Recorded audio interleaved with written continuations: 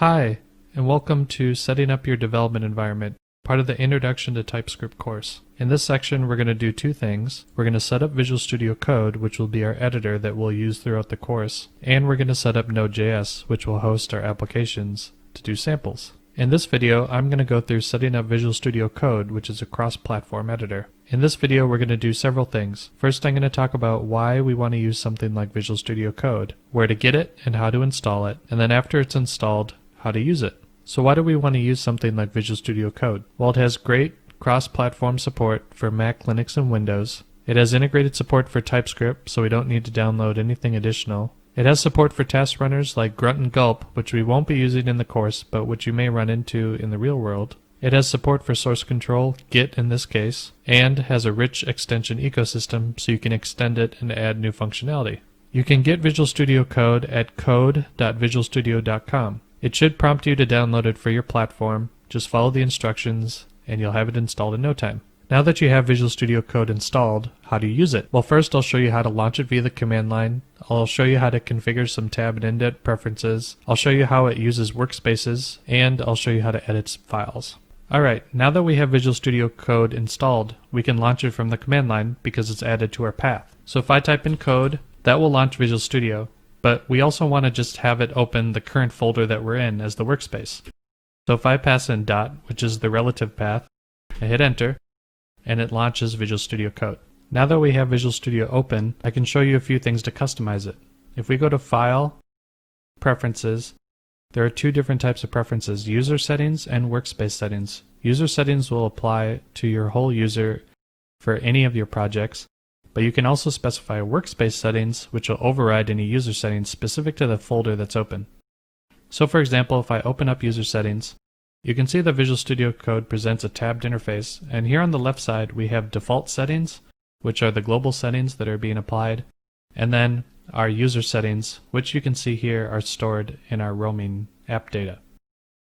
I've customized my font family, my tab size, or whether or not I want to replace tabs with spaces. You can do whatever you please. Now I'm going to close these, and let's open up the workspace settings. Now remember, this is for the current folder I have open. Alright, so a few things happened. First, it shows you the default settings on the left side. That's what it did before. But now I can specify settings, and it's also added a new folder called .vscode and a settings.json file. So this is how Visual Studio Code reads workspace settings. There are some other features that Visual Studio exposes that I want to go through. You can search here on the left side, which will search through your workspace. You can also initialize a Git repository, which we won't do in this course, but which you'll probably want to do in the real world. And then the debugger, which will let us step through our code and test it, which I'll show later on as we get into more applications. And then the extensions, which you can install all sorts of different extensions such as C# or PowerShell or whatever else you need to do your work. And that's really a 1,000-foot overview. Visual Studio Code is very easy to use, and we'll be using it throughout this course, so it's good to get familiar. Now that we've walked through how to install Visual Studio Code and how to use it, in the next video we'll be talking about how to install and configure Node.js so that we can write some JavaScript applications. In this video, I'm going to show you how to install and configure Node.js. We're going to do a few things. First, I'm going to go over what is Node.js, then I'm going to show you where to get it, and after it's installed, we'll verify the installation. So what is Node.js and why are we going to use it? Node.js is a runtime that's used to run JavaScript on the desktop or server. It's powered by the Chrome V8 JavaScript engine, and it has a massive community and rich ecosystem of libraries. We're going to be using it to develop some sample applications. Normally when you think of running JavaScript, you think of running it on a browser, but Node.js lets you run it on your actual desktop. So it's a little bit faster, and it allows us to make console applications or command line applications. And we're going to be using it to develop some samples. You can get Node.js at nodejs.org. Make sure you download the LTS version or long-term support version. You can see that I have it for Windows 64-bit. On your platform it might be different. Just make sure that the version is right. Now that Node.js is installed, we need to verify that it's working. I'll show you how to run Node.js via the command line, and we'll also make sure that the package manager npm is up to date. Alright, now that I have Node.js installed, we should check what version and make sure that it works. If I type in Node, which is the name of the application, -v for version, I can see that I have Node.js 6.9.1 installed. The other version that we want to check is Node Package Manager or npm. If I do the same thing, -v, That'll tell me what version I have, which should be 3.10. Your versions don't need to match exactly, but that's okay. As long as it's the latest long-term support version, you should be okay. Now let's write a little sample application.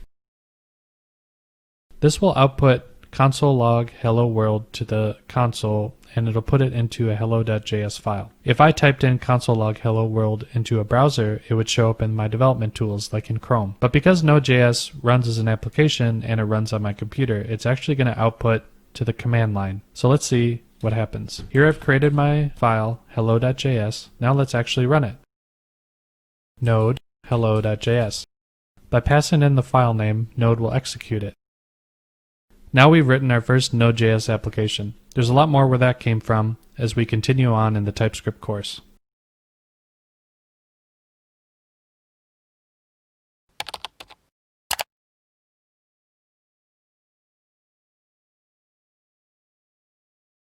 Hi, I'm Kamran Ayub. Welcome to Introduction to TypeScript with Pact Publishing. That's just a picture of me enjoying some wine. A little bit about me. I'm a full-stack developer. I've been in the industry for over 10 years. I specialize in C# and .NET, but I also love writing applications in JavaScript and especially TypeScript. I'm heavily involved in the open source community. I help maintain a TypeScript-based game engine called Excalibur.js, as well as a few side projects. When I get the time, I love to travel with my wife. We love going all over the place. And in my limited spare time, I really love playing video games. You can find me online on GitHub, at my blog, kamranicus.com, or you can follow me on Twitter. And if you take this course, let me know what you think. In this course, we're going to be talking about TypeScript. TypeScript is a typed superset of JavaScript that helps us write more maintainable applications. This course is divided into 3 sections. In the first section, we're going to understand why we would want to use something like TypeScript over JavaScript. Then we're going to learn TypeScript's features by implementing a sample application from scratch. Finally, we'll use what we know to migrate existing JavaScript applications into TypeScript. In the first section, we're going to try to understand how JavaScript came about and why TypeScript was introduced. Then we'll talk about all the different language features that TypeScript has, such as classes, interfaces, and generics. We'll move on to creating our first basic application, which we'll use as a foundation throughout the course. We'll build on top of that application by adding more features, and then we'll refactor our application with confidence because TypeScript will allow us to do more robust refactoring. Once it's refactored, we're actually going to see how TypeScript interacts with the unit testing framework Jasmine to see how it can help us write more robust tests. Then we're going to start migrating a browser application to see what it's like to migrate TypeScript in the browser. We'll also see an example of how to share code between the client and the server with a Socket.io based Node to-do application. Finally, we'll migrate a pure Node.js utility library and write custom decoration files to interact with third-party modules. By the end of this course, you'll walk away with the practical working knowledge of how to use TypeScript in your day-to-day work. You'll understand why and when to use TypeScript for your projects. You'll learn how to interact with third-party libraries and build more robust tests. You'll appreciate the productivity gains that you'll get from using an integrated tooling system like Visual Studio Code. You'll better understand your codebase by adding type annotations and giving more context to your code. And finally, you'll write more maintainable and robust applications so that you no longer have to be scared of your JavaScript codebase. There are some prerequisites for this course in that you should have a working knowledge of JavaScript. You don't need to be advanced, but you should at least have the basics down. We're also going to be using the Node.js runtime, but you don't need to know any Node.js for this course. I'm also going to be introducing Visual Studio Code because it's a cross-platform editor for Windows, Mac, and Linux. I hope by the end of this course you'll learn how to use TypeScript to build more maintainable, robust applications and take control of your JavaScript codebase. Hi, and welcome to the section Understanding TypeScript. In this section, we're going to take a look at a few key things. First, we're going to go over a brief history of JavaScript in order to understand the motivations and circumstances that brought JavaScript to fruition. Then we're going to go into understanding JavaScript types. JavaScript does have a type system, although it is very primitive, so we need to understand that before we can understand how TypeScript builds on top of that. Then we'll talk about advantages and disadvantages of JavaScript. Finally, we'll talk about why TypeScript, How does it address the different disadvantages of JavaScript, and what can it bring us? In this video, we're going to talk about a brief history of JavaScript. We're going to cover where JavaScript came from so we can understand its origins. We're also going to understand the motivation to create it. What went into creating the language and how was it designed? Finally, we'll touch on ECMAScript, the standardization, and how the different versions of JavaScript came to be. Before talking about TypeScript, we need to understand why we would want to use a language like TypeScript. And to do that, we need to understand where JavaScript came from and how it was developed. JavaScript was developed by Netscape Communications in May 1995. Specifically, Netscape hired a designer called Brendan Eich, who wrote a prototype in 10 days. It was originally named Mocha and LiveScript, but when it was released to the public, it was later renamed to JavaScript. That first release was in Netscape 2.0 Beta 3 in December 1995. So why did Brendan Eich design JavaScript when we already had languages like C, C++, and Java? Well, since Netscape partnered with Sun Microsystems to include Java in their browser, they needed a companion language. What's interesting is that Brendan Eich said if he had done classes in JavaScript back in May 1995, he would have been told that it was too much like Java, or that JavaScript was competing with Java. He was under marketing orders to make it look like Java, but not make it too big for its britches. It needed to be a silly little brother language, is what he said. That's interesting because we all know that JavaScript is prolific now on the web and is being used to write applications that can be hundreds of thousands of lines long. So what were the motivations to design JavaScript? The first one was that Netscape believed that the web needed a glue language, or a language that could be used to script components and plugins, but was pretty simple and dynamic. Netscape wanted to compete for users with Microsoft, so it was also a political move because Microsoft was also developing its own languages. Netscape partnered with Sun Microsystems to include Java, and they wanted a complementary scripting language, but it couldn't be the same. And so it was designed to accommodate the constraints of the web and be malleable. What do constraints of the web actually mean? Therefore, JavaScript was designed to accommodate the constraints of the web and be malleable.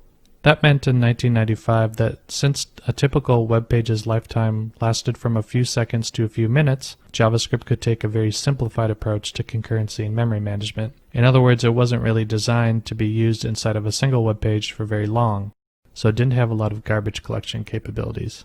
It was also designed to be malleable because Brendan knew that there would be issues with it, and he wanted the language itself to be designed to be overwritten. And that's where a lot of different things called like monkey patches come into play. JavaScript was also designed to be used by amateurs and advanced users alike. Since there were so many people new to the web, there's a lot of designers and senior programmers that wanted to learn JavaScript, and it could be easy to learn for a new person that was new to programming, and when you got to an advanced stage, you could use things like prototypes to take advantage of some really advanced language features. Finally, let's talk about the different versions of JavaScript. ECMA is a standards body, and JavaScript was submitted to ECMA for standardization in 1996, where the first specification was released in 1997. ECMAScript 2 was released in 1998, but more commonly we think of ECMAScript 3 as the first version of JavaScript that was widespread, and that was released in 1999. After 1999, the language was a bit stagnant, with some work happening from 2000 to 2007, but mostly being stalled. But in 2009, ECMAScript 3.1 was renamed to ECMAScript 5 to better reflect the versioning, and it was released. That's the most common version that we target nowadays, as most browsers support ECMAScript 5. In 2011, ECMAScript 5.1 was released, although we don't use that one as much. In June 2015, ECMAScript 2015 was released, otherwise known as ECMAScript 6. It was at this point that the standards body decided that instead of incrementing the version, they would switch to a yearly model to better reflect the language specification evolving each year. The last release was in June 2016, or ECMAScript 7, which was released. So in this video we learned a few things. First, we learned that JavaScript was a language that was designed in 10 days, but it was designed to be loose and malleable because of that. It had remained mostly unchanged for over a decade, but we do have the ECMAScript language specification, which has gotten much better and has allowed JavaScript. But we did learn that ECMAScript is a language specification standard that JavaScript adheres to, and browsers and manufacturers have been adhering to much more closely since 1999. Now that we understand where JavaScript came from, it's time to go into a little bit more depth about JavaScript types, which we'll explore in the next video. Hi, welcome back. In this video we're going to talk about understanding JavaScript types. There are 6 primitive types in JavaScript, and we're going to go over them, including the number, boolean, string, undefined, null, and the new symbol type. We'll also touch on functions and objects, and finally we'll end with understanding type conversion and why it's important in JavaScript. Numbers are interesting in JavaScript as they're a little bit different from other languages. First, you might not know, but numbers in JavaScript are 64-bit floating point precision. There's actually no such thing as an integer type in JavaScript. What's even more interesting is that after a certain value, integers are unsafe and are approximated floating point. You can find that value with the constant max safe integer or min safe integer. There are 3 special values of numbers, including infinity, negative infinity, and nan, or not a number. Looking at the sample below, you can see it's very easy to define a number. The first line is just using an integer. The second line is just using the scientific notation. And then the third line is just using a decimal or floating point format. The last line is probably the most interesting. You can see that we're comparing the max safe integer, which is a constant, plus 1, and whether or not it equals that same constant plus 2. Mathematically, that's false, but JavaScript returns true because, like I said before, integers above that constant are unsafe and they're approximated floating point, which is very important to keep in mind for financial applications or things like games that have very precise math. Booleans in JavaScript are very simple in that they can have a value of true or false. In comparisons, there are 2 types of equality. There is the double equal sign, which coerces the 2 values, or there's the triple equal sign, which is an exact comparison. In the sample below, you can see some usages of booleans. The first 2 lines are pretty simple. The next 2 show how you can use the exclamation mark operator, which is a not, and how you can use double not to coerce values. So for example, 1 can be coerced to the boolean value true, 0 can be coerced to the boolean value false. This is useful if you want to get values into the boolean format that aren't booleans to begin with. The final 2 lines show how to use the equality comparisons. The first is showing the double equals, which is not strict, so 1 equals true because 1 can be coerced to true. The final line shows how triple equals is much more strict, where the types have to match exactly, and 1 does not equal to true because 1 is not a Boolean type. Strings in JavaScript can be created using double or single quotes, and unlike most other languages, strings are immutable, and so they cannot be changed after you create them. However, you can concatenate strings using the plus operator to create new strings. The undefined type is special in JavaScript. It is used to represent a variable that has not yet been assigned a value. It does not imply a value of nothing, which would be null. So you can see in the example below, we are defining a variable x, but we're not assigning anything. So when we try to use it, we get an undefined. And the type of x is also undefined. The null type in JavaScript is a special constant. It's a value of nothing, but it is a value. So it's not the same as undefined because you can assign a value to null. So for example, in the code below you can see that we're defining a variable x and we're assigning it the value of null, so x is null. But if we try to inspect the type of x is not null because null is not the actual type of the variable. And type of x is not undefined because the variable has been defined. However, because of the double equality operation, where we can coerce the 2 values, null equals undefined because they are both coercible to false. The symbol type is new as of ES6 or ES 2015. They are unique and immutable, so they are similar to a keyword, and that the 2 instances of the same symbol cannot be compared to each other. But they can also be used as object property keys. So in the example below, you can see we're defining a new symbol foo in variable x. So type of x is a symbol, but if we try to compare x to another symbol foo, it's false because the 2 instances are not the same. In the final example, you can see that we're declaring an object, and we're using the square bracket notation to use the symbol foo as the property key, and we're assigning the value 1, and using the square bracket syntax to access that property using the symbol x, we get the value back. But if we try to do the dot notation y.x, we get undefined because x is not the name of the property. We won't be using symbols in this course, but they're good to know about. Functions are first-class citizens in JavaScript. They are extremely common, and you will see them all over the place. What's interesting about functions is that they can be named or they can be anonymous. You can see in the first example, we're declaring a function with a name of x, and we're assigning it to a variable with the name of y. So even though x is a named function, we still can't call it because it's being assigned to a variable y. So we can invoke y. If we had not declared this as a variable, then we could call the function by its name. If we leave the name off, it becomes an anonymous function.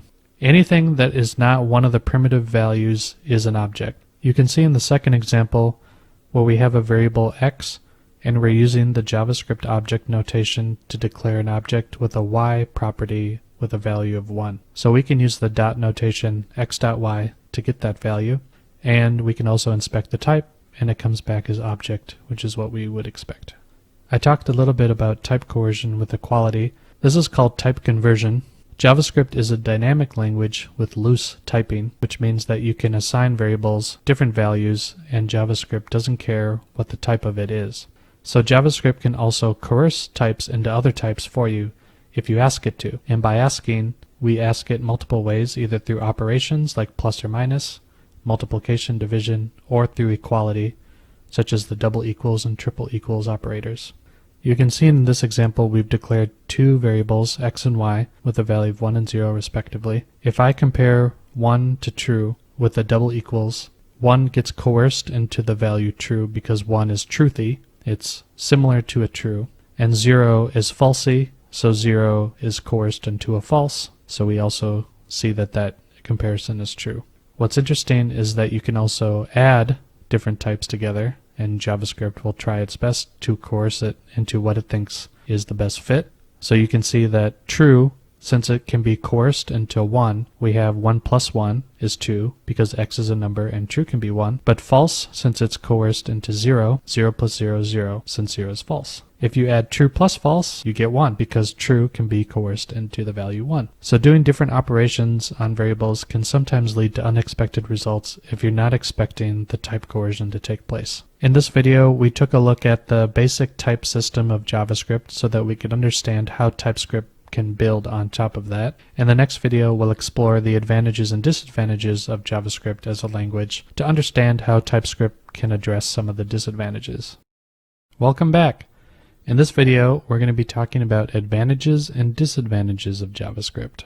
We're going to take a look at a few things, starting with dynamic typing, or how JavaScript is loosely typed, variable scoping and what that means, functions, the prototype chain, and the runtime. We'll be exploring advantages and disadvantages of each, and then showing some examples in Visual Studio about each one. We'll start with dynamic typing. You might also hear me say the phrase loosely typed. What that means is that in JavaScript you can assign variables of any type and JavaScript will not complain about it. So you can define a variable as a string, later assign a number, and then later assign a boolean. JavaScript doesn't care. This can be really useful for creating dynamic objects and parameters, but it's not as useful for scenarios that rely on types never changing, which is a lot of our code. If you think about it, functions take in specific parameters and they expect those parameters to be of a certain type. If a developer calling your function has no notion of what that type is, you could run into problems.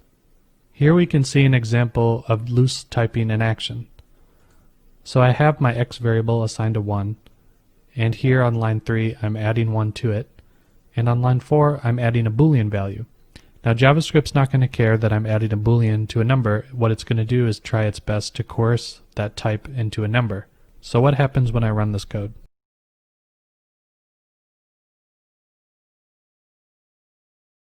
Alright, so I see a 3, but that doesn't quite make sense, at least if I didn't know about type coercing.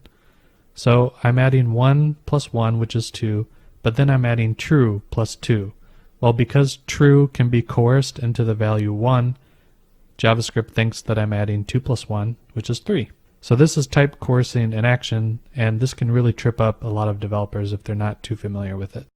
Variable scoping in JavaScript is just about how variables get created in JavaScript and what scope they have. Until ES 2015 or ECMAScript 6, JavaScript did not have a block scope for variables. That means scope like the if statement or the else statement, the for statement or the while statement. If you defined a variable within those statements, they would still be available outside of their scope. This contributed to what some people call the global scope pollution issue, which led to the immediately invoked function expression pattern to create a contained scope. In ES 2015, the let keyword was introduced allowing block scoping, but in order to support it, let is a ES 2015 feature, so you would have to use a transpiler like babel.js to make the code backwards compatible and target ECMAScript 3 or 5. So let's see scoping in action. Here I have defined a function called test that takes a parameter y, and I add a global scope parameter x to that y value. If I log the example test function, I should see an error because x hasn't been defined yet. Even though x is defined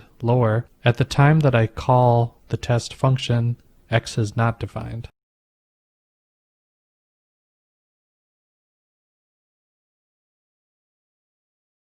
Alright, so I've run it and now I've seen that there's an error, and it's what I expect, x is not defined. So remember that JavaScript is an interpreted language, so the interpreter goes line by line, and at the time that the test function is called, x has not been defined yet. If I do var x, I've defined the variable x. Let's see if that changes anything. Okay, so now I see that I get undefined function instead of what I expect, which would be global function, but I don't get an error, and that's because when I use the var keyword, JavaScript is going to move the var x portion here to the very top of the file. So it moves it to the top of the scope. And so now x is defined, it just doesn't have a value. So when I do x plus y, I get undefined plus whatever I pass in. In order to fully fix this, I just need to declare the variable before I actually call the function.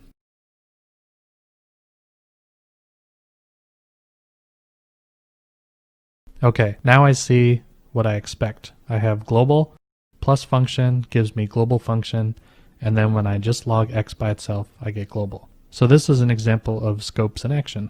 Now let's talk about functions. You can't learn JavaScript without learning about functions because they are first-class citizens. They can be assigned to variables, they can be returned from other functions, they can be composed together. This allows really great flexibility, especially for advanced users. However, it does introduce some confusion about the this keyword, and we've all stumbled upon this, right?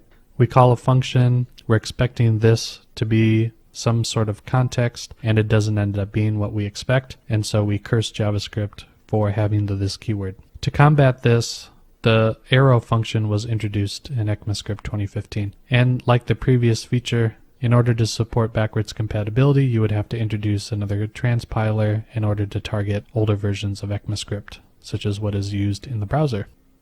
So here's an example of a function. Here I'm creating a test function, which I've capitalized to indicate that it probably should be used as a class object. And I'm using the this keyword, and I'm assigning this.x to a value foo, and from that method I am returning a new object that has a method property assigned to a function that tries to return this.x, which I would expect to be foo. But let's see what happens. I see that it returns undefined. If you think about it, this sort of makes sense because the scope that we've talked about before is different in this function than it is here. This here actually refers to the global scope and will add x to the global scope. But here I've defined a new function scope, therefore this is actually different and refers to the test class itself. If we introduce an arrow function,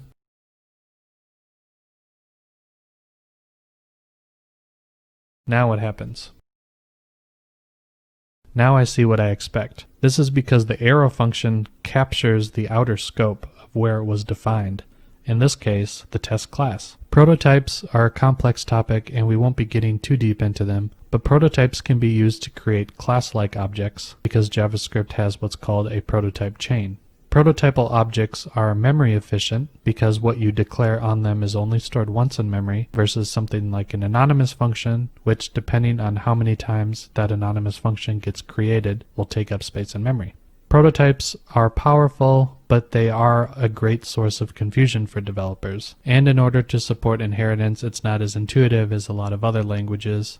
Instead, you had to wait until ES 2015, which you have the class keyword and the super keyword, but again, you would have to use a transpiler in order to target earlier versions of ECMAScript. Here I have an example of using the prototype pattern. I have a similar declaration as to what I had before, where I create a test class assigned to a function, and I assign x and y as the properties on that class. Then I have a method off of the prototype chain, so the this value will refer to that method's prototype, which in this case is the test constructor. Let's see what happens.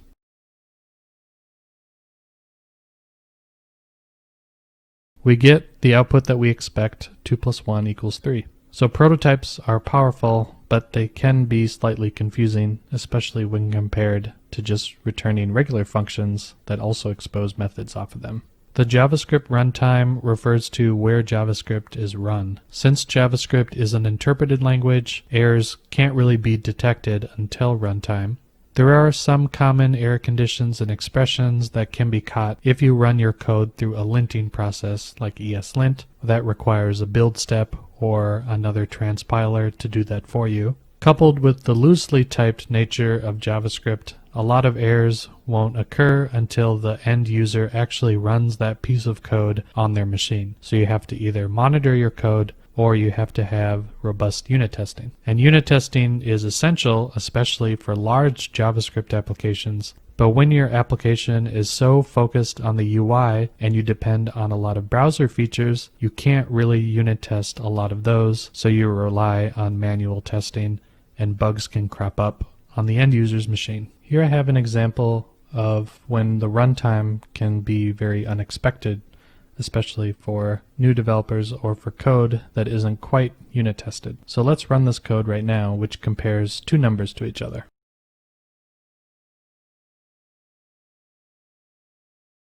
Okay, I get what I expect. 1 is less than 2, so I get -1 back. But this function also can compare two strings, so let's try that.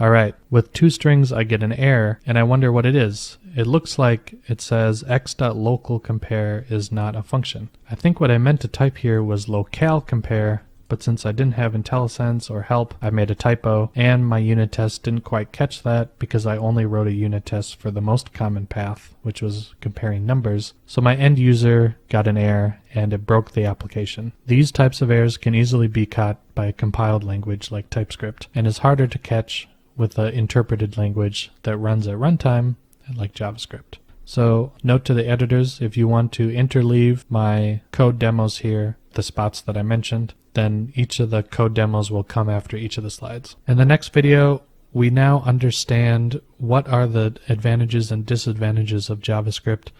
So now we can talk about what TypeScript brings to the table to help address some of those concerns.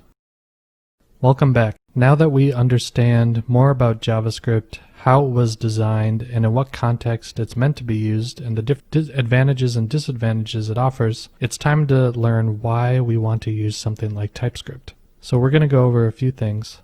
I'll talk about multi-targeting for backwards compatibility, how TypeScript supports static and dynamic typing, more about the robust integrated tooling experience, future readiness, and finally, when are the circumstances when you may not want to use TypeScript? TypeScript gets its namesake from the fact that it introduces static typing. It's important to remember that all typing is optional, meaning that you can opt in to using the type system. Because all valid JavaScript is valid TypeScript, TypeScript formally supports the loose typeness of JavaScript. So you can declare that variables are specifically supposed to be loosely typed, and then the rest of your variables can be explicitly typed. This really allows you to use the best of both dynamic and static typing. Now you can declare that parts of your code are dynamic and most of your code is static, and you can still have the best of both worlds. You want to use static typing because it can prevent a lot of common errors like typos, type mismatching, etc. It also makes it very easy to refactor. For very large applications, a lot of the objects and functions really can benefit from static typing. If you think about most of the functions in your application and which ones are truly dynamic, you might be surprised and find that a lot of your functions could benefit from static typing. Let's also not forget that we as developers spend most of our time reading code, and when you provide hints like types on your functions, it really manages expectations and helps developers read the code. If you're developing a library and developers know exactly what you expect, they're going to have an easier time using your library versus if they have to guess at what you expect. TypeScript supports multi-targeting because it's a compiled language, which means TypeScript supports targeting ECMAScript 3, 5, 2015, and soon ECMAScript 2016. This really allows you to achieve backwards compatibility without having to use a third-party tool like Babel.js or even really a build system. In fact, in this course, we won't be using any third-party tools. It'll just be pure TypeScript. As new versions of ECMAScript are released, TypeScript can retarget. So for example, once ECMAScript 2017 is released, then you can just recompile your application to target 2016, as long as your target environment actually supports that. If you wanted to target something like a browser and Node.js, then you could just simply compile twice and have two targets. The other exciting feature that TypeScript brings is really great integrated tooling. Since TypeScript is cross-platform, it has first-class support in editors like Visual Studio Code, which itself is cross-platform and supported on Mac, Linux, and Windows. IntelliSense, which is the autocomplete provided by editors like Visual Studio Code, is a very powerful productivity booster and really assists in discovering API surfaces. Since TypeScript modules are accompanied by declaration files that describe their API surface, they also double as API references. If you count how much time you spend going to places like the Mozilla Developer Network or other websites to reference APIs for your third-party libraries, this really becomes a boon for TypeScript. And because TypeScript is compiled and has static typing, refactor and rename support is pretty awesome. TypeScript is also future ready. What's interesting is that TypeScript, unlike some other transpiled languages, is designed on purpose to match the language specifications for future ECMAScript versions. So for example, the let keyword in ECMAScript 6 is the same in TypeScript, or the for of loop is the same, as well as destructuring, as well as the async and await, as well as decorators, etc. So TypeScript is really designed to make sure that it can just easily target future versions of ECMAScript. And as JavaScript evolves, TypeScript can easily retarget your application to higher versions. The next version of ECMAScript 2018 comes out, TypeScript can just retarget. So what's great is that you don't have to relearn syntax across TypeScript and JavaScript. As they say, a rising tide raises all boats. So if you learn something in TypeScript, you can easily bring it over to JavaScript, or if you're already a seasoned JavaScript developer that is familiar with ES6 style syntax, that syntax is the same in TypeScript. TypeScript will also warn you when you use a language feature that isn't supported in your targeted ES version. So if you're using async and await, but you're targeting ECMAScript 5, for example, that's not quite supported, and TypeScript will warn you so that you can make changes accordingly. It's also important to understand when not to use TypeScript. TypeScript is really designed for application scale projects, and what I mean by that is application scale are really big applications, right? So projects that have hundreds of thousands of lines of code or that are very complicated could really benefit from TypeScript because it adds that robustness to the type system, makes it easier to refactor, introduces constructs like interfaces and classes, and is much more advanced. In fact, did you know that Visual Studio Code itself is designed in TypeScript? So that's pretty cool. TypeScript also exposes some advanced type features, which could be a little confusing to people that are new to TypeScript or JavaScript in general. Things like type unions, type aliasing, generic types, those can be a little bit advanced, so there is some learning curve there. Everyone working on a project should be comfortable using TypeScript. If you've decided that you're going to use TypeScript on a project, but the rest of your teammates don't know anything about TypeScript, they're going to have to learn, and there might be some friction there. And of course, there's going to be a learning curve. After all, you're taking this course. There's going to be some new syntax and some new language features, but overall, a lot of the syntax should be familiar to you if you've already been in contact with the later versions of ECMAScript. There will be some learning curve, learning how the type system works and like generics and stuff like that, but overall it's not so bad. So we should take a look back at this section to figure out what we've learned. We've covered the history and motivations of JavaScript so that we better understand how it was built and what it was designed for. We took a look at the basic type system that JavaScript uses so that we understand that JavaScript has types, but TypeScript just kind of builds on top of that. We learned about the advantages and disadvantages of JavaScript, so we know when JavaScript is a great language and when could it use some work. And we learned why TypeScript covers some of those gaps that JavaScript has and makes our applications more robust and easier to maintain. In the next section, we're going to dive deep into what's new in TypeScript, and we're going to go away from slides for the rest of the course and focus more on code and the practical usage of TypeScript. Hi, and welcome back. In this section, What's New in TypeScript, we're going to talk about basic TypeScript features and more advanced TypeScript features. Because of the nature of this course, we're going to focus more on the basic features and spend a little less time on the advanced features. But it's good to know what TypeScript offers so that when you get to the advanced level, you can take advantage of those features. We're going to be spending most of our time inside of Visual Studio Code. You should have the course materials available, and so you can follow along if you wish.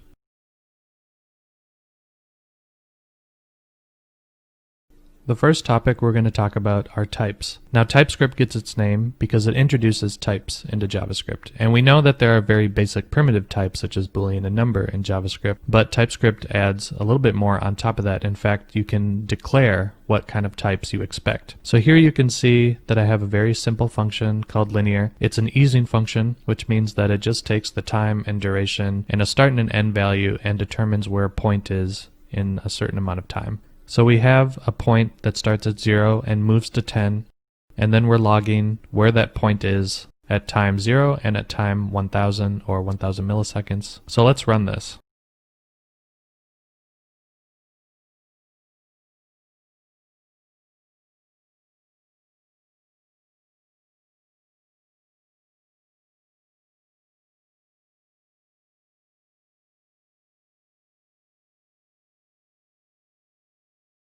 Alright, so after we run the JavaScript, we can see that it returns 0 and 10, which is what we'd expect. The point starts at 0, and after a second, it ends at 10. So what's wrong with this? Well, there's nothing wrong per se. In fact, we can take a look and see that nothing really changes when we compile this to JavaScript. Here we can see that the only thing that's really changed is this outer function here, which creates a closure and is using the iffy, or immediately invoked function expression. Everything else has remained the same compared to the TypeScript that we have. So what's the problem with this? Well, one problem is that since JavaScript is loosely typed, I can change this type here to a Boolean value and JavaScript won't complain. In fact, we can even run this and see that we get a 1 and a 10. How come? Well, because we have type conversion in JavaScript, true gets coerced to the value of 1, and therefore we have the value of 1 as the starting point, and so 1 is where the point is at time 0. But we want to prevent this type of thing, and with TypeScript we can. So let's add some types to our function.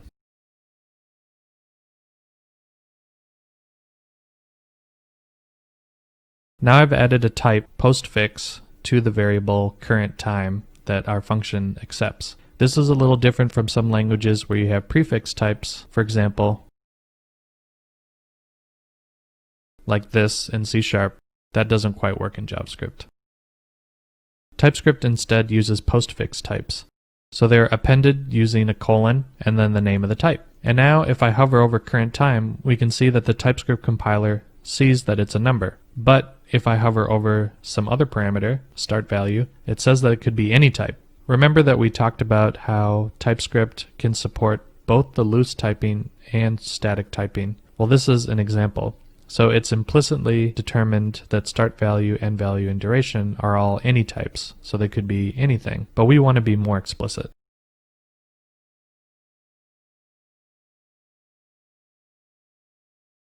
Now that we've declared what types we expect on our function, we can see that TypeScript actually returns an error. It says a Boolean can't be a number, and that makes sense. Because our function says that it accepts a number, we're trying to pass in a Boolean and it fails. What's interesting though is that this will still compile. So it's important to remember that just because TypeScript has compiler errors doesn't necessarily mean that it can't compile the code. Perhaps you have on purpose wanted to make a change like this and you wanted it to compile, and TypeScript will still do it. As long as a resulting JavaScript is valid, it'll work. If we look at the resulting JavaScript, there are no types, and that makes sense because JavaScript doesn't have types, right? So this function, linear, still looks the same. Our values down here look the same, and nothing's really changed. Let's change it back to a 0. And now TypeScript knows that x1 is a 0, or a number, and x2 is also a number, and therefore the types match up, and everything looks good. We can even inspect in IntelliSense what the function wants. It has numbers and it returns a number. But notice we haven't actually declared that the function linear returns a number explicitly. TypeScript has just inferred it because of the return statement. If I change that,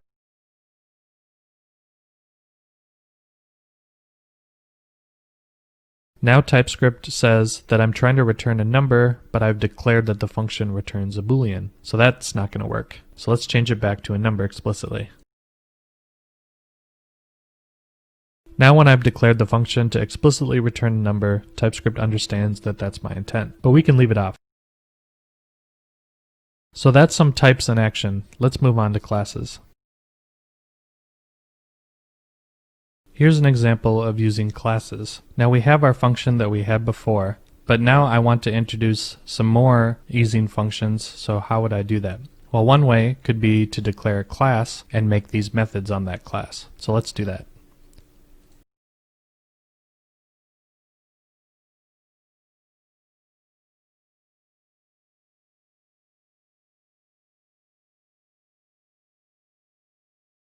So I've declared a class, but now what do I do with that function?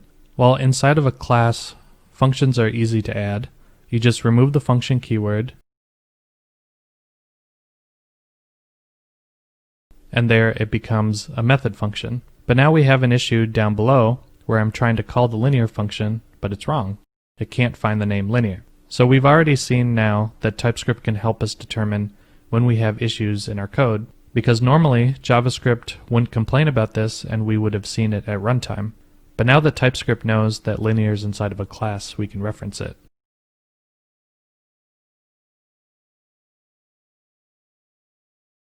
Now the IntelliSense is showing us that we have some methods on a regular JavaScript class, but we don't see linear. How come? Well, a class normally is meant to be instantiated, but we just want to expose linear to the outside world. It doesn't really matter if we have an instance of it or not, and that's called a static. So let's add static keyword to the linear function.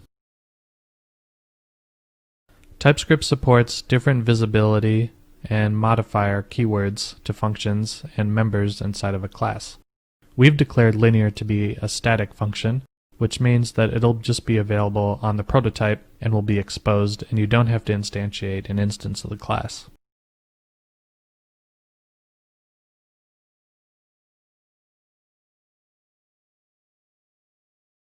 So now we've declared a class. What does that actually look like in the generated JavaScript? Here we can see that it essentially matches exactly what we expect. In fact, we even have the static keyword, and this is because in ECMAScript 6 or ECMAScript 2015, classes and statics are available. And since I'm targeting ES6, nothing really needs to change. This is a great example of how learning TypeScript really isn't too different from learning new features in JavaScript. Now let's talk about interfaces. In a lot of statically typed languages, interfaces represent contracts that we can apply to our classes. What's also interesting in TypeScript is that interfaces can even define a function. So here we have an example where I have a linear and an easin cubic easing function on top of our easing functions class. But if I wanted to make sure that these functions were standardized and that a user could expect all the same parameters, how would I do that? So let's create our first interface.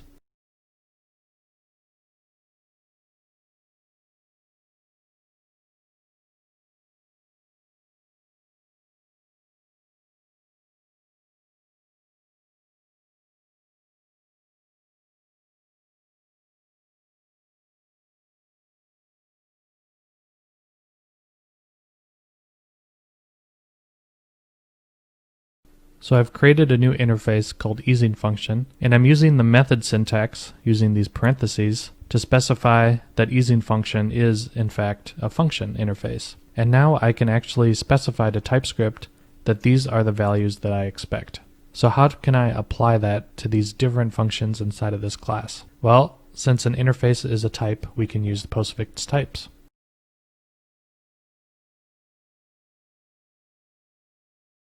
So now I've added the easing function type to linear, and now TypeScript will know that the linear function represents an easing function. If I scroll down and I come look at this, we see that easingfunctions.linear is a type of easing function, but easingCubic is just a regular function.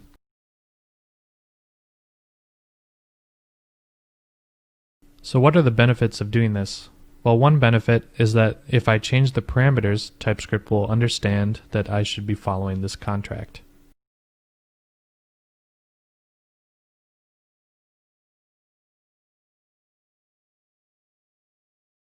So I've added this extra parameter here, and now TypeScript is complaining. Let's see what it says.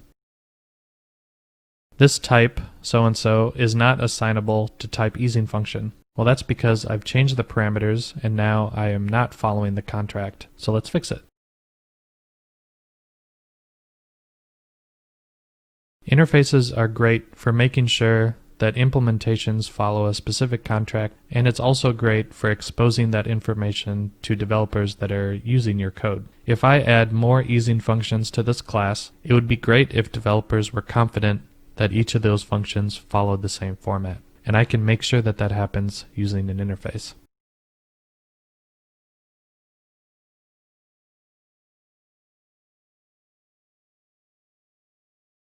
And now it's time to take a look at generic types. The easiest way to explain generic types is to show them. So here we have an example where I have a function called first, which takes in an array and executes a callback, and when that callback returns true, it returns that item. So it's just finding the first item in an array that matches a specific predicate. So we can see here that we have an array that has multiple values, and what I want to do is find the first odd number. And I'm just using x modulo 2 to get that, and I'm coercing it to a Boolean value. So let's see what happens.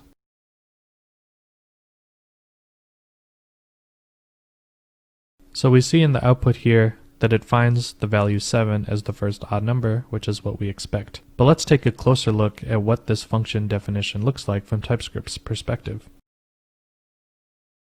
So we can see here that the function first takes an array, and we've said that the array can be anything because this function is generic. And the predicate, which is our callback function that determines whether or not something is true, also takes in an any value because that's the value in our array. Could be an array of anything. And this function also returns anything because TypeScript doesn't know what you expect to return when you have an array of any's, right?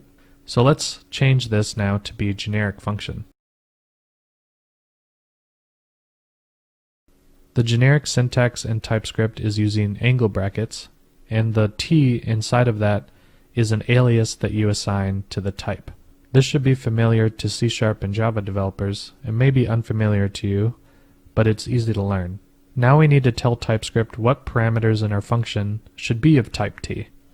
In this case, the array and the type of the item that is passed to our predicate.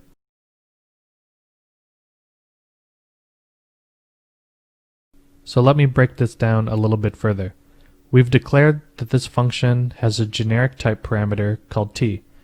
At this point, t can still be anything, but now instead of using the any type, we can replace that with our type t.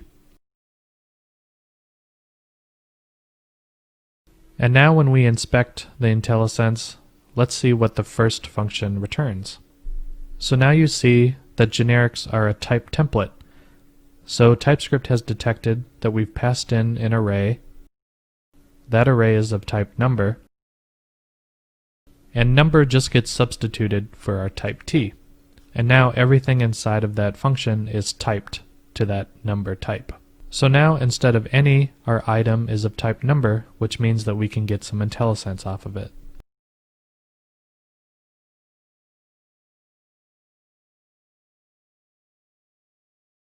Here you can see that the IntelliSense in Visual Studio Code is now presenting us with functions that relate to a type of number, whereas before we wouldn't get any IntelliSense because it was of type any.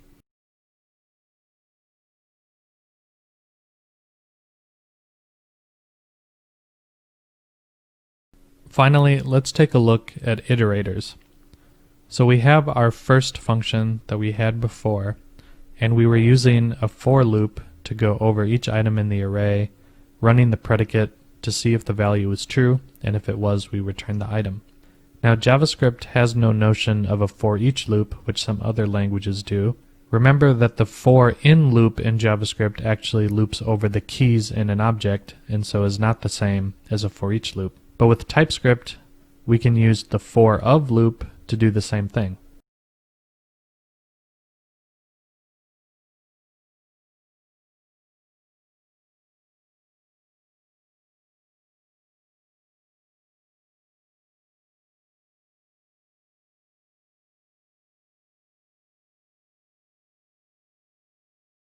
Now I've changed the for loop into a for of loop with the of keyword here, and that's simplified and reduced the complexity of some of our loop, because we don't really care about the index of the item, all we care about is the item itself. The for of loop is available in ES6, and we can actually verify that by looking at the generated JavaScript code. And here we can see that the var item of is still present even in the generated ES6 code. And in fact, you can see at the bottom here, I'm using an example of string templating to write that value out to the console. So let's run this.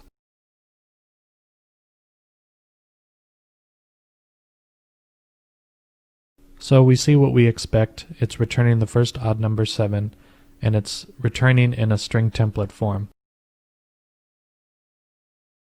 The important thing to note here is that TypeScript again is being future compatible. So since we're targeting ES6 because we're running inside of Node, the important thing to note here is that TypeScript is future ready. Because we're targeting a feature that's already available in ES6, when TypeScript compiles the code, it doesn't need to make any changes, and it's still totally readable by a human. Now that we've covered some basic features of TypeScript, it's time to look at some more advanced TypeScript features. We won't go into as much depth, but we'll just kind of see what new features TypeScript is offering for more advanced users. Hi, and welcome to Advanced TypeScript Features. In this video, we're going to cover some more advanced TypeScript features like type aliasing, type unions and guards, intersection types, the this type, and finally discriminated type unions. Now these are fairly advanced, especially the discriminated unions, so don't worry too much if you don't quite take it all in. In this course, we won't be touching too much on those. We will be touching on type aliasing and unions, but we'll try to stay away from more advanced features. The first example we'll go over is type aliasing. In this example, you can see we have a function called handle, which takes an event, and we're using the string type on click. Now this is pretty useful in that you can use string types in TypeScript, but what would be more useful is the ability to make sure that onClick is the same for all sorts of event handlers that we have in our application. So what we can do is create a type alias. Now I've added a type alias called onClick using the type keyword, and I've assigned it to the onClick string type, and I've also used it in our handle function. And we can see that when TypeScript reports what type it thinks it is, it uses the string type. And that's a key difference between type aliasing and interfaces. If this was an interface, it would say the onClick interface. But because we can't assign an interface to a string, we're using a type alias, in which case TypeScript just uses the value of that type alias. So if I look at handle, if I pass in onClick, it works, but if I change it, TypeScript will say that onMouseDown is not a valid parameter type because it's expecting a parameter of type onClick, which is a string. So throughout my code, I can use the onClick type alias, but when users are consuming my code, they would see what's behind the type alias, and that's one key difference between an alias and an interface. The second example we'll go over is type unions. Remember this function that I showed earlier in the course? The compare function that can compare both a number and a string. Well, you can see right now that because I've declared that x and y are string parameters here, I'm getting a compile error when trying to pass in a number. Argument of type number is not assignable to parameter of type string. That makes sense. But how do I tell TypeScript that I can expect both a number and a string? Well, we can use a union, which is represented by the pipe character.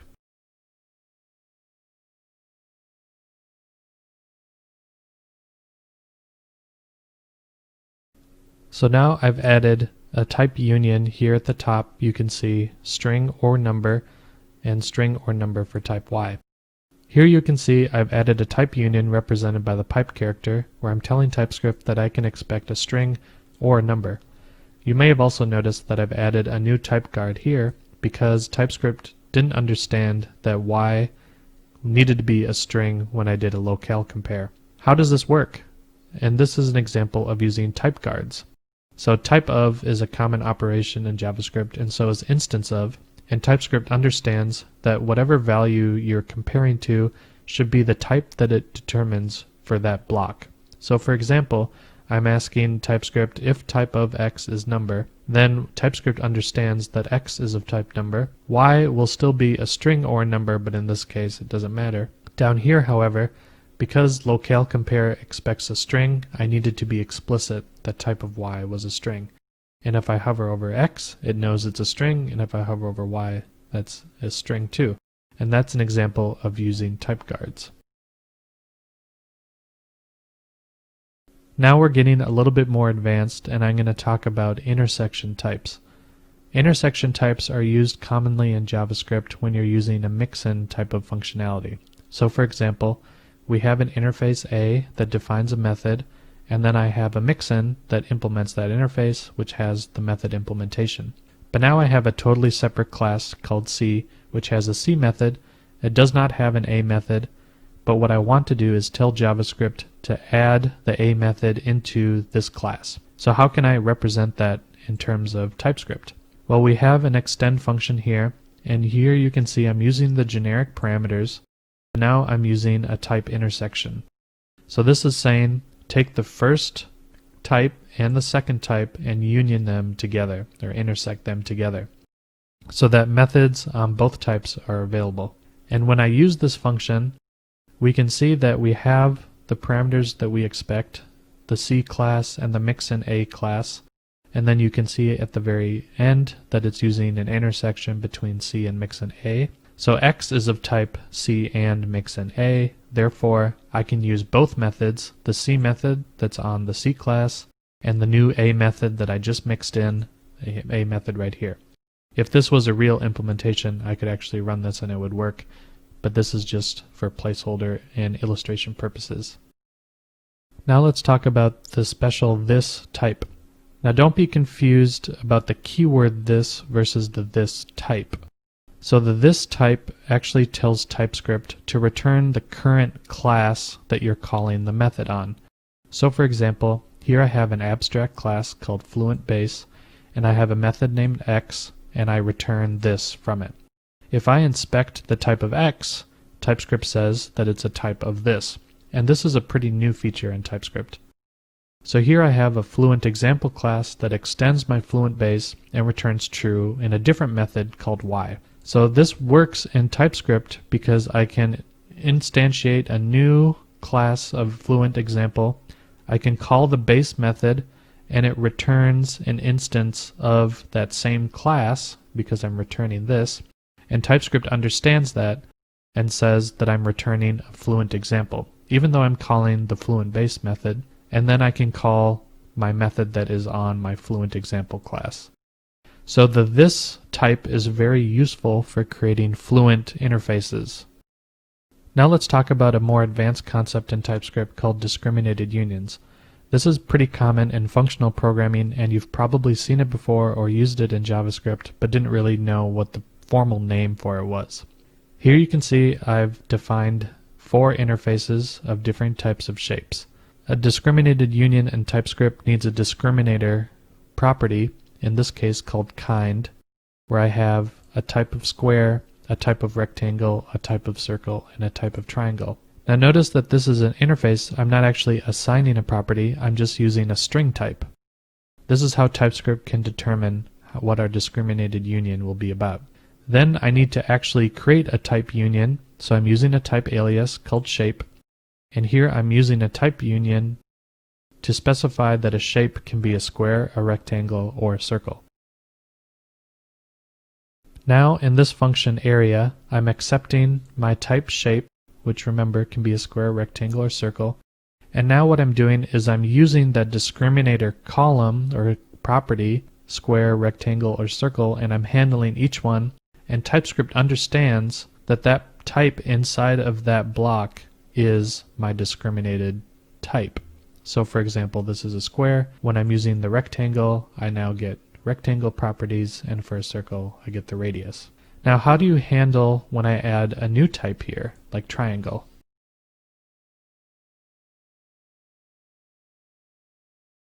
TypeScript has the idea of a never type. So for example, the never type is a type that isn't found like in this switch statement. So for example, there is no case triangle here, so TypeScript determines that the default case is of type never. It doesn't exist, there is no type there. And so I'm just using a little workaround here to actually generate a compiler error. And it says argument of type triangle is not assignable to parameter of type never. So it knows that there is another type here in the union called a triangle, but this function expects a never type, and so the default case returns a triangle and therefore returns a compiler error. So all I need to do is add a new case for my triangle and it'll work.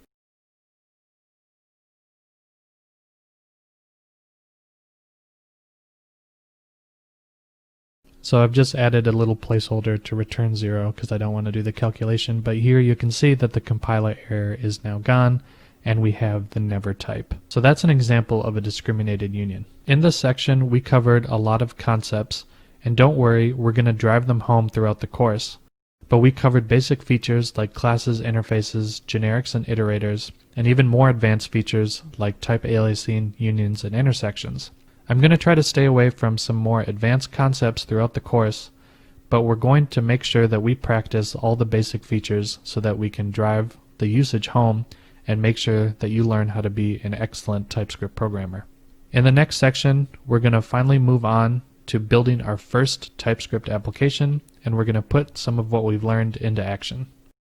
Hi and welcome back. In this section, I'm going to be teaching you how to create a basic TypeScript application. In this section, we're going to cover setting up a Visual Studio Code application, implementing a basic Base64 encoder, and finally, how to debug in Visual Studio Code. The first thing we need to do to start creating a new application is setting up Visual Studio Code. So in this video, we're going to talk about creating an NPM package, then how to create a TypeScript project, how to compile that TypeScript using the TypeScript compiler, and then finally, how to automate compilation of TypeScript using a Visual Studio build task. Let's jump into Visual Studio Code. You can see here that I have a blank project, there are no files. And so this is a great place to start, basically from scratch. So we already have Node and NPM installed. Now the first thing we should do is create an NPM package, and this is so that we can get our dependencies in order. Now remember that NPM is the Node package manager, so it contains any sorts of dependencies that we're going to need when we build our application. We can type in npm init to initialize our first NPM application.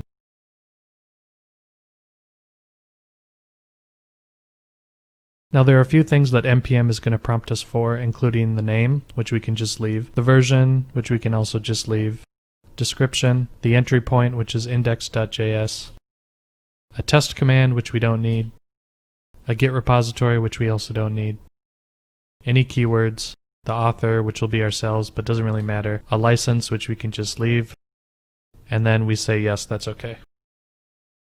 Now we should have a new package.json file in our directory. Let's check. There we go. We see that we have a package.json. Let's go take a look at it. We can use go to file or Control P in Visual Studio Code to jump to it.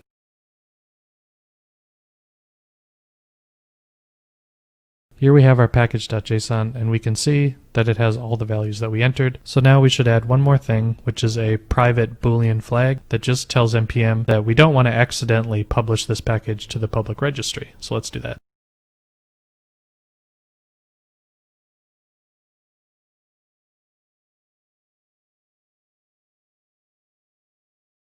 So now I've added the private true flag. Let's move on.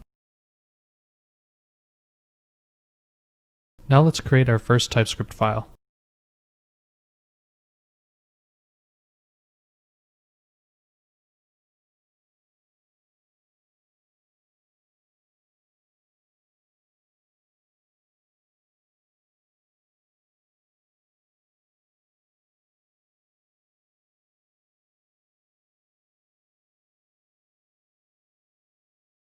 Now let's create our first TypeScript file.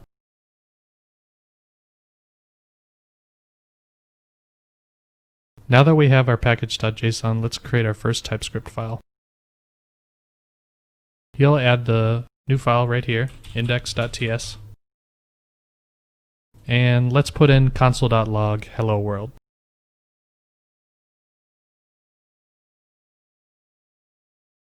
Now this is our first TypeScript file, and we've just put in some regular JavaScript. And what's kind of interesting is that there's nothing TypeScripty about this, so we can actually run it in Node. So let's do that.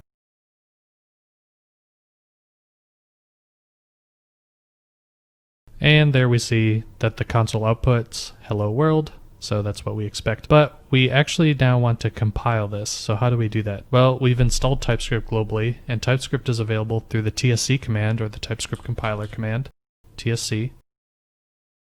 And we can see that it has some arguments, so it looks like we can just pass a file in, so let's do that.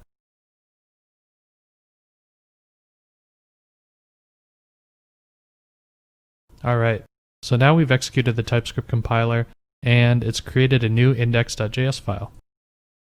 It looks exactly the same, because since there's no TypeScriptiness, it just creates a regular JavaScript file. That's what we expect. So now probably what we should do is create what's called a TypeScript config. That will let us avoid having to pass in all the files in our project every single time we want to do a compilation step. So let's create a tsconfig.json file.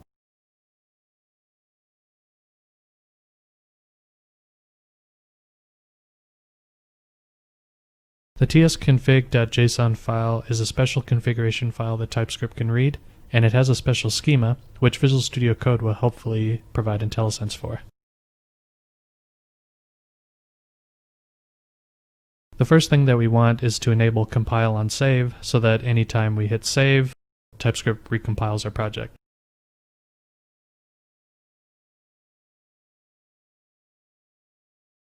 Next, we should probably add compiler options. And we want a few options, namely we should target ES6 since this is a Node project.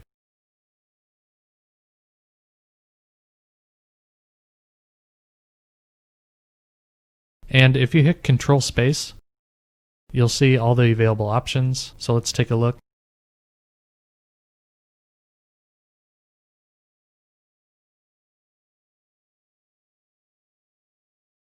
We want to enable watch mode, so that anytime we change a file, TypeScript recompiles. And finally, we need to pick what kind of module system we're going to be using. In this case, we're just going to leave it at CommonJS, which is what Node is typically known for. And now we have our tsconfig.json, so this is defining a new TypeScript project. Let's test it out. If we come here to the command line, we can type in tsc, and then we can pass in a project flag, -p, and then we give it the current folder, which is a dot. Here we can see that TypeScript compiler is working, and in fact it is watching for changes, so that anytime we change something, we'll see the new TypeScript get compiled. Hello world! ! TypeScript has seen that change, and because Visual Studio Code is automatically set to using auto save after a delay, we get our nice save and compile experience. And here we can see that the generated JavaScript has our exclamation mark. So there's one last thing we should do. It would be great if we didn't have to pass in tsc-p every single time we wanted to start a project. Could Visual Studio Code help us? Well, in fact, it can. It has the idea of a task runner, and to enable that task, you can hit Control-Shift-B, which will actually try to run the build command. So I hit Control-Shift-B, and Visual Studio says there's no task runner configured. And we can just click on Configure Task Runner to do that. Now we have a few choices. Let's do TypeScript watch mode. And now notice that Visual Studio Code has created a new folder, .vs Code, and inside it's created a task.json file. It's pretty simple. It's executing the tsc command, it's passing in -w for watch, -p, and then the problem matcher is something inside of Visual Studio Code that knows how to translate the output of the TSC compiler into these little problems here at the bottom of the screen. So now let's try hitting Control-Shift-B and seeing what happens. You see that little spinny icon down at the bottom? That indicates that Visual Studio Code is running. So let's go view the output.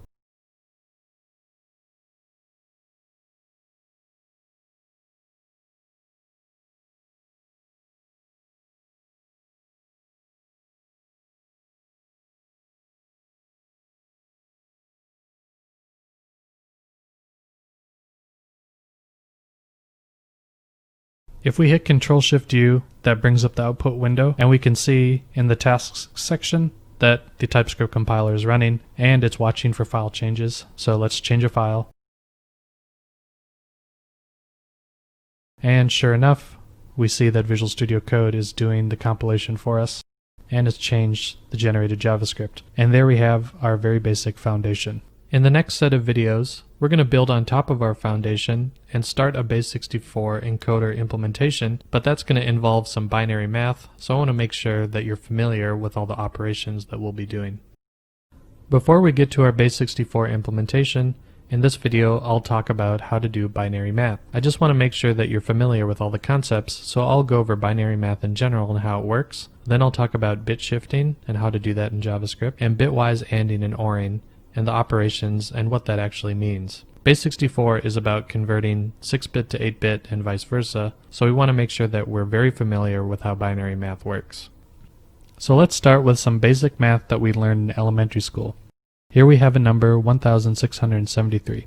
In elementary school we learned about the ones place, the tens place, the hundredths place, the thousandth place, right? So in high school we learned that each of those places is actually a base 10, which means that we have 10 to the power of that place. So the rightmost side is 0, then 1, then 2, then 3, and so on. So we have 10 to the 0, 10 to the 1, and each of the numbers in that place is multiplied by that number. In other words, for the first place we have 3 times 10 to the 0, so that's 3, because 10 to the 0 is 1. Then we have 7 times 10 to the first, which is 70, because 10 to the 1 is 10 times 7, 70, and so on and so forth, 600, 1000, and then we have 1673. Binary math works the same way and on the same principles. In base 10 we have 9 digits to work with, but in base 2, which is binary, we have only 2 digits, 0 and 1. So if we try to represent a number that is greater than 1, we need to carry that value over to the left digit. So we have to keep carrying until we can represent that number in base 2. So for example, here is the 1673 in binary. And we can see that we have places where the digit is 0 and places where the digit is 1. So let's do the same exercise that we did with the base 10. For the first digit, or the 0th place, we have 1 times 2 to the 0, which is 1, because 2 to the 0 is 1. But then we skip the second and the third place, because those are zeros, so they're going to just add 0. And then we go to the 4th place, which is the third index, so 2 to the 3 is 8, so we have 8 plus 1, and now we're at 9. We do the same thing going all the way over to the 7th index. We get 128, because 2 to the 7 is 128, and we go over farther to the 9th place, we get 512, and finally we have 1024. So if you add all those numbers up, you can see that they add to the decimal number 1673. So that's how binary works. Sometimes when you'll see binary math talked about, you'll see the phrases least significant and most significant. Least significant is talking about how the rightmost digits are the least significant places, whereas the the leftmost digits are the most significant because they're larger. So in case you see that, that's what that means. Now that we know how to read a binary number and convert it into a decimal form, let's learn how to shift the bits. We can use bit shifting to add and remove bits to a number to change its bitness, so for example from an 8-bit to a 6-bit number. So here we have 8 bits or 1 byte, and all the digits are 1, so that adds up to 255, or in hex form that would be 0xff. In JavaScript you could write this number as 255, or if you wanted to represent it in hex you could write 0xff. Either one works. So let's shift the bits by removing the least significant digits and reducing it to a 6-bit number. We can do that by shifting right, which is represented by double angle brackets, and we shift it right by 2 places. So imagine that the last 2 numbers, the 1 and the 1, have chopped off. They've moved to the right, so they're off screen, and now we're left with only 6 digits or 6 bits. Now that number is 63, so in hex form that would be 0x3f. Now you might think that in order to convert it back into an 8-bit number and get 255 again, we could shift it left by 2 digits. So let's do that. Okay, so now we've shifted left, so those numbers that we got rid of have come back, but now there's zeros. So why is that? Well, because when you shift left, we're just adding bits. We're not necessarily changing the actual bitness. Those digits we're just adding more places, so we get the 0 and the 0. Now that number is 252, which is not 255, but we'll learn in a little while longer how we can get back to 255. So let's move on to bitwise ANDing, which is an operation that we can do on 2 numbers. The first number we'll start with is the decimal number 5, or 101 in binary. So remember that's 2 to the 0, which is 1, and the second place we have a 0, and the third place we have a 1, so that's 2 to the 2, which is 4. 4 plus 1 is 5. Then we use the AND operation, which is represented by the ampersand, and we'll AND the number 3, or 11 in binary. So if we bitwise AND these 2 numbers together, we're going to end up with the number 1. So how does that work exactly? Well, when you AND 2 numbers together, if both numbers are 1, then we get a 1, otherwise we get 0. So in this case, in the first place we have 1 and 1, so that's a 1. Then we have 0 and 1, and then 1 and 0, both of which are 0, so we 0 those out. So you can kind of see here that notice that 0, 1 are the 2 least significant digits of the first number. So using a bitwise AND allows you to easily obtain those least or most significant bits by just changing those places that you want to grab into 1s and to change the places that you want to leave out into 0s.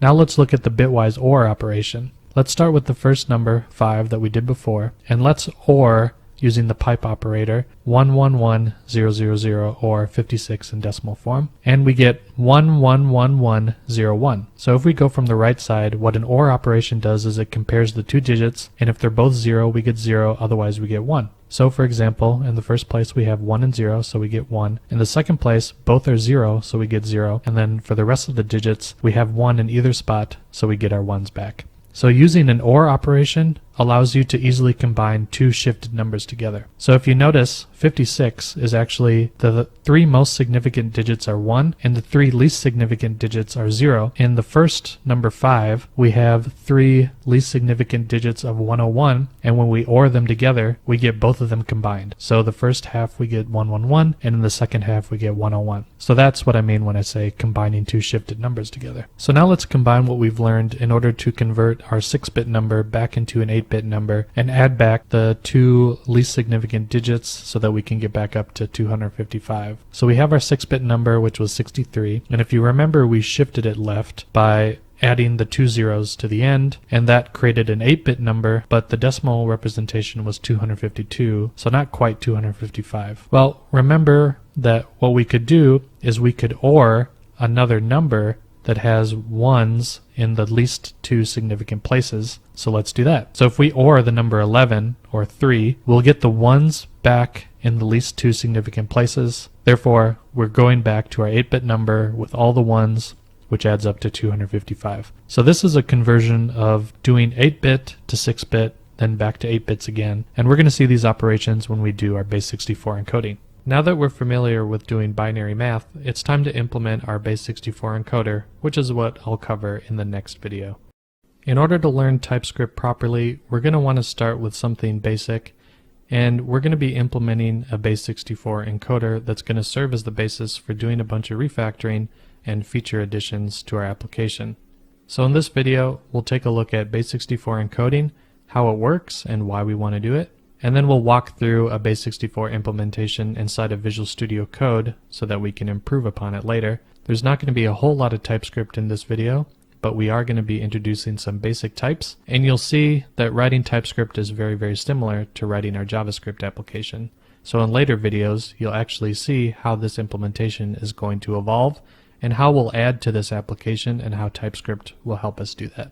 Base64 encoding is something that we use quite often as developers, but you probably don't think too much about why it came to be. Well, Base64 encoding was introduced to help prevent data corruption because older systems couldn't support anything larger than 8 bits. So these were mostly like 7-bit systems, such as email, and we needed to pass more complex data, but we had to represent it with a little bit more limited character set. So the Base64 encoding algorithm basically takes a sequence of characters, or a string, where each character is 1 byte, or 8 bits. Then we take 3 of those 8-bit sequences, which adds up to 24 bits, and we convert them into 4 6-bit sequences. So why 24 bits? Well, because 24 is the smallest number that's divisible by both 6 and 8. If the batch is less than 24 bits, we need to make sure that we pad it out so that we can remain at 24 bits. That way we can decode it back into the 3 8-bit ASCII sequences. And we take those 6-bit numbers and we convert them to a limited character set. In this case, the Base64 character set is the uppercase A to Z, lowercase a to Z, the digits 0 to 9, the plus sign, and the slash sign, which is 64 characters. So if you remember where we had a 6-bit number and all the digits were 1, that added up to 63 as the decimal number. So it's no surprise that I talked about doing 8-bit to 6-bit number conversion earlier, because in this case we have 64 characters, or 0 to 63 in an array, and so that's how we convert from those numbers into this limited character set, because each number is going to be an index into that array where we can actually encode those characters. The equal sign is a padding character, so if we run into a sequence that is less than 24 bits, such as the end of the word or the end of the sequence of characters, we need to pad it out so that we can keep our 24-bit number conversion. Let's take a closer look at how this actually works with an example. So we have the word hat, H-A-T. Now, you know that computers can only talk in binary, so we need a way to translate H-A-T into binary. And the way that we do that is by using a character lookup table to convert those strings, H-A-T, into actual numbers. So we can actually take a look and see that H is represented by the number 104, A is 97, T is 116. And those are just decimal numbers, so we can just convert them into binary, and there we can see the 8-bit binary character codes. So what Base64 encoding does is it says, well, I'm trying to go to a system that can't support these 8-bit sequences. I need to lower that down, so let's lower it to 6 bits. So what we need to do is we need to just take the boundaries of those 3 numbers and those 3 sequences and transform that into actually 4 6-bit sequences. And you can kind of see here that it's pretty easy to do. We're just kind of shifting that dash over a couple in order to create some new groups. And if we do that, we can translate those binary 6-bit numbers into decimal numbers, in which case we get 26, 6, 5, and 52. And those just index directly into our lookup table for our Base64 alphabet. In this case, we get AGF0. So I just Base64 encoded the word hat into AGF0, and that's kind of how it works. And as I go through the algorithm, when we write it, I'll have some visual representation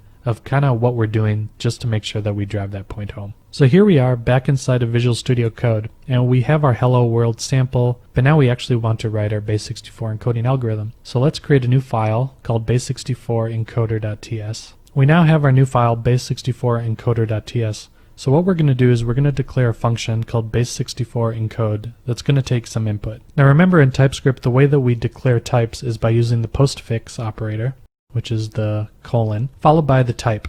And remember that JavaScript has the basic types string, number, boolean, etc. So we're going to use the keyword string to represent our string. I've also added the postfix type after the function to declare that the function base64encode returns a string, and we can see that if we hover over it. But here we get our first error from TypeScript, so let's check it out. It says a function whose declared type is neither void nor any must return a value. So what it's saying is I've declared that this function returns a string, but I'm actually not returning anything, and therefore the actual return value is void or any, and that doesn't fly with TypeScript. So we should probably return our first string from this function to get rid of this error. So we return an empty string now, and the error goes away. So let's start creating our base64 encoder function. To begin with, we need the character set that we're going to translate to, so we're just going to store that in its own string. So I've added two constants here at the top, keystring and equals. Keystring holds the character set that we're going to use for base64 encoding. So this has 64 characters all the way up into here. And then we have the equal sign, which is our padding sign that we'll use. And that's why we have the equals constant over here, which represents the index for that equal sign. Now I have some new code that I've added. We're going to start with an output, which is going to represent the string that we're going to return from the function. So let's modify this so that we return the output now. And we're going to go through this input string one character at a time, but we're going to actually process 3 characters at once through each loop. So in order to do that, we're going to try and get the 3 characters in that string. So here you can see I've added 3 more lines of code, lines 10 through 12, which get the first 3 characters of our current position. So if we start at index 0, we're going to get the first one, the second one, the third one, etc. And then the next time through the loop, we're going to get the 4th one, the 5th one, the 6th one, etc. So we're basically just processing 3 characters at a time. Now remember that I said that one character is 8 bits, so 3 times 8 is 24. So this is where the 24 bits come into play. And I'm using the JavaScript function charCodeAt to actually get the ASCII character code for that character that we're processing. And we can see that because we're using Visual Studio Code and TypeScript, we get some nice IntelliSense and documentation for those methods that we otherwise may not have known about. Now that we have the 3 characters that we're going to process, we need to start converting them into groups of 4 6-bit numbers. So we start with the first character that we want to encode by shifting it to the right 2 places. Now remember, what this does is it changes the 8 bits into a 6-bit number, and because the first group is only 6 bits long, we don't care about the last 2 bits because those are going to go into the second group. So let's take a look at that visually. So remember that we have 3 characters, HAT, represented by these 3 binary numbers, and we need to convert them into a group of 4 6-bit numbers. So all we need to do for the first character is we need to just take the first 6 digits of that number, which we can do using the right shift operator. So that'll remove the last 2 zeros off the end of the number and will get us a new 6-bit number. So that'll be the first character in our group. Now we move on to the second character. So this one's a little bit more involved, as you can see, but is actually pretty straightforward when you think about it. What we want to do is we want to take the last or the least significant bits from the first character, and we want to shift that over 4 places so that we can make room for the next 4 bits of the second character. Here you can see visually what I just talked about. What we want to do is we want to take the 2 zeros, which represent the 2 least significant digits of the first number, and concatenate them with the 4 most significant digits of the second number to represent a 6-bit number. So in order to do that, we need to chop off the 6 most significant digits off of the first number, and we can do that by ANDing 11 in binary in order to get the 2 least significant digits. In this case, we're just going to end up with 0, 0. But we need to shift over by 4 places because we need to concatenate the 4 most significant digits of the next number. So we're going to shift it over 4 places. Then we end up with 6 zeros. So what we want to do for the next operation on the second character is we want to take the 4 most significant digits, and we can just do that by shifting everything 4 places to cut it off and get 0, 1, 1, 0. So how do we get these 2 numbers concatenated together? Well, remember that we can use the OR operation because we can just take the first 2 digits and then OR them together with the other 4 digits to get them back into a single number, and that'll give us our 6-digit 000110, which is our second group. Now for the third group, we need to take the 4 least significant bits from the second character, and then we need to shift it left by 2 places so that we can append the 2 most significant bits from the third character. So let's take a look at that. Here you can see I've highlighted the sections of the numbers that we want to take out. So we have the 4 least significant digits from the second number, and then we have the two most significant digits from the last number to represent our third grouping. So to do that, we need to, instead of doing a shift, we need to do an AND operation in order to get the first four numbers. So 15 in binary is 1, 1, 1, 1. So if we do an AND, what we're going to do is we're going to get back 0, 0, 0, 1. And then what we want to do is we want to shift it over two places to change it into a 6-bit number. So we'll do that, and we get 100. So now what we want to do is we want to concatenate the two most significant digits of the last number. So in order to do that, you probably guessed it, we need to shift over everything by 6 places to get the 0, 1, the 1, and then guess what? We get to OR it together in order to concatenate them. We end up with 101. Finally, we need to create our last group of 6 bits. To do that, all we really need to do is remove the two most significant bits from the third character. Here I've highlighted the 6 digits that we need to grab to create our final grouping. In order to get these 6 digits, what we need to do is we need to do an AND operation. If we do it on the number 63, which is the value of 6 ones in binary, that leaves the two most significant digits as 0, so that zeroes them out, effectively chopping them off and transforming it into a 6-bit number. So here you can see we've just zeroed out the most significant characters, and now we have our 6-bit number, which represents the last grouping. Now I've added the last part of the algorithm, which is to handle the padding. In our example with the word hat, we got lucky because we got an exact 24-bit sequence. But imagine if we only had the letter H. That would only be 8 bits, so we still need to fill out 16 more bits. Well, what we want to do is we want to just check if the second and therefore the third 8-bit number is empty. We should just zero out the last two 6-bit numbers and replace them with the padding character, which is equals. And if the third 8-bit number is empty, we can just zero out the last 6-bit number with the equal sign so that we know how to convert it back. So here's what this kind of looks like visually. You can see that I have H and an A, so we're missing the T, which only leaves us with 16 bits worth of data, and therefore we're missing 8 bits. Well, remember, 8 bits is 1 byte, and 1 byte is a single character, so in this case, we can just add 64, which is the index into the equal sign, to pad it out. So now we have our full 24 bits. With a single character H, we have 8 bits of data, which leaves 16 missing bits. And 16 bits is 2 bytes, 1 byte is a character, so that's 2 characters we gotta add, an equal sign, and another equal sign. So that pads it out to 24 bits, which completes our sequence, and we can finish the encoding algorithm.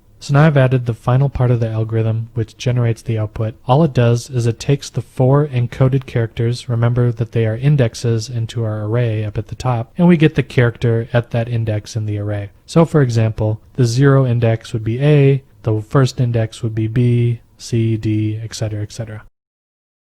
And now we're done. We've completed our base64 encoding algorithm, and we've also learned a little bit about binary math and bitwise operations in the process. So it's really time to actually put it to the test, and let's call this bad boy so that we can see it on the command line. Now I'm in my index.ts file, and we want to go and include our base64 encoder and reference that. So I'm using the ES6 style import syntax to import our base64 encode function from the base64 encoder file. Now, if you haven't seen this syntax before, it's fairly simple. What we want to do is we want to import objects or types from this file, and the file is using the relative path // to represent a file that lives next to this one called base64 encoder. We can leave off the file extension because Node.js and TypeScript are both smart enough to figure out what we mean, but it says we have an error. It says that that file is not a module. Well, if you think about what a module really is, what we want to do is we want to expose this function to the outside world. So this file represents a module, and in order to make something public, we need to export it. So if we export this function, base64 encode, it'll be available to anyone who wants to import it. So let's mark this function as exportable. By adding the export keyword, I can now call this function from outside this module. So there we have it, the error is gone. So let's call this. So I've added some sample code. We want to encode the phrase hello world, and the output that we expect is SGVSBG8 blah blah blah blah blah. And we want to make sure that that's the output we expect.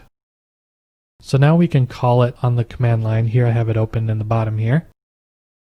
Here we see the output of the program where I'm trying to encode hello world and I'm expecting a string that starts with SGV, but instead I'm getting an output that says AEH. Well, that's not exactly what we're expecting, so there must be something wrong in our code. And I'm not quite sure, so the next step is to go through the debugger and try to figure out what's wrong in our code. In the next video, I'm going to show you how we can figure out what's wrong with our code by using the Visual Studio Code debugger.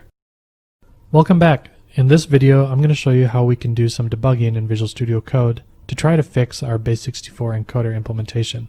First, I'll talk about how we can enable TypeScript source maps so that we can actually enable debugging for TypeScript. Then I'll show you how to enable Node.js debugging in Visual Studio.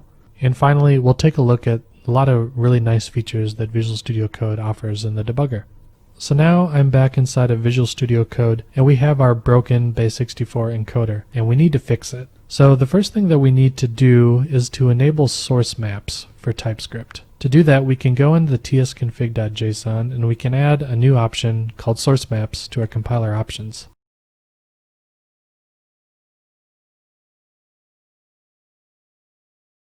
I've added the source map true parameter here, and what that's going to do is it's actually going to generate some new map files once we do a compilation. So you can see on the left side that the TypeScript compiler has now output some map files that go along with our JavaScript. So the way this works is that this JavaScript file this map file helps map lines in our JavaScript to lines in our TypeScript. And this is how we can step through our code without having to step through the raw JavaScript. If we take a look at the JavaScript, it's all essentially the same as what we've written, but once we get deeper into TypeScript, this output is going to look a little bit more different, and it's just going to be easier overall to step through our raw TypeScript code. So now that we have the TypeScript source maps, we need to jump into the debugger. But right now Visual Studio Code isn't configured to use a debugger. So what we can do is we can go over to the debug tab here, Control-Shift-D, and what we can try to do here is press play, but we're going to get an error. And it's basically saying that we don't have any tasks configured yet to do a debugging session. So what we want to do is we want to do Node.js. And here it says that we have set up a launch configuration file, and it's created it under the VS Code folder. Now there are two important things here. To do TypeScript, we need these two parameters, out files and source maps. Source maps is what's going to actually map from these source maps into the TypeScript files. So let's check it out. Okay, so I've set a breakpoint now on base64 encode, so let's run the debugger. To run the debugger, you can either press F5 or press the little play button, so I'll press F5. And now here we've stepped into the debugger. The Node.js debugger in Visual Studio Code is pretty powerful and is pretty full-fledged and can pretty much help us on whatever kind of issue we're having. So there's a few things that we need to take a look at. On the left side, there are 4 sections: variables, watch, call stack, breakpoints. The variables section just lists the different variables that are exposed in whatever scope we're looking at. In this case, local variables, so these are variables that are defined in our current local scope. Closure represents the variables that are in scope that we can call from our function. So they may exist outside of our function, in which case we know that these are these constants that we have here, equals and keystring. We can also look at script variables or global variables if there are any. In the next section, watch, we can actually add variables here that we want to track while we step through our code. I've added an output, and right now it's undefined because we still haven't defined it. But if I step over this code, it now is defined and it's being set to an empty string. So there are 3 operations that we can do. We can step over a line, which will just skip it, and if it is a function call, it won't go into that function, it'll just skip over it and execute it. We can step into, which actually goes into functions, so if we want to go and check out what's inside of a function, we can step through that. Or we can step out, which will actually leave the current function and go to the next call on the stack. Speaking of the call stack, that's on the left side, we can see that right now we're inside the base64 function. If I click on anonymous function, we can see actually where we came from. So here we can see that base64 encode was called from this file. If I go out farther, we're kind of getting into the weeds here with the internals of Node.js, but it's kind of interesting to see that this is all the functions that Node had to call before we even got to our code. So back inside of base64 encode, let's go and look at what the first character we get back. So here I'm stepping over, we go into the while loop, and now I want to check out what is the variable I in our current local scope. So I right now is -1 because I'm trying to do I++, so it should be 0, right, for the first character. So let's check. So now the first character that we get back is not a number. Well, that's kind of weird. That's not exactly what I expect. So we can take a look and see that I is 0 now. So actually what's interesting here is we're using the ++ operator, which means that it's going to pass the value I, the current value, into this function, and then it's going to increment it after it's been passed in so that it'll be at the next value for the next function. So actually I don't need to start at -1. I can actually just start at 0 because 0 will be the first value being passed into this function. So now that I know that that's the problem, I'll just stop the debugger. We'll change it to 0. And then we'll run it just to see what we get.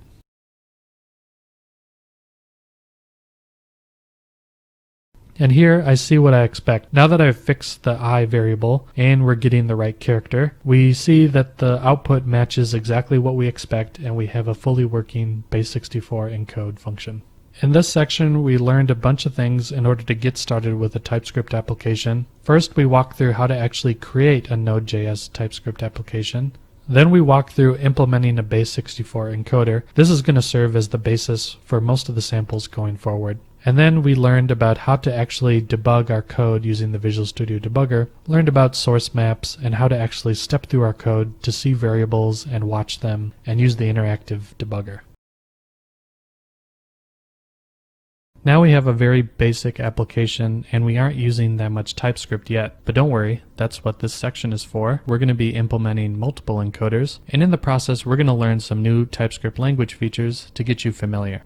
We'll begin by adding an encoder interface, and I'll explain what an interface is and why we'd want to use it. Then we'll move on to adding support for Unicode using the Node.js runtime and library and use TypeScript declaration files. Then we'll add another encoder implementation. And finally, we'll introduce some other TypeScript language concepts by reading arguments from the command line and using an options bag. In order to support multiple encoders, we're going to introduce what's called an interface. First, I'll go over why we want to use an interface and explain what an interface is if you're not familiar with it. Then we'll jump into Visual Studio Code and create an iEncoder contract to apply to our base64 implementation. First, let's talk about why we would want to use an interface. Here's a piece of code. Now, by looking at this code, can you tell me what it does? Can you tell me what the foo function accepts and what it returns? Well, probably not, and you might think that this is a contrived example, but imagine that you're introduced to a brand new code base. The code that you're looking at would probably look pretty similar.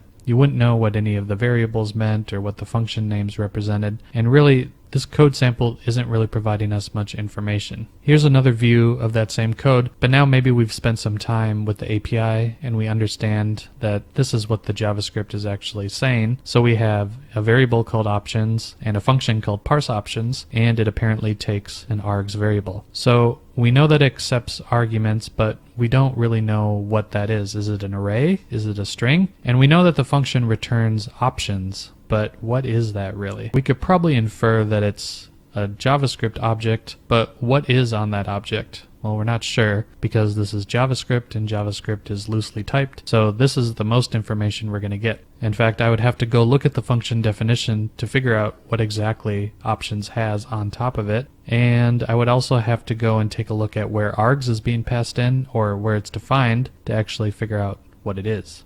I bring this up because there was a great study done by Peter Hallam, and he worked on the Visual Studio team at Microsoft, and they actually did a bunch of usability studies and tried to figure out where developers spend their time. If I asked you how much time you spent writing code, you'd probably tell me a lot of your time. But what the reality is that we as programmers spend more time understanding code than writing code. In fact, he found that we spend 80% of our time trying to understand code and only 20% writing code. And writing code includes new code and changing existing code. And if you think about it, that kind of makes sense. If you're introduced to a new code base, do you start coding right away? Probably not. You look around, you try to gather information, you're trying to understand the code. So you can see why we spend so much time understanding code. In fact, if you could reduce the amount of time spent understanding code, that would save the user a lot more time, and that's why TypeScript is so important and why using static types is really important. Let me show you. Here's that same code sample, but with some TypeScript enabled and inside of Visual Studio Code. So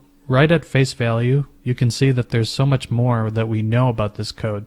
We know that there's a function called parse options, and it takes an args variable. And what is that args? Well, it's a string array. Okay, we know that by hovering over it. And we know that options is a literal options class, and we know that on that class there's an encoding property, and we can even kind of get a glimpse of what that value could be. It looks like encoding could support base64 and maybe some other types of encoding. So suddenly we know a lot more about this piece of code because we're actually able to see some more type information, and we're also using a development environment that can actually give us a bunch of information. So what does this have to do with interfaces exactly? Well, because we spend so much time understanding a code base, interfaces, especially in JavaScript, can really help.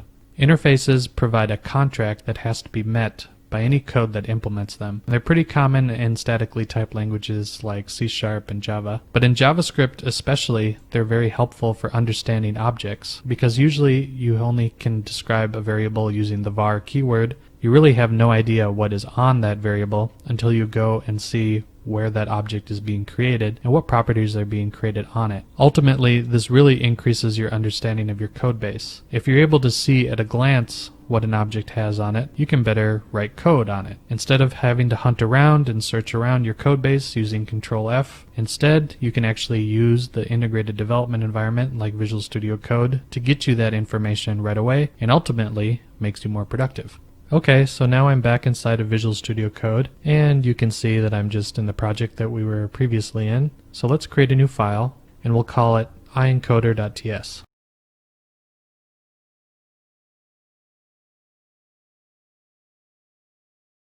Now inside of this file, we're going to start by declaring an interface.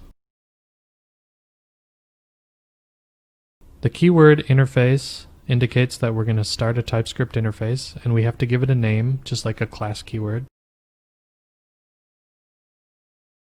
Now we have our interface definition. We need to declare the members of the interface. Now, if you think back to one of our previous videos, I mentioned that an interface could be a function interface. So that's what we're going to do for our base64 encode function, and we can denote that by using the parentheses, which is what you would use to invoke a function, and in an interface it just means that this can be invoked, and we want to declare that we expect an input of type string. So that's pretty straightforward. We're just using the string type, and we also want to declare that the function itself returns a string. So you can see that I just did that by appending the string type to the function declaration. And now let's actually use this.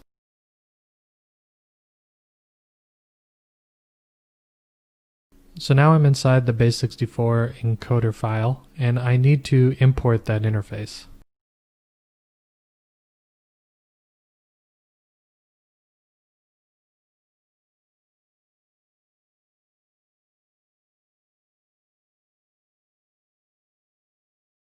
So here at the top I have my import statement, but we're getting an error. Can you guess why? It's probably because we did not export our iencoder. So let's do that.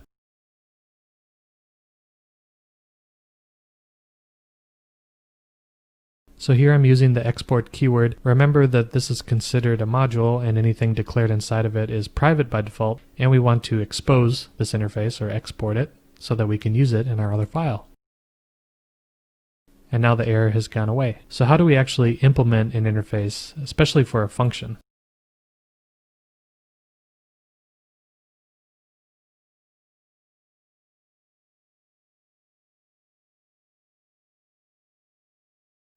Well, this is how. So you can see that I made a small change.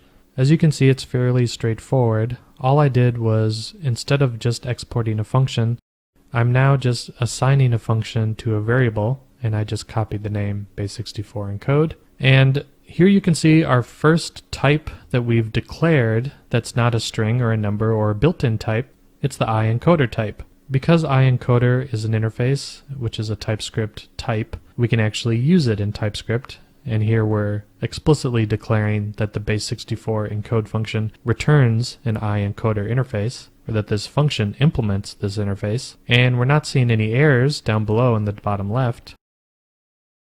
So I think we're doing pretty good, and we've implemented our first interface. Now that we have our very basic interface, it's time we add support for Unicode characters to our base64 encoding function, and we're going to do that by leveraging the Node.js library, and therefore we're going to learn how to actually reference code outside of our project.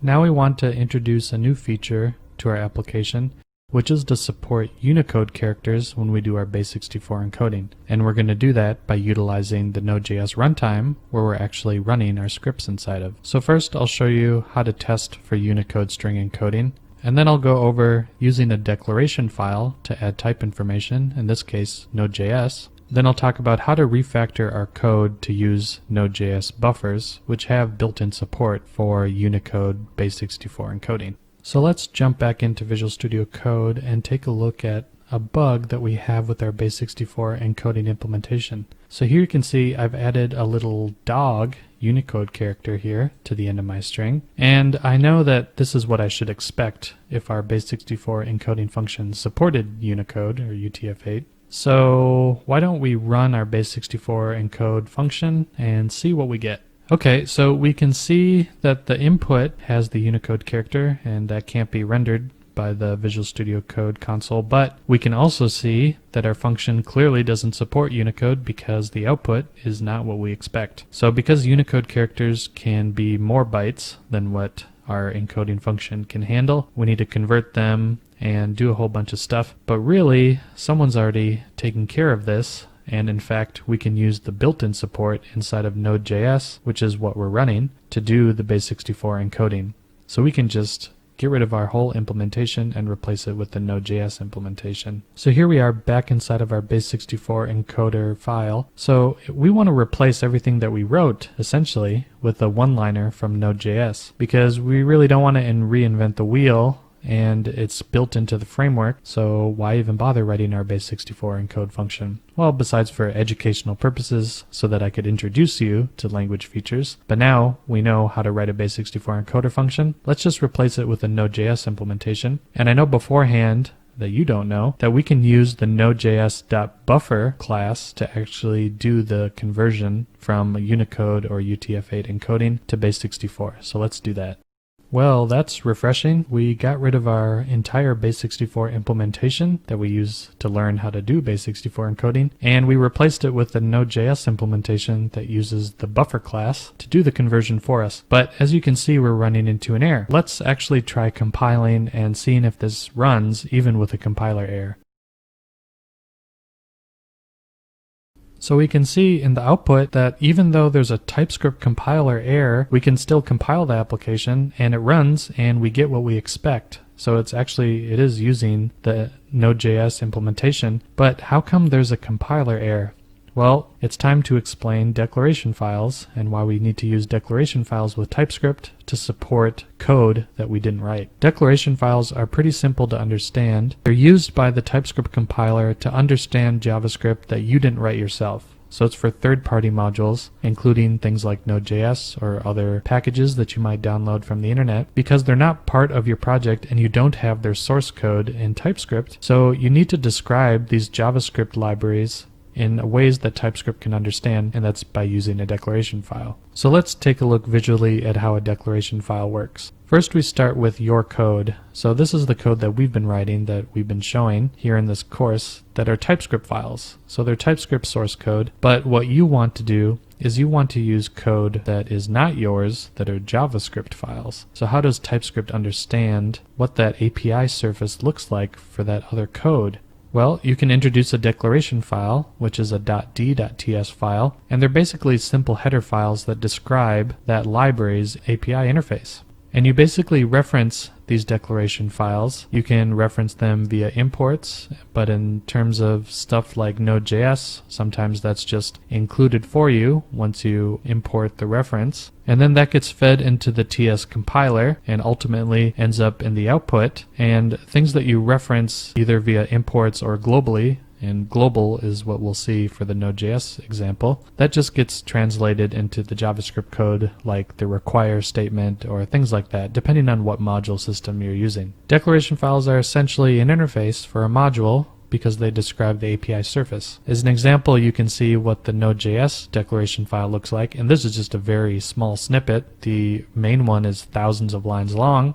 You can see that there are declare statements. So declare is a keyword that TypeScript understands for a declaration file.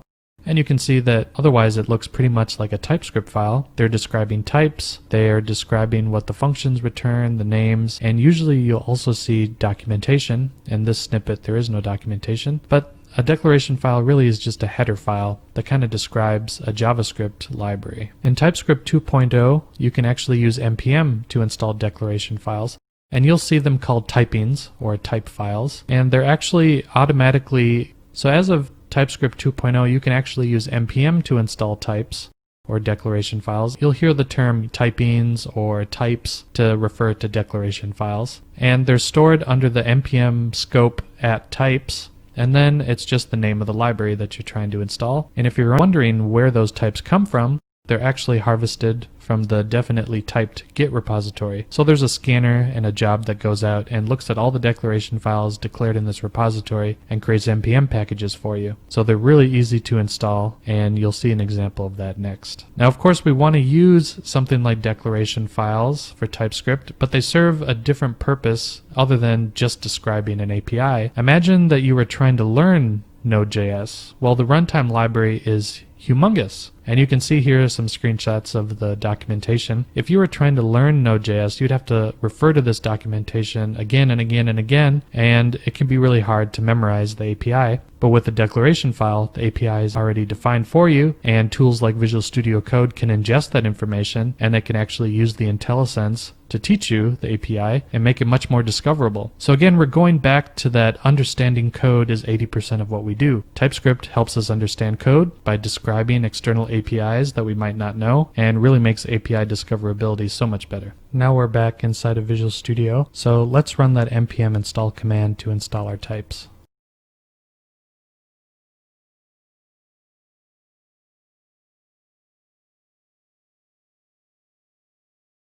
So here I've typed the npm install command. I'm doing the @types namespace, and we want the Node.js typings. And I'm doing --save so it updates our package.json so that if I pull down this repository again and I do npm install, it'll automatically install the types that we require.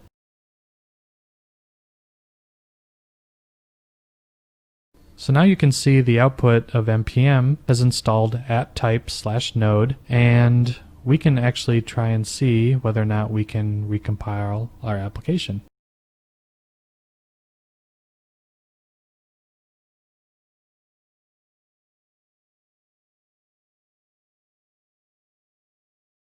So now I've reopened the file, and you can see that the buffer actually has documentation now, and the IntelliSense is working. So Visual Studio Code is reading the declaration file and is showing us the documentation, and it shows us a lot of information. So it tells us that the constructor for buffer can accept 2 parameters. One's optional, denoted by the question mark for encoding, and it returns a buffer, which is what we'd expect. But there are actually 5 different overloads that we could do for the buffer constructor that we might not have known about, and would have had to refer back to the API documentation to figure that out. In addition, we can see the toString method accepts multiple parameters. So it accepts an encoding with a question mark, and then it also accepts a start parameter and end parameter, all of which are optional, denoted by the question mark.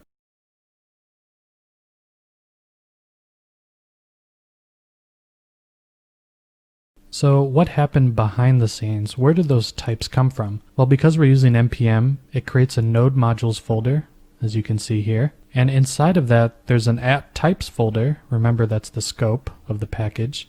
And then the node type package specifically. And here we can see an index.t.ts file.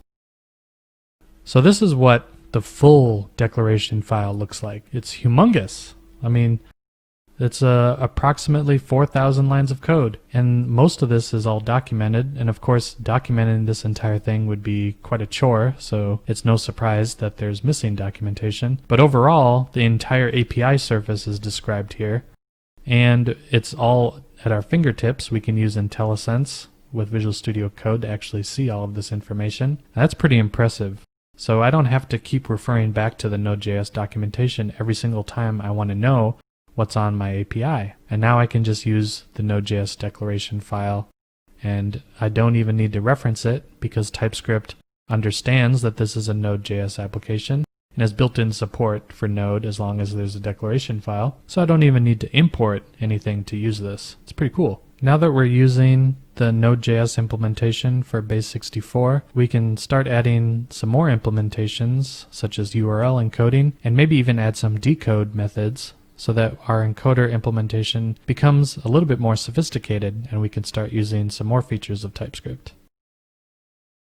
Now it's time to add another encoder implementation. So in this video, we'll be talking about adding a decode method to the interface. Now remember, our interface right now is a function interface, but we're going to change that into more of a class-oriented interface where we actually have two methods on the interface instead.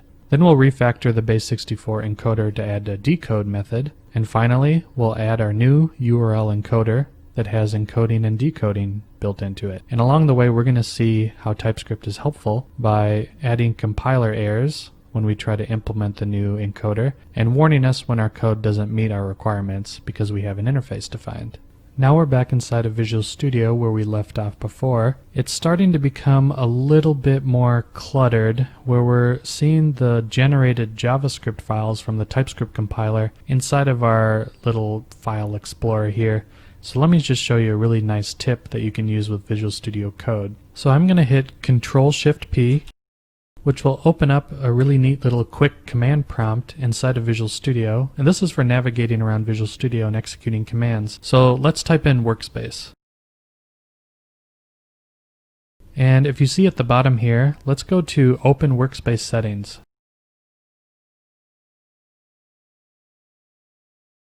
And now we can see that Visual Studio opened up a couple new windows here. On the left side, we have the default settings. And on the right side, we can actually place some custom settings. So what I want to do is I want to exclude the JavaScript files so that I don't have to see them inside the File Explorer.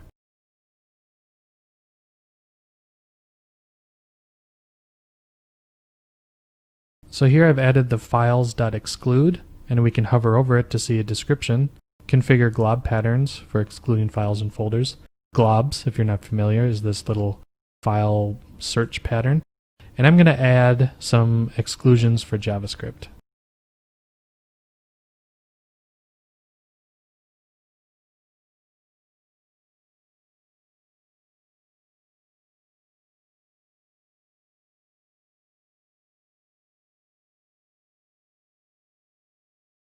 So now I've added two extra entries, a recursive search for star.js and a recursive search for star.js.map, so that I can hide the JavaScript and JavaScript source map files. So let's go check out the File Explorer to make sure our settings got applied. And here we can see on the left side that we no longer see our JavaScript file and we no longer see our source map files, so that's pretty nice. So this is a neat way to clean up your File Explorer so you don't see files that you don't care about. Now we're back inside of our iEncoder interface. Let's transform this from a function interface that describes a function to an interface that expects certain members to be on the object that we apply it to. So let's add an encode function and a decode function.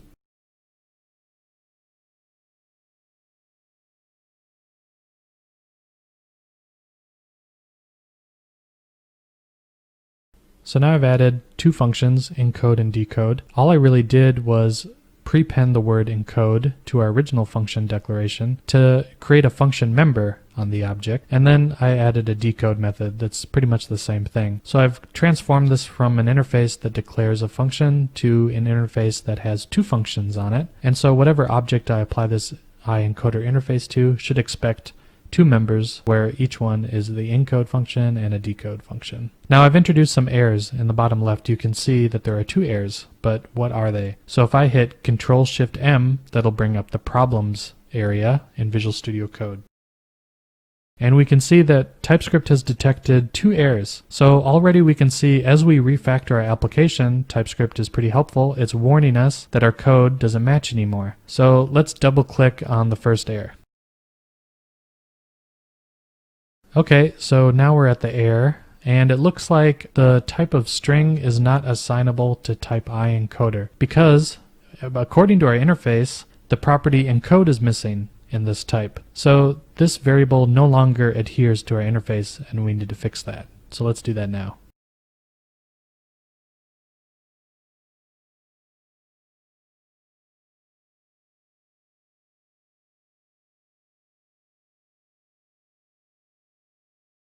So now I've added the encode function and we've transformed this into an object that has an encode property with a function, but we're still getting an error, and that's probably because we're missing the property decode in the type. So let's add a decode method too.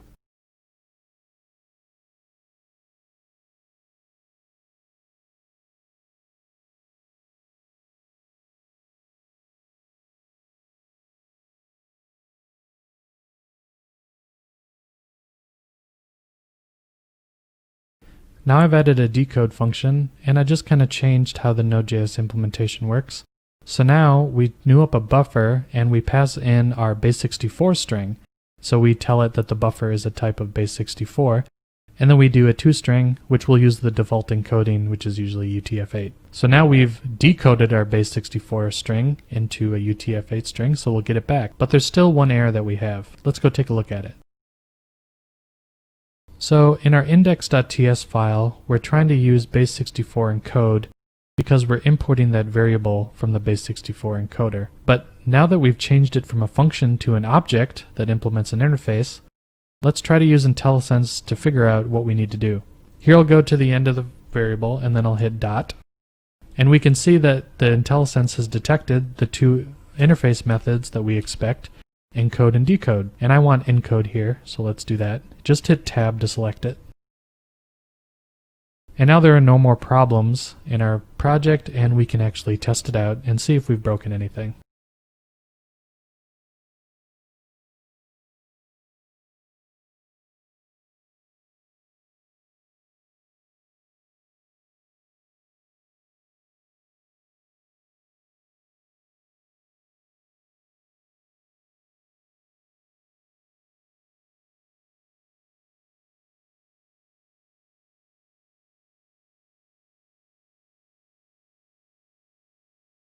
So now I've executed our compiled index.js file, and everything works as expected. So we refactored our application, and we didn't run into any runtime errors because TypeScript caught everything that would have turned into a runtime error. So you can see already that TypeScript is increasing our productivity because we no longer have to keep trying to execute the JavaScript to see what errors we introduced. And it is a simple application right now, but imagine having a huge application with thousands of lines of code and wanting to do a refactoring. Well, you can probably see that TypeScript can be pretty helpful in doing that.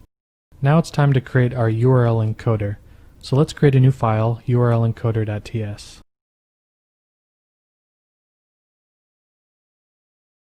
And inside this file, I'm going to pretty much match what our base64 encoder looks like.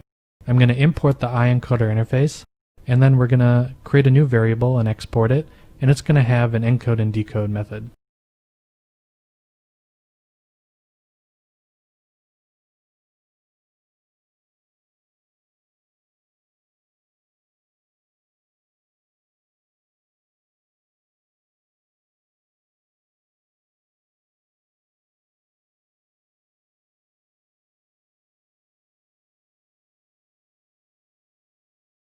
Now I've implemented the URL encoder, and I'm also implementing the iEncoder interface, so I have two functions, encode and decode. And you can see that I'm just using the built-in encode URI from the JavaScript runtime and decode URI, and these are all built into JavaScript. So what's interesting here is that I'm not actually using the Node.js runtime because these aren't Node.js methods.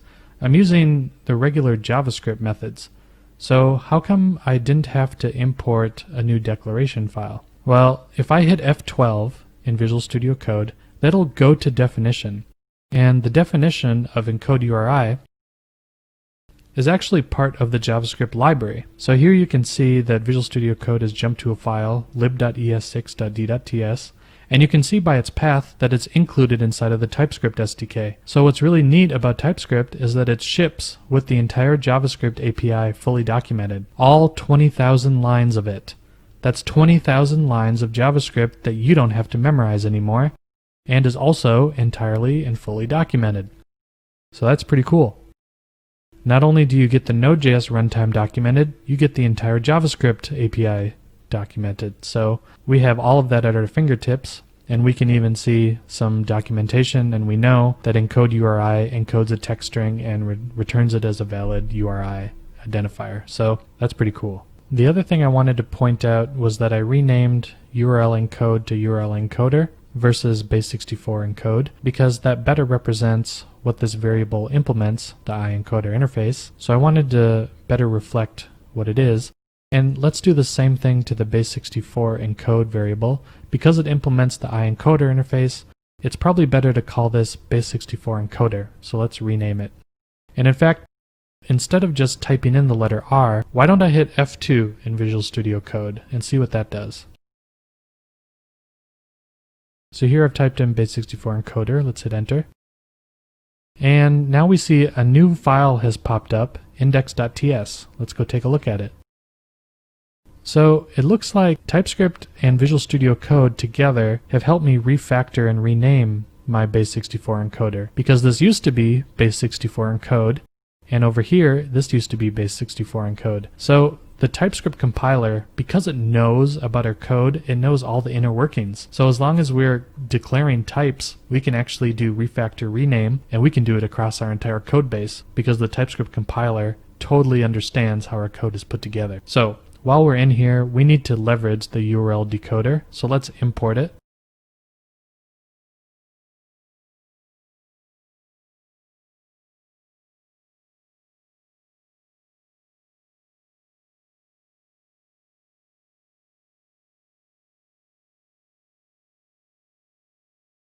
So now I've imported it, and we need to kind of redo how these console log statements are put together so we can test out our URL encoder too. So let's do that. So I've done a few things here. I've introduced a new property, encoders, that's going to hold our different encoders that we've implemented, in this case base64 and URL, and then I've just added some more console log output to be more accurate and to test our new encoders that we made. So we have our base64 encode function and our URL encode function, and I'm just assigning these properties to the actual other property that I'm importing here, just for testing. And I've also added an expected URL output for my Unicode encoded string here. So let's run this and see what we get.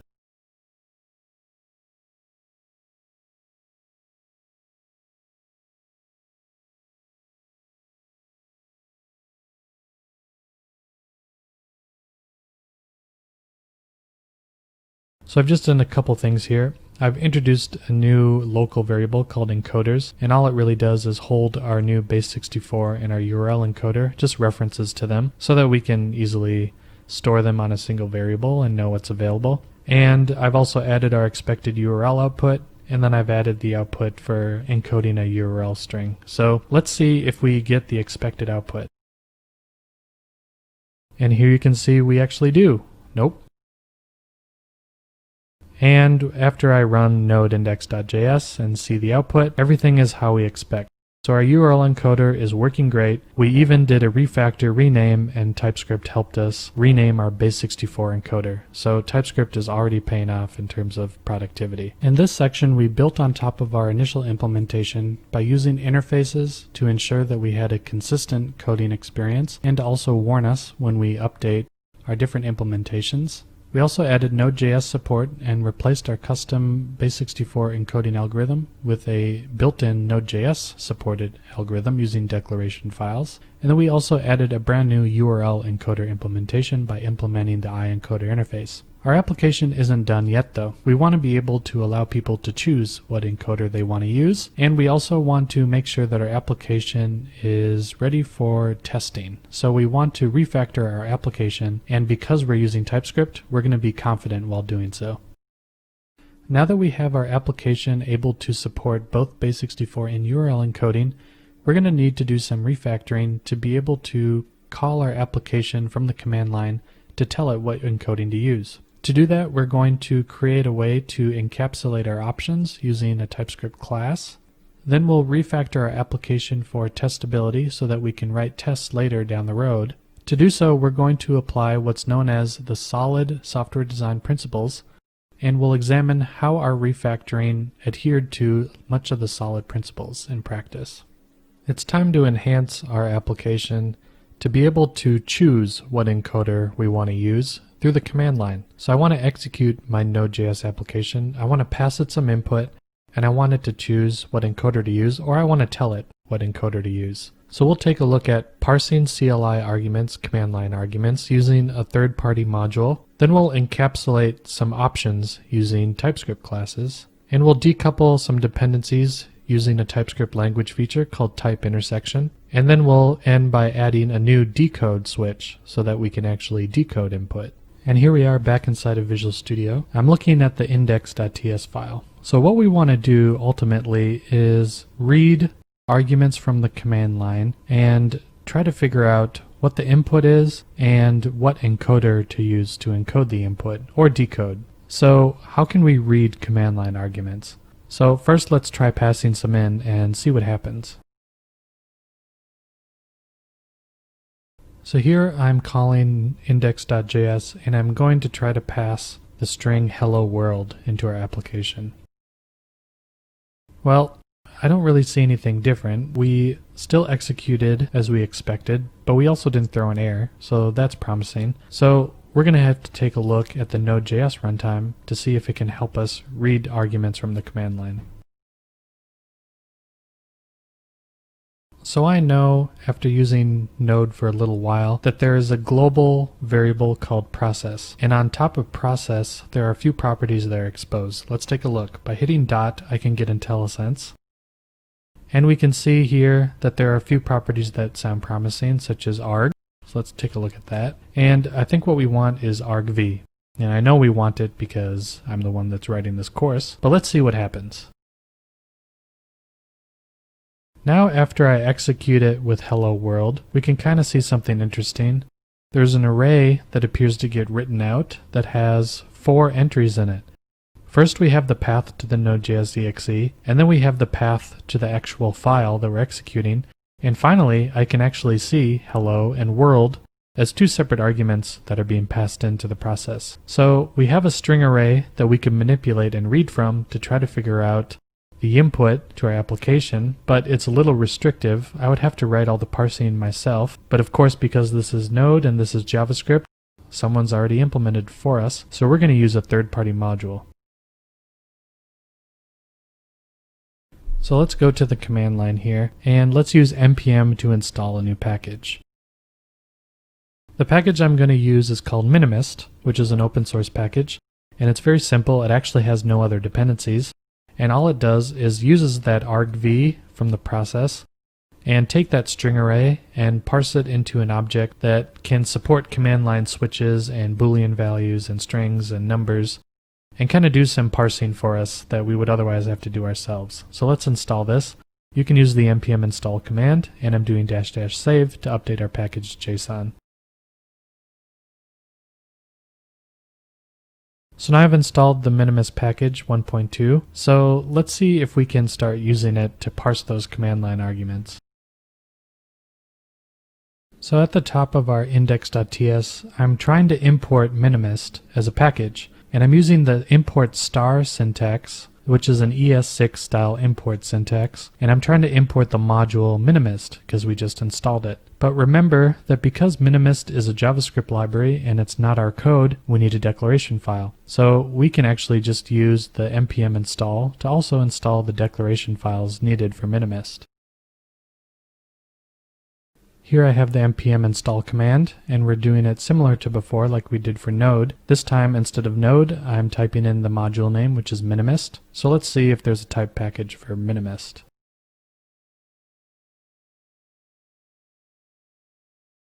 And there we can see that there's actually a type package for Minimist, and we can get some IntelliSense now. So let's refresh the view. And we can see that Visual Studio Code now understands that there's a module named Minimist. So TypeScript, even though the Node module was installed, TypeScript still needs the declaration file to be able to tell you the IntelliSense and be able to see what's inside that package.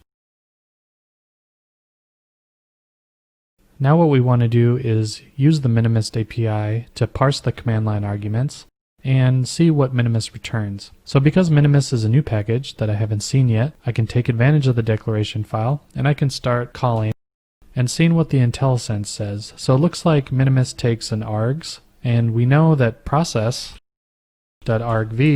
is available, so we can take a look at that. And it looks like it supports an optional ops, which I would guess is an options argument.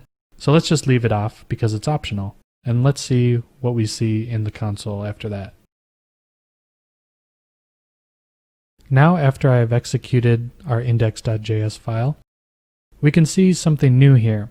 We can see that what Minimist did was it took the string array and it looks like it created a new object with an underscore as a key, and inside of that there's now a string array of the different arguments. So it's gotten us a little farther, but I think that we can do better. So let's investigate the Minimist API and see what else we can do. So after looking at the documentation a little bit, I can understand now that Minimist expects a type of object that describes what command line parameters we expect. In this case, I want an encoding parameter, and the shortcut could just be -e, and I also want to default the encoding to base 64 if the user doesn't supply it. So let's see what output we get now. Here we can see it actually outputted a much more richer object. It looks like the underscore is still there, and we still see hello world inside of there as two separate arguments. But now we also have an encoding property and we have an E property, and both of them have been set to base 64. How come I don't see the file paths? Well, I'm using the JavaScript method .slice, which, as the documentation says, returns a section of an array. And I'm starting at the index 2, and there's no end, so it just goes to the end of the array. And so I'm chopping off the first two entries, and now I'm getting what's left. So armed with this, we can start creating options for our application, and we can add some logic to determine what encoder we should use. So here I've done a few things. First, I'm storing the result of Minimist into an options variable, and you can see that TypeScript has inferred that it's of type minimist.parsedargs, which comes from the declaration file that we installed. And then I'm taking the options._, which is a string array, and I'm just joining it, and I'm just using a space to join the elements in the array, which will just create a string. So basically it's just a way to concatenate the elements in this array to form the input that I'm going to encode. And then we're going to choose an encoder. But here we're running into a problem. So TypeScript understands what this variable is. It's a variable that is an object that has string keys and it holds I encoders, which is helpful. But how come it doesn't know that our options has an encoding property? It says here that property encoding does not exist on type parsed args. Well, if you think about it, that makes sense. So options is of type minimist.parsedargs, and that's declared in a declaration file where it doesn't contain our code, so it wouldn't know that we added an encoding property or that we expect an encoding property. So there's a little bit more work that we have to do. What we should do is we should probably encapsulate these options inside of a class that describes what exactly we're looking for and kind of takes away the minimist and decouples it from our application. So we basically just want to have an object that represents our options, and we want to pass it in here, and we want to do some operations on it, but we don't really want a dependency on minimist to actually parse those options out. So we're going to create an options class.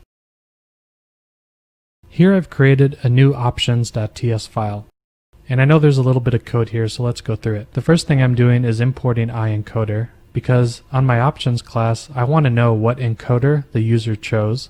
So I need to import that, and I'm doing that in the first line here.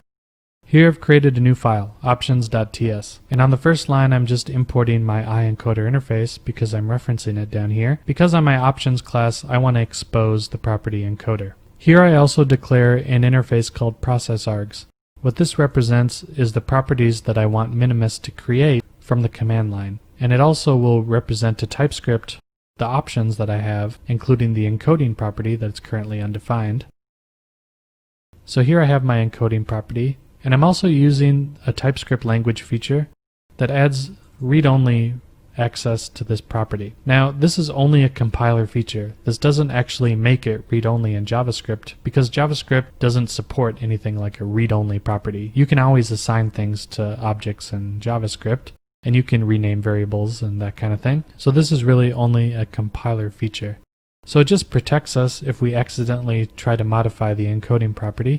TypeScript will warn us about it. Now here I'm using the ES6 style class syntax, but I'm using a TypeScriptism right here, where I'm actually implementing the interface that I declared. Now if you remember, for other variables that we created like base64 encoder, I was using the postfix operator and using the interface there. But for a class, you actually use the implements keyword. And this can be comma separated so you can implement multiple interfaces. So what it'll do is when I expect new parameters that are being passed in on the command line, what TypeScript will do is it'll ensure that if I add a new property here, I also have to implement it here, which is pretty neat. Then I'm using the constructor syntax. This is just built into ES6, and I'm declaring that I expect some parameters to be passed in. But I am using a TypeScriptism right here. Here I'm declaring to TypeScript that this input variable that comes in should be exposed as a public read-only property. So what that means is what TypeScript will do is the compiler will understand that there is a new variable called input that's going to be exposed on the options class. I'm also expecting an args parameter that is our process_args interface. So when I create this class, I need to pass in an object that satisfies this interface. So as long as that object has an encoding property of type string, TypeScript will be happy and I can use it. And here I'm just referencing the private or public rather property encoding and assigning it to the args.encoding property here. And this is so just I can expose this property to the outside world whenever I'm passing around an options class. But there is one error here. I'm trying to set the encoder and I'm trying to do it how we had it down here, where I'm accessing the encoder's string map here with the encoding that's being passed in from the command line, but it's not working. And of course it's not working because that's defined in a different file and I'll need to import it. But rather than having to import index.ts, it's probably better if we store the available encoders in a separate file, and it would also be better if instead of having to stringly type this base64, if we could just declare a constant that represented our default encoder. So we're going to do that next. Here I've added a new file called encoders.ts. What I'm doing here is that I'm importing all the available encoders that I want to expose in our application, and I'm creating constants that represent the names of those encoders so that we can reference it later on from like command line arguments and such. So we're doing a few things here. We're creating some new constants, and this is using the const keyword. This is built into ES6, but TypeScript will helpfully convert this into EF5 syntax if you're targeting ES5. And we're creating encoder B64 and encoder URL, and these are just assigned to strings. That way, whenever I need to use the base64 string, I can just reference this constant. In fact, what I can also do is I can export a default encoder. So you remember here in index.ts, I'm referencing a default encoding here, but what I can do is I can create a new constant called default encoder that is assigned to the encoder base64 here. And I'm not even exporting these two constants because it turns out I don't even need to use these constants outside of this class besides the default encoder. And doing it this way allows me to change the default encoder over time if I need to. Now here's where I'm exporting a new constant encoders, and I'm exporting it as a constant because I don't want my code to be able to accidentally change what these properties are, so I'm declaring it as a constant. And I'm also using some neat little syntax here.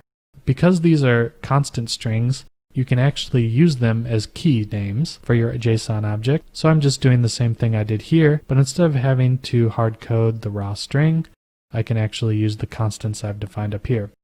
This is actually an ES6 feature, but again, if you're targeting ES5, TypeScript will helpfully translate this into code that ES5 understands. so you're getting the benefits of using some new features right away. Now what I can do is I can just import the encoders from the encoders file, which is probably what you expected. Now that I've imported the encoders variable, or the encoders constant from the encoders file, I can actually access it. And we can see here that we have import encoders. And then we have our encoding string, which is what we expect from our options. And finally, we can actually assign our encoder property to be an instance of our encoder object that will be doing all of our encoding. Now I'm back inside of my index.ts file, and I made a few changes to import some of the new classes and constants that we've defined, and I removed the stuff that we didn't need anymore. So we're almost there, aren't we? So we have imported our default encoder constant now from encoders, so we can use that here.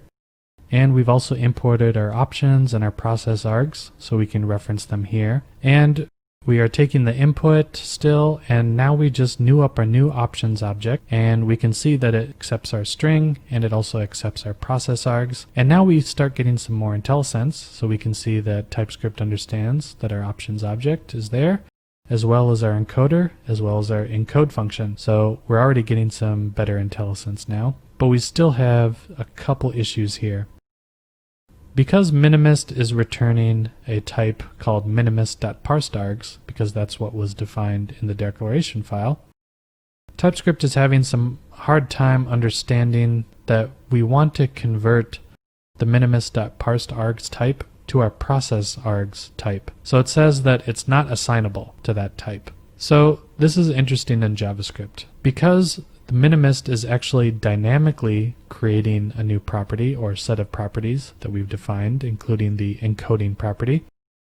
We want to somehow tell TypeScript that we want a combination of our process args interface that we've defined, and we also want the minimist.parsedargs type as well. So we want properties that have been defined on both of them, because that's what minimist is going to return to us. So we can use a feature called type intersection to achieve that. Now here I've introduced something called a forced type conversion. So I'm forcing TypeScript to treat this expression right here as this type. And I'm using a syntax where I have an angle bracket here and an angle bracket here. And that's just the syntax that you can use to do a forced type conversion. So you can actually tell TypeScript, I know that you think that this returns minimist.parsedargs, but actually it returns this type. And here I'm using the type intersection syntax represented by the ampersand. So all that does is it says, take the type on the left side, take the type on the right side, and combine the properties that are declared on both types. So now args becomes an intersection between process args and minimist.parsedargs. That's a really neat feature. Because JavaScript is a dynamic language, you can do all sorts of different things, and functions can add and remove properties. So doing type intersection can be pretty helpful when you want to declare your own type and you want to, let's say, marry it with a third-party type like minimist.parsedargs. But there's still an issue here, namely that this is a little hard to test. If I wanted to write a test, what I would have to do is I would have to somehow import the index.ts file, and I need to pass in arguments through the process.argv. Well, that's not super great. And furthermore, what would be really great is anytime I use minimist, I should be able to just tell it, treat it as a process args intersection so that I don't have to keep doing this all over the place. And it's true that I'm only doing this once right here, but in a big application, I might be using minimist multiple places, and it'd be just kind of nice if it supported it out of the box. So we're going to see how to augment the minimist API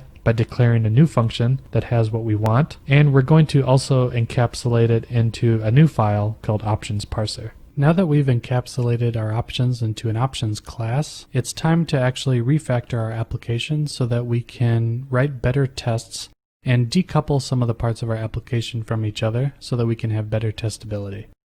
Now that we've encapsulated our options using an options class, we're still a little bit coupled to the minimist third-party module, and we also should probably clean up a little bit of our options dependencies and a few other things to make our application a little bit more testable. So we'll take a look at implementing an options parser so that we can abstract the minimist dependency, and we'll also decouple some type dependencies using the TypeScript language feature type intersection. Then we'll add a new decode option and see how easy that is. And finally, we'll take a look at guarding some input parameters against runtime errors. Now I've created a new file, optionsparser.ts, and I know that it's a little bit of code, but it still fits on one screen. So the first 3 lines are pretty much the same as what you saw before in our index.ts file. I'm just importing minimist again, and I'm importing the other types that we depend on. Now what's interesting is that I have a new function down here called minimist as. Now before I describe it, I just want to point out that I want you to remember that minimist is actually defined in an external module, and therefore there should be a declaration file. So we can actually find that declaration file by clicking on module in Visual Studio Code and then hitting F12, which remember is go to definition.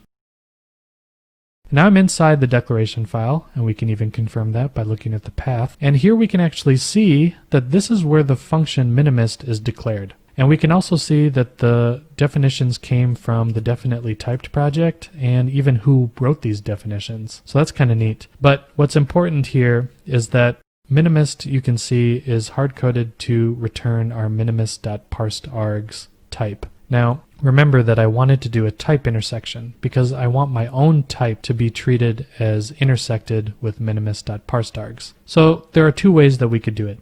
We could modify this file and we could declare a new function, minimist, that takes a generic type and does the type intersection. That would be pretty trivial. In fact, let's do that real quick. What I've done here is I've taken line 7 and I've duplicated it into line 8. I've also added a generic type argument. If you aren't familiar with generics, they're pretty common in languages like Java and C# and other strongly typed languages. But of course, if you've been using JavaScript, you probably don't know what a type argument is. So what a generic argument is really a type template. And I know they can be intimidating, but hold on for a second. So this T represents a substitution variable. So think of type T as anything. It could be a Boolean, it could be a string, it could be a type that we create, it could be an interface, it could be a class. Whatever it is, it's basically just a reference variable. So whenever I use type T, it'll be substituted with whatever type I pass in when I use the function. So for example, if this was a Boolean, this T would be substituted for the Boolean, and this would say Boolean and minimist.parsedArgs. According to the TypeScript compiler. So all we're saying is that we expect minimist to return an intersection between type T and minimist.parsedArgs. In fact, if I left this off, it would be an error because TypeScript doesn't know what type T is. Therefore, use the generic syntax using angle brackets to declare what that type parameter is. You could in fact have multiple type parameters, so that if you wanted to reference multiple types, you could do so. In this case, we just care about one. And I know this is more of an intermediate to advanced concept, but generics are super helpful, and I think it's important to understand it. So how come I've only declared this function here, but I've also declared a function here where I'm actually doing the same thing, just in a more roundabout way? Well, think about it for a second. Here I am using a third-party declaration file, and I've modified it. And what that means is that if I go to download a new version of this, my changes are going to be overwritten. So I have 2 options. I could contribute back to definitely typed, this GitHub project, this open source project, and I could add this. And actually by the time you view this video course, I might have already done so on your behalf. But what we want to do instead is we want to localize our change. So instead of modifying the declaration file directly, we declare a new function that just passes through to the minimist function and uses the TypeScript syntax to force the return type of minimist to what we expect. And we're doing the same thing. We have a generic type, referencing it here, which is the intersection, and we're returning it. So we're using it down here. What we're doing is we're just passing in the process args. So remember that I said that type T is a template. Here I'm using it. So what I'm saying is type T represents process args. In fact, if you hover over minimist as, you can see the type T is being substituted by the compiler because the compiler now understands what we mean. So this is just doing the same thing we were doing before, but is now encapsulating it inside of this file so that I can use it anytime. And I'm just exporting a function that I can use anywhere in my application to transform the process arguments or a string array into a minimist object that represents our new options object. So here I'm just returning my new options, taking my parsed args, taking the input parameters, and then also passing in the parsed args here. So my options class expects process args for my args argument, And that's what this is turning into, an intersection between process args and minimus.parsed args. Now we've simplified our index.ts file quite a bit. We no longer have any dependency on anything except options parser, because option parser encapsulates how to create new options, and options encapsulates how to choose the encoders, and encoders encapsulates the different encoders that are available. Suddenly, I have a pretty maintainable application that is super testable. All I need to do for my tests is create arguments using this static function, and I can even pass in arguments from the process, or in the case of doing some tests, I can just generate a string array that I want to test with. So that's pretty cool. I've also just am referencing my ops, which is my options, and I'm just outputting our encoding, our input, and we're actually doing the encoding here based on our encoder property. So let's run this application and see if we've broken anything. So here I'm executing index.js and I'm passing in hello world. Well, sure enough, our logic is working and we can see that the input is what we expect and the output, you probably memorized it by now, is what we expect. But I can also change the encoding using the -e to URL. And remember that URL is one of the encoders that we have available. As soon as I do that, it's using the URL encoding and we get our URL encoded value. So we have a maintainable application now. It's time to add a new argument so that I can actually decode from base64 to string or from URL encoded strings to URL decoded strings. Going back to our options parser, you can see, and maybe you noticed before, that I actually do have a decode Boolean command switch that I can create, and it's also aliased to -d, so I could do --decode, -d, -d, whatever it needs to, it'll be translated into a Boolean. But we aren't accepting a decode property here, so we should probably add that. Now I've just added the decode property to our process args here, marked it as read-only, and I'm doing the same thing where I'm reading in from the args, because here it is, and I'm exposing it on our class property decode. So I'm just kind of passing it through. And now I have the ability to determine if I need to decode a string versus encode a string. So let's add that here to our index.ts. Now here you can see that I'm just using a ternary expression where I have my decode and I'm doing the question mark, which means if it's true, then I want to do a decode, and the colon indicates if it's false, execute this. So I'm going to do an encode function. So now let's actually test it out. I have my base64 encoded string and we want to decode it. Let's see if it works. Sure enough, it works perfectly. We are decoding our input string here into our output, hello world. So things are looking good and we've refactored our options to add a new thing, and that's pretty sweet. There is one last thing that I want to point out that we should probably add to our little application, and that's some defensive coding. So what do you think will happen if I pass in an encoding parameter that doesn't actually exist? It'll probably blow up, right? Let's try it out.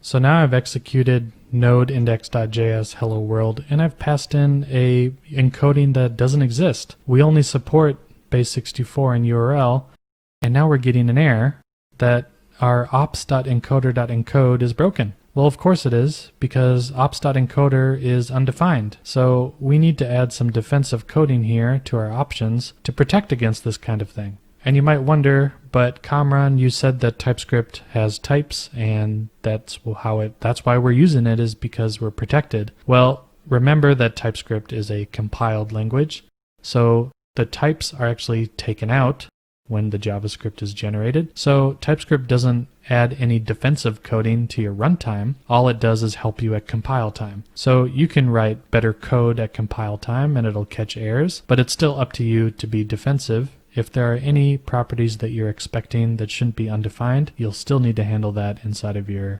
script, and that's what we're going to do next. So I've added some new code to options.ts so we can walk through it. First, I have two helper functions, exit if not in and exit if undefined. They're pretty self-explanatory. The process should exit if I have a given value and it's not in an array of expected values. So for example, encoding options. If you pass an encoding option that's not in my array, I want to throw an error, but I'll tell you which ones are available. And I want to exit if undefined. So if a given value is undefined, then I'll show an error message. I'm also declaring a constant called encoding choices. Because I want to show what the different encoding choices are in an error message, I just want to store that in a value right here. And I'm just using object.keys, which returns the names of the enumerable properties and methods of an object. In this case, just the encoder names. And I'm joining it using a comma separated string. Now I've added a couple lines down here to my constructor, and they're pretty straightforward. Basically, if I'm not receiving the input that I expect, then I want to throw an error. So if there's no input, if there's no encoding, if I'm not passing in a decode, and if the specified encoding is not in my list of encoders. So now I've added some defensive coding so that at runtime I can be sure that my options object is how I expect it to be. Let's test it out. I have the line that I ran last time. I want to use the base 16 encoding, but we know that base 16 encoding doesn't exist in our application. Maybe we could add it later, but for now it doesn't exist. Let's see what happens. So we get the error that we expect. Base 16 is not a valid value. Instead, we get the valid values back. We could pass in base 64 or a URL. Let's do base 64. And it works like we expect. So we've added some runtime protection to our application. And now we're pretty much ready and we can start writing some unit tests against our application. Our application is looking pretty good now. But before we get on to actually writing tests, now that we've refactored for testability, we should take a look at how our refactorings applied to what's commonly referred to as the solid principles of software design. In the previous videos, we saw how we could refactor our application for testability. But what does testability really mean? Well, in this video, I'll talk about solid principles and we'll examine how we adhered to them in hindsight and see how well our application did. So in this video, I'll talk about solid principles, what they are, what solid stands for, and then we'll talk about how we adhered to each principle and see whether or not we did a good job or if there's some more work to do. SOLID is an acronym that stands for several principles that were coined by Robert C. Martin in the early 2000s. S stands for single responsibility, O is for open-closed, L is for Liskov substitution, I is for interface segregation, and D is for dependency inversion, and we'll examine these in more detail next. So this was proposed by Robert C. Martin, who is a well-known software designer and software architect in the early 2000s. You may have heard of the Gang of Four. He also had a hand in creating those patterns. Solid was really geared towards object-oriented designs. I would say that JavaScript is probably not an object-oriented language, so we'll see how these patterns kind of work out for a TypeScript or JavaScript application. The whole idea of adhering to solid is to promote maintainable and decoupled code. So this is what I mean when I say testability. So in order to test our code, we want to make sure that it's maintainable and decoupled so that our tests are able to run and test our logic without depending on a whole bunch of mocking or external dependencies. Finally, they're principles, they're not truths. So they're mostly guidelines, but by following them, it's going to help make our code base a little bit more maintainable. Let's start with the single responsibility principle. It states that a class or function, in JavaScript's case, should only have a single responsibility. In other words, there should only be one reason to change. So if you think about a reason to change, let's think about the I encoder. And we have a base64 implementation and a URL implementation. So why would we need to change either the base64 implementation or URL implementation? Well, probably if the algorithm for one of those changed. So we have an encode and a decode method that's using a single encoding type. So that's one reason to change. And that adheres pretty well because we would probably change both the encode or decode methods if the encoding type had changed. Then we have the encoders, which exposes the list of available encoders. This also really only has a single reason to change, and that's if we add more available encoders. So if we add a new base16 encoder, we would only have to update this single file, and we just have to add it to the list. We also have the options class, and this encapsulates the options of our application. And that's pretty much the only reason that this would need to change is if we add more options. However, there is a little code smell The options class is pretty simple because it encapsulates the options of our application, so it really only has a single reason to change. But remember that in TypeScript and JavaScript, a file is basically a module, and the single responsibility also applies to modules. So there is another reason for our options module to change, and that's if we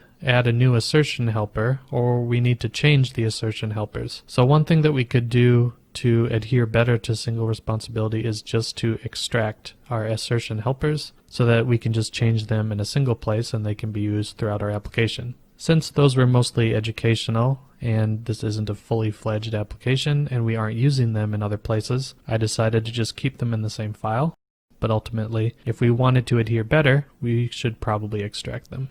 The options parser is pretty straightforward. It parses arguments from the command line to form options, and there's really only one reason to change here, and that is if we need to change the minimist implementation or if we need to add options. So technically you could maybe argue that there are two reasons to change, but really if we're going to modify options, that's the main reason. We probably aren't going to switch out our minimist implementation too much. And even if we did, honestly, there's only a single few lines of code, so there's not too much to change inside of this module. And then finally we have the index, which just outputs the result and also passes in the arguments from the command line to our options parser. So there are two reasons to change, really, but there are only a few lines of code, so I think we're doing pretty well. The next principle is the open and closed principle. It states that entities, which could be a class, function, or module, should be open for extension but closed for modification. What this means in practice is, for example, we have the iEncoder interface. That's open to be implemented because it's an interface. And then we have the base64 and URL encoder, which are implementations. They can't really be extended. The only way you could extend them in JavaScript is to just replace the encode and decode methods with your own function implementations. But remember that open-closed is in terms of object-oriented design. So if we really wanted to adhere to it, we would change base64 and URL encoder to be classes. But we have a better way in JavaScript. We can use our encoder's string map. So remember that we have string keys that map to each of our encoding implementations. So someone using our module could just add or replace encoders using that property indexing syntax.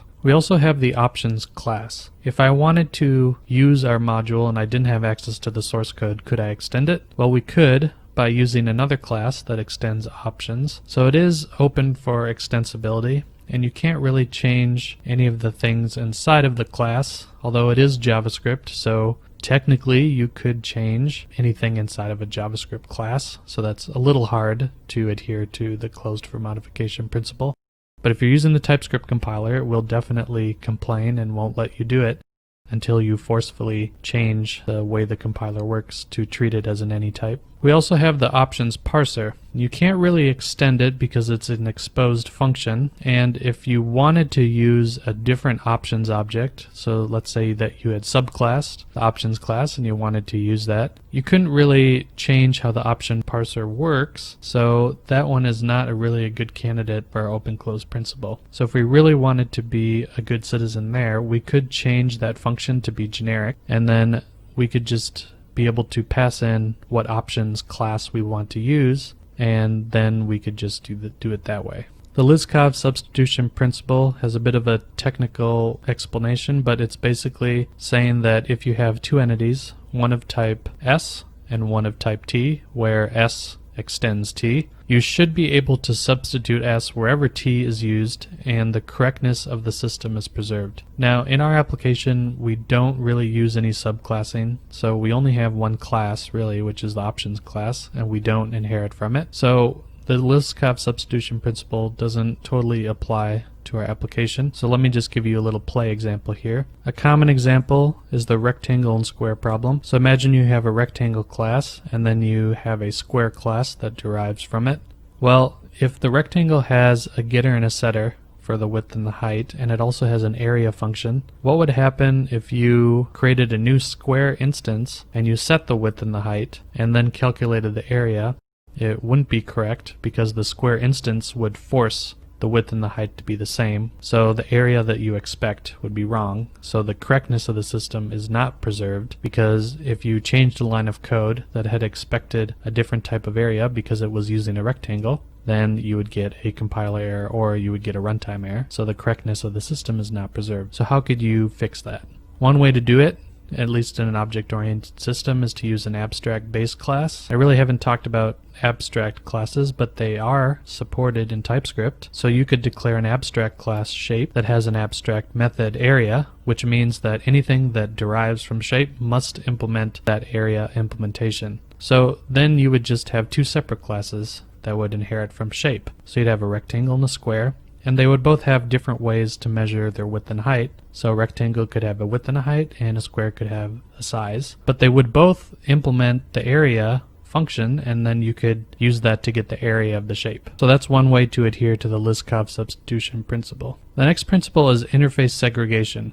It says that no entity should be forced to rely on methods it does not use, otherwise known as role interfaces. So instead of having really big interfaces like my repository, which has all sorts of different methods to add and remove stuff and get lists of things and that kind of thing, you should really split your big interfaces into smaller interfaces that have more singular responsibilities. So it kind of goes back to the single responsibility principle. I think we did a pretty good job here. We have only one interface, really, that we're implementing called the encoder, and there's only two methods, encode and decode, both of which are required for any kind of encoding implementation. So if you wanted to add base 16 or anything like that, there would never be a case where you didn't want both an encode and a decode method, because you always want to get back and forth between strings. So I think we did a pretty good job adhering to this principle for our encoder interface. Finally, we have the dependency inversion principle, and the explanation is a little hard to get your head around. So the first part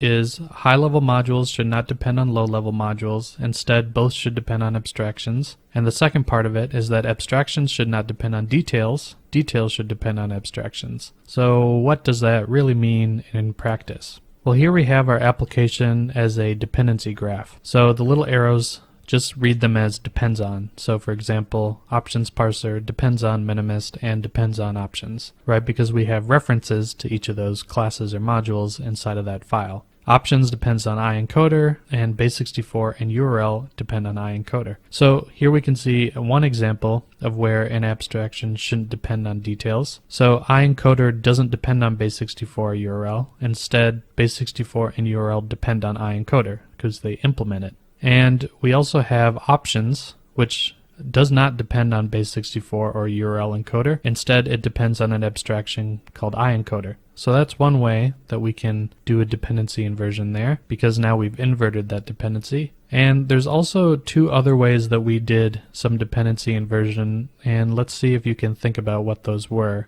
So we have options parser, and that depends on minimist, but option parser also depends on something else, and those are the command line arguments. So where are those handled? Because they're not handled inside of options parser. So the way that we handled process arguments was by inverting the dependency. So instead of options parser depending on process.argv, instead we pass that in the index. So index depends on process, the global variable, and then we just pass that string array into options parser. Furthermore, our options class doesn't depend on minimist because we abstracted that into an interface called process_args. So rather than depending on the minimist declaration, minimist.parsedArgs, we use type intersection to decouple that dependency, and we split it up into process_args and minimist.parsedArgs. So if we need to change the minimist implementation, we would only be modifying a single file, the options parser. We wouldn't have to go into our options and modify that. So they're totally decoupled, which is pretty nice. Dependency inversion is pretty familiar to developers in other languages and frameworks like ASP.NET and Java. But for JavaScript developers, they really haven't been exposed to too much dependency inversion because JavaScript is so loosely typed that you can just change implementations as you see fit. There are frameworks like Angular where you can inject services inside of your controllers, and that's an example of the dependency injection implementation that adheres to dependency inversion, but it's good to know how it works so that you're familiar with the concept, and really it all just comes down to decoupling so that high-level things are not dependent on low-level things. They're both dependent on abstractions like interfaces or services. We covered a lot in this section. We talked about using a third-party module called Minimus to parse CLI arguments and encapsulate them into options. We used an options parser, and we also used a TypeScript language feature called type intersection to achieve better decoupling, so our options didn't depend on where the options came from. We also refactored our code to easily add a decode option, and we only had to change a couple files to add that new option. We also added some defensive runtime coding because we realized the TypeScript compiler can only protect us from types inside of the compilation step, but we still have to do some defensive coding at runtime. And finally, we went over our code in hindsight to see how we adhered to the solid principles of software design. Now that our application is refactored to be pretty testable, we can actually start writing tests, and we'll see how to do that using Visual Studio Code and the Jasmine testing framework. Welcome back. Now that we've refactored our application for testability, it's time to start writing some tests. In this section, I'll be showing how we can use the Jasmine testing framework to write unit tests to make sure our application works as expected. We'll take a look at installing and configuring Jasmine, then we'll write some specifications and see how that works, and finally we'll run our test suite using Visual Studio Code and learn how to debug our tests. Before we can start writing tests, we need to install and configure the Jasmine testing framework. First, I'll talk a little bit about the Jasmine testing framework and why I'm using it. Then we'll learn how to install it via npm and initialize our first Jasmine project, and then we'll create our first specification, and finally we'll run it using npm. I'll be using the Jasmine 2.0 testing framework. It's a popular BDD testing framework. BDD stands for Behavioral Driven Design, and you can think of BDD as defining your tests in a more natural language syntax. So when you view the test results, for example, here we have base64 encoder, which is the subject under test, and then we have 5 unit tests that we've run, and instead of looking at the actual code, you can see just by reading what the test is actually testing. So for example, we know that the base64 encoder is defined, it can encode a simple string, it can encode a Unicode string, etc. And those tests are defined using a simple syntax. You have a describe function, which is what the subject is, and then you have the it function, which is just your assertions. So you can read them naturally, like base64 encoder can encode a simple string, and we are expecting that the output of the encode function should be what we expect the base64 encoded string to be. One of the advantages that Jasmine has over other test runners is that it has built-in assertions, like the expect function here, and spies, which are used for mocking. We won't get into mocking or spies in this course, but it's good to know that Jasmine has it built in, while other test runners have you use third-party libraries to do spies. The other nice thing is that it works for both browser-based and node-based projects. So if you have a client-side front-end project and a Node.js server-side project, you could use Jasmine to test both projects. Here we are back inside of Visual Studio Code, and I've opened up the terminal. Remember that you can get to the terminal using Control backtick, which is usually the key next to the 1 on your keyboard. And we want to install Jasmine. Jasmine is available through npm, the Node.js package manager, and we want to install it into our project, and we can use the -d command line parameter to make sure that it gets saved as a dev dependency in our package.json. So let's do that.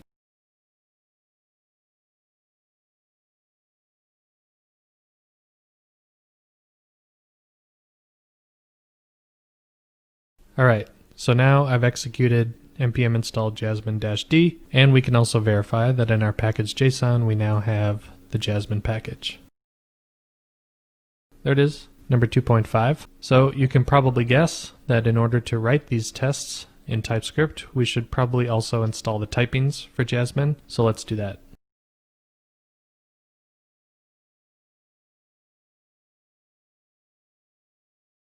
Here I'm doing the same command npm install, and remember that typings for TypeScript are usually under the @types namespace in npm. So we're doing @types and then the name of the module, jasmine-d, to save it to our dev dependencies. And you can actually watch as the package.json gets updated as we install the package.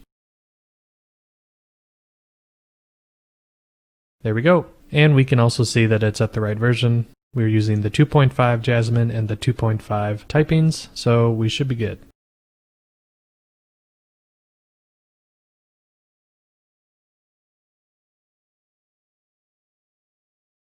Now we need to initialize our Jasmine project, and since we've installed the local node module, we can use the Jasmine executable to actually create our new Jasmine project.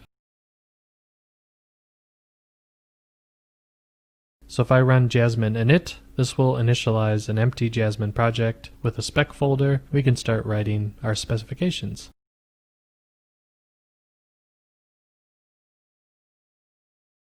So now we need to initialize our Jasmine project. Now if you're using Windows, like I am, then you might have some trouble trying to run the Jasmine command because we've installed it into our local node modules folder. So for example, if I type in Jasmine and I try to check the version, I probably won't get it back. I'll actually get an error.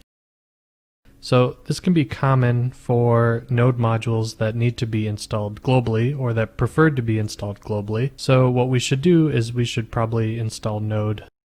Now we need to initialize our Jasmine project, but we're going to run into a small issue. So we've said that we depend on the Jasmine package for our application in development mode, which means that we have the Jasmine package installed in our node modules folder, and we can check that. So here you can see that we have the Jasmine package right here.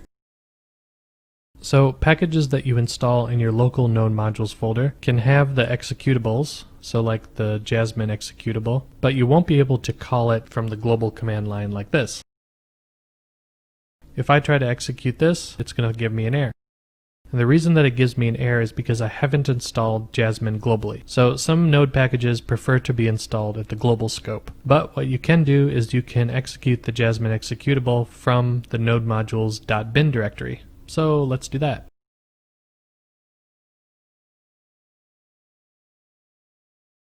So here I've executed node modules.bin/Jasmine. So that executes the Jasmine executable, and we're passing -v to see what the version, and we get the right version back, so we're all set. But it would kind of be nice if we didn't have to call the local version of Jasmine. So let's install Jasmine globally so that we can also access it in the global scope. You can use the -g flag to install any npm module at your global scope. So this means that if I install a module in my global scope, then if someone tries to download my project from someplace like GitHub, for example, they're not going to have these dependencies installed automatically unless I tell them to install these packages as global packages. So we're just going to do this for ourselves, and then we'll see how we can leverage the npm package.json to run the test in a better fashion for other developers and for ourselves so that we can make our project a little bit more portable.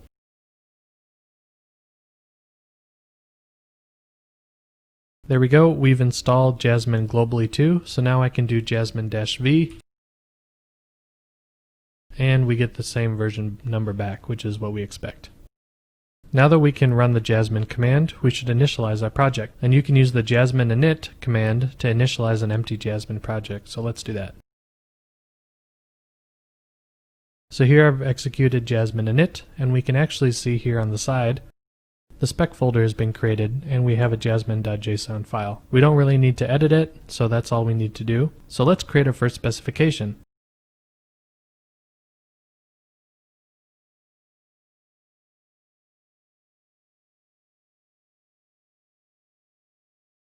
I've created a new file, indexspec.ts. So the Jasmine runner will look for the pattern spec. So I've created a new file, indexspec.ts.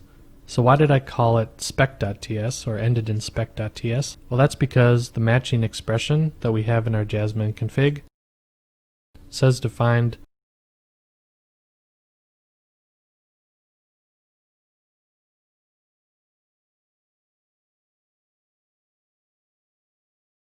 So I've created a new indexspec.ts file, and I've put it under the spec folder, as you can see. We name our specifications with the word spec at the end so that Jasmine knows how to pick up the file and run it, so it understands that it's a test file. So we should write our first specification, and it's going to be very simple. What we're going to do is we're going to import our options parser, and then we're going to expect that it's defined. So that will make sure that we are loading the options parser properly, and we'll have our first test that we can actually run.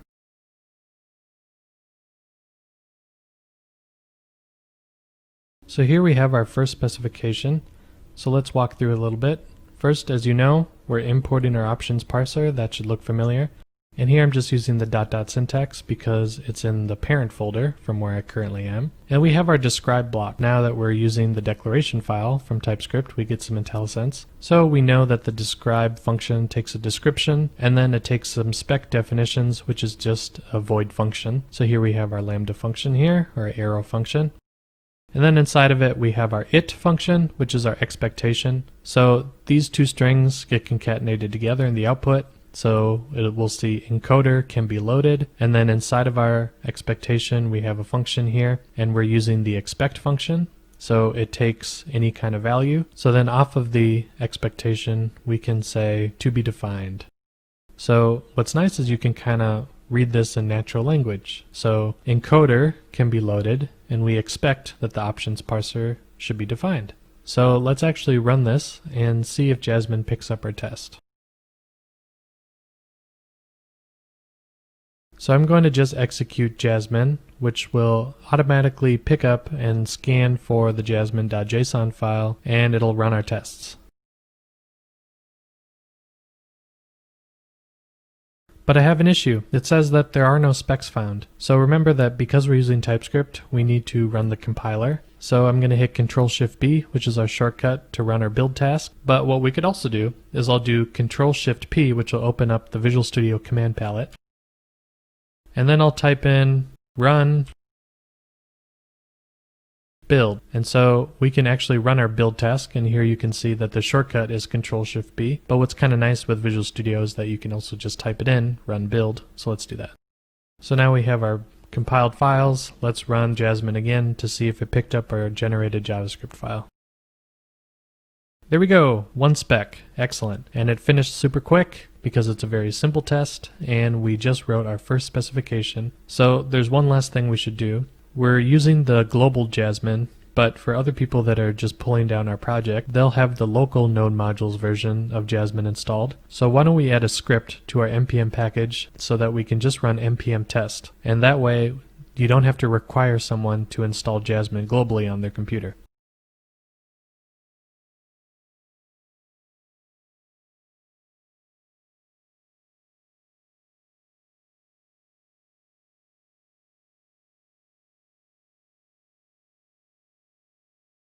So here you can see I've opened up my package.json and I've added a scripts property.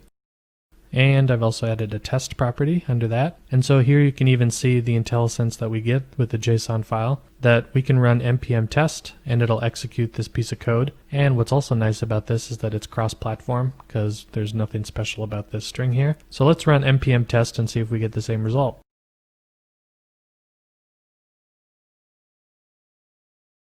And we do. Here we can see that we get some other npm output here, but it's executed our Jasmine, and we have started, and we've got our spec, no failures, excellent. So now we have our Jasmine project. Now it's time to start writing some specifications. Now that we have our Jasmine project, it's time to start writing some specifications. So let's do that. Now that we have a simple test that we wrote in Jasmine, it's time to see what a full test suite that's written in Jasmine looks like, and then we'll examine some benefits of how TypeScript helps us. So we'll go over how to create a test suite and what a test suite looks like for Jasmine. Then we'll walk through the specifications for our application and see how we wrote some tests. And then I'll show you what some other benefits of TypeScript were for testing. So we'll do some refactoring and renaming and see how that helps us have a more robust test suite. We're back inside Visual Studio Code, and you can see that I've added a bunch more files under our spec folder. So what I've done is I've actually created all the specifications we need for our application to provide pretty much total unit test coverage. And what we're going to do is we're just going to walk through what I did, and so that I can explain it, and then we're going to do some minor refactoring inside of our application just to showcase some extra features that we get by using TypeScript when we write unit tests. So first, let's start by actually running the test suite. So remember that we end our files in the word spec so that the Jasmine test runner can pick them up and it can detect that those files have tests inside of them, and then it'll run through them and it'll output it to the console. So let's see what that looks like.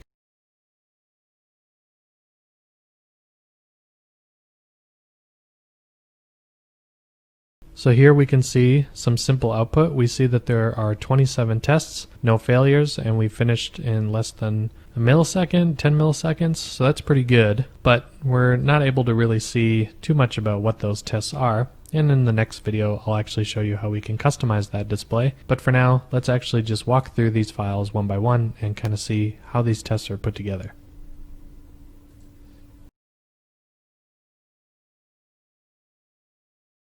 So here I am inside the base64 encoder spec, and as you can kind of guess, we're testing the base64 encoder. Now you can kind of see I probably don't even have to explain most of this to you because it should be pretty intuitive due to how Jasmine is put together, but we'll walk through it nonetheless. So we're importing our base64 encoder here on the first line, which is what you would expect, and then we're just doing a simple test at first to just make sure that the import worked. And then we start off by encoding a simple string. So remember from before we actually started writing unit tests, we kind of had this code and it would output into the console and we would have to manually make sure that the strings matched. But now that we're writing a proper unit test, we can have the Jasmine testing framework make sure that all of our strings are encoded properly. So we can include them all here. So you have the hello world string that we started out with, we have the hello world with the Unicode doggy, and then we have decoding from these base64 strings back to the hello world strings. So it's all pretty straightforward and pretty simple. And we could write a lot more tests than this. We could make sure that we support Latin American characters, we could support,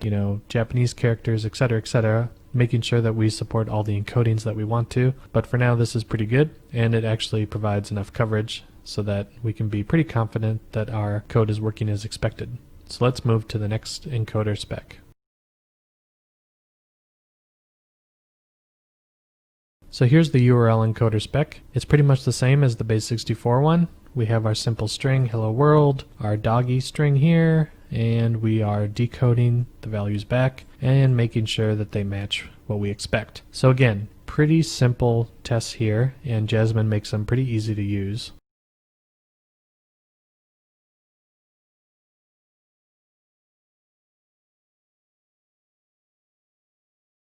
Now here's where it gets interesting. This is the option parser spec. So we're doing a few things. We are importing the options parser, and we are also importing the default encoder and the list of encoders from encoders. Now remember, we did a bunch of work to make sure that the options parser was not dependent on anything except a string array in order to parse options, and none of our other code is dependent on minimist. It's only the stuff inside of options parser that's dependent on minimist. So you can see here that I'm not even importing minimist. So my test is absolutely decoupled from the implementation that reads from minimist. So I don't have any dependency there, which is kind of nice. So if I swap minimist for something else, I don't need to update my tests, which is nice. Now what I'm doing here in the first set of tests is I'm just passing input, and I'm just making sure that the from argv function is creating an options object that has the right input. So we're just making sure that we can pass through our values. And I'm also testing that we have our default decode option, that we're defaulting to the correct encoding type. And you see here that I'm using the constant that we defined in our other encoders file. So I don't even have to strongly type here the base64 string or the URL string. I can just use the constant, so that's kind of nice. Then down below, I'm passing a decode boolean, and I'm making sure that both options work, the -d and the -- decode. And this kind of tests the minimist functionality, so we make sure that people can type in -d or -- decode on the command line, and it'll properly put the decode value to what we expect. So here's where it gets a little interesting. Now I'm using a little bit of dynamic JavaScript here, where I'm looking at the string map here for encoders. So remember that we have a string property mapped to the actual functions that do the encoding. And what I'm doing is I'm just looping through each of these encoders, getting the key value, which is the encoding string, and I'm just using string templating, using the tick syntax, the backtick syntax here to do a string template. So this just does simple string concatenation. And then I'm expecting that both the options -e, -- encoding have the right encoding getting passed to the options. So that's kind of nice. Here again, I don't have to hard code my base64 or URL encoding types. So now because I'm using the encoders map, I don't need to update this test if I add new encoders. So that's kind of nice. I'm decoupling my test from the actual encoders that are in my application. So that's some nice decoupling right there too.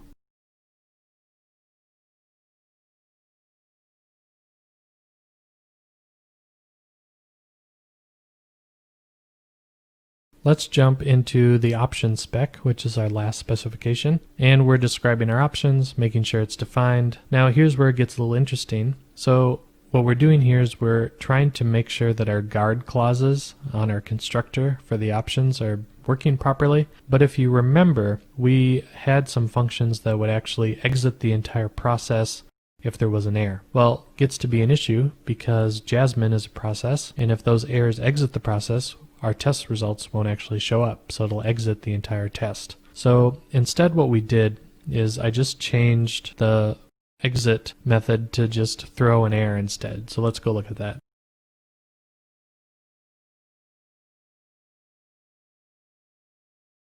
Now here in options, you can see these used to be exit if throw in and exit if undefined, and they would say process.exit and we'd pass in an error code.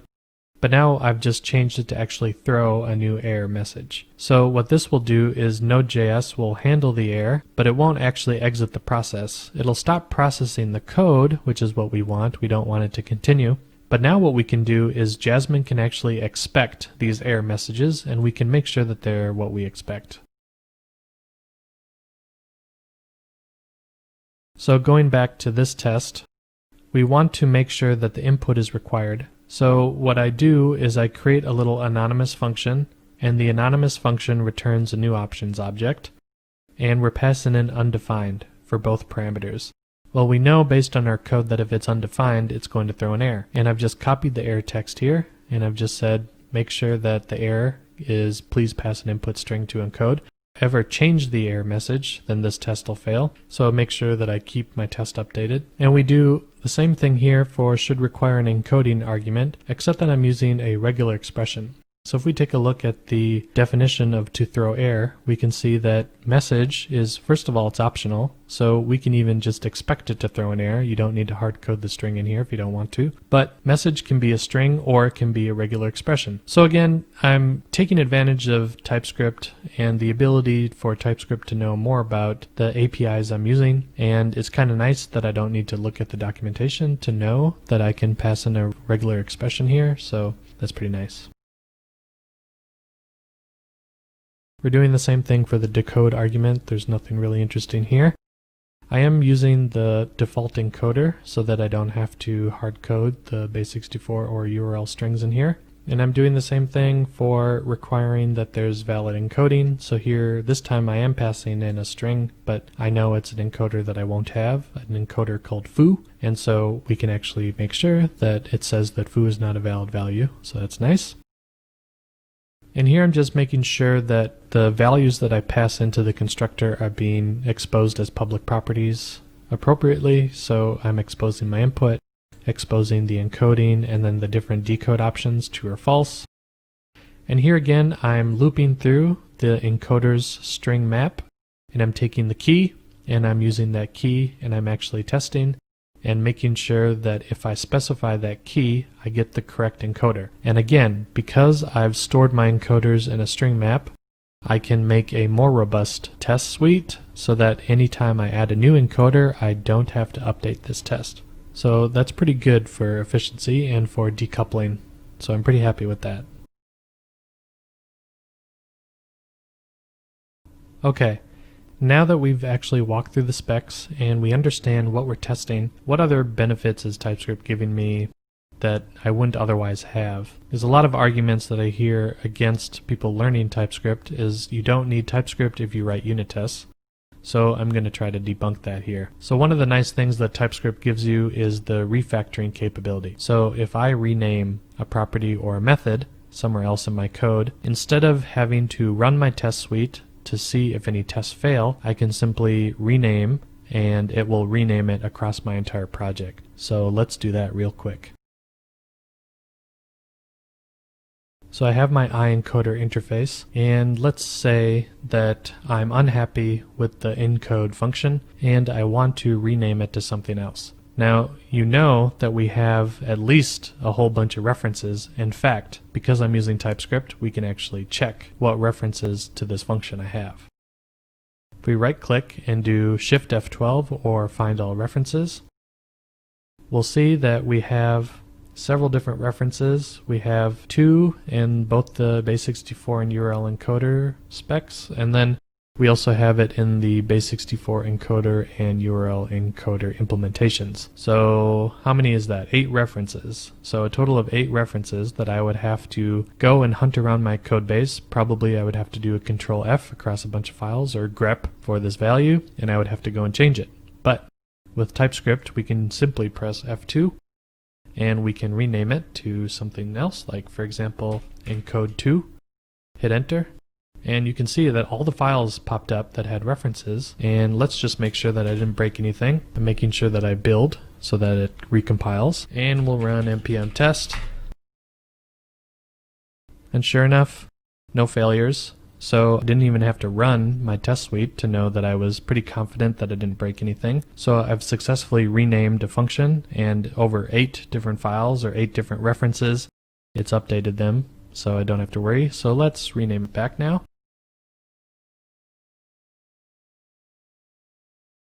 The other benefit I want to showcase is how when we modify the interface of our function, TypeScript will warn us when references to this function are incorrect. So let's add a new parameter to our encode function and see what breaks.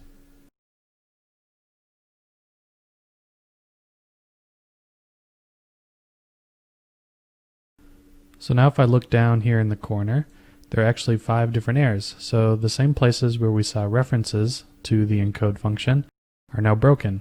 So we can go click on the error here, and we can see that it's because we're only passing in one parameter, and TypeScript realizes that because this is defined on an interface, that there's actually 2 methods.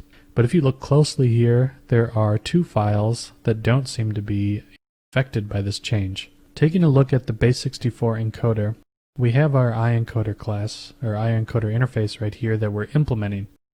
Now, how come we're not seeing an error here because our encode function only takes a single parameter? Well, that's a good question. So if this was a class, we would get an error. But because it's a variable, this is I guess what you would consider a non-destructive change. So basically, because the encode function is only caring about a single parameter, so it doesn't care that there could be more than one, we're not doing anything with any other parameters, TypeScript decides that it doesn't need to warn you about this because nothing should break. So it assumes that because you've only explicitly used one parameter, that you don't care if there are other parameters that are defined on the interface. So it provides a little bit of flexibility, but if you really wanted to be warned when you add a new parameter to a method on an interface, you would probably want to implement this as a class-based interface. So you would create the base64 encoder class, have it implement the iEncoder interface just like we did with options, and then return that instead. And then we'll get a warning in case we add new parameters to these methods. There's another benefit that I want to show you. If we add a new options for our options bag here, so what would happen then? So if we added a new option, let's say, not only would we get a warning because our options class doesn't implement our new property, we would also get notified that any tests that are testing our options also need to be updated. So we can take a look here that our option spec has a bunch of errors, and this is a great indication because it means that these tests need to be updated because we've added a new option. If you were to be using regular plain old JavaScript, you would not see these warnings.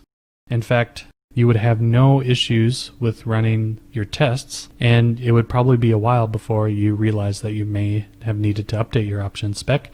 Now, of course, if you were a good citizen, you would be adding the new test to test your foo, and you might notice that you're missing the new parameter whenever you're passing in your options and your tests. But because we're using TypeScript, we get notified right away, and we don't even have to wait to run our tests to make sure that we go and update them, because there could have been side effects from introducing this new property.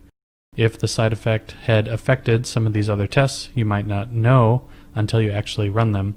but now we're making sure that we're notified because we're using TypeScript. We've walked through our entire test suite now, and we understand what the tests are and that we've pretty much tested our entire application and that things are looking good. We also looked at being able to do refactor, rename type of operations using TypeScript and how that helps our tests become more robust so that we don't have to wait till we have to run our test suite to see if we have errors or be surprised at runtime. So now we're going to actually try to run our test suite inside of Visual Studio Code. So not just using npm test, but also by looking at the Visual Studio Code debugger and debugging our tests.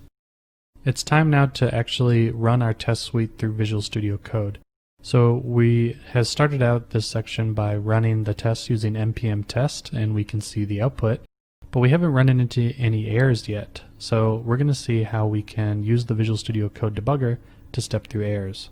First, we're going to look at the output of a failed test and install an npm module that will let us map the stack trace back to our source TypeScript files using source map support. Then we'll set up Jasmine with the Visual Studio Debugger so that we can step through the code and try to figure out what's wrong. Once we fix the test, we want to have a better console reporter so that we can see all the different tests that we have in our test suite and have some more verbose output for our testing.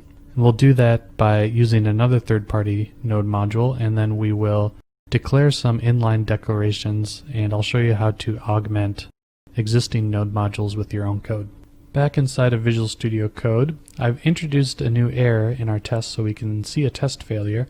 So let me run the test suite and let's take a look at the output that we get.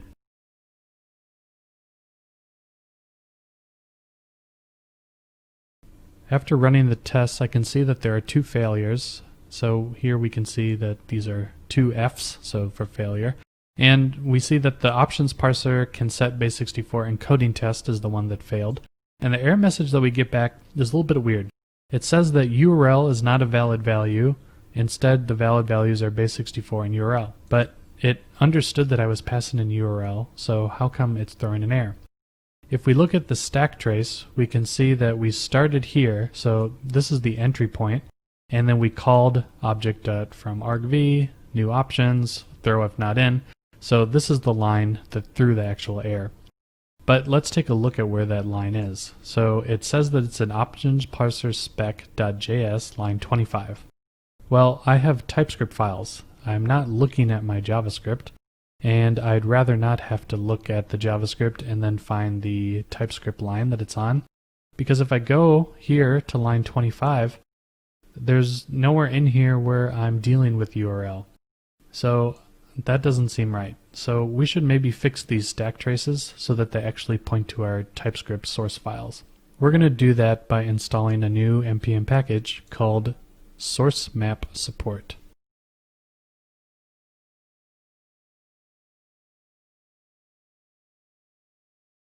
So here I've typed in the command to install the source map support module, and remember I'm doing -D to save it as a dev dependency. So let's install it right now.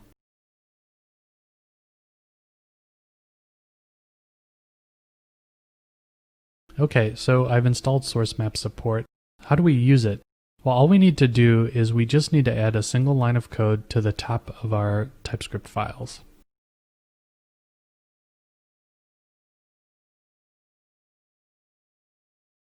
So I've added a line here, require source map support.install. So this is how you activate the source map function here. And what this will do is it will just intercept any calls to the stack trace API and Node.js and replace it with an API that supports mapping back to the source files.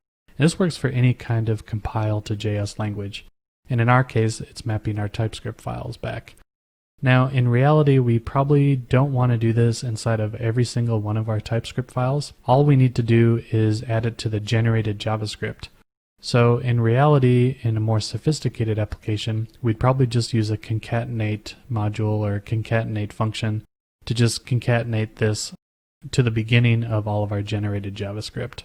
But for the purposes of this course, I'm just going to have this at the top of these files. And specifically, we'll just put it in this file right now because this is the one that we're debugging. So let's recompile our application and run it through the test suite to see if we see something different now that we've added this.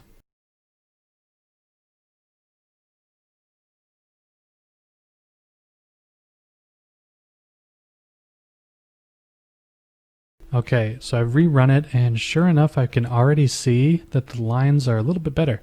So now it's actually pointing to our TypeScript source files. So if we scroll up here, looks like we're on line 35. So let's go down to line 35. Okay, sure enough, this looks a lot better. So here I'm actually looping through the different encoders, and I'm making sure that I can set the encoding. So to me, this is looking fine. Like, I don't see anything in here that is causing a problem. So we need to go a little bit deeper, and we need to actually try to figure out what this function is doing and if there's something that's wrong with how we're calling it. So now we're going to hook up Visual Studio Code to our debugger.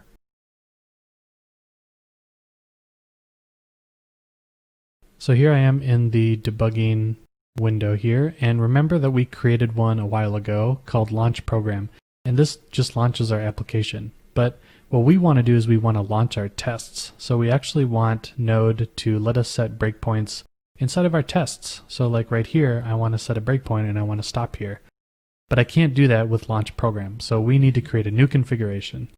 So I just clicked on the little open launch.json. And so what we need to do is we need to launch a new configuration. So let's click the Add Configuration button.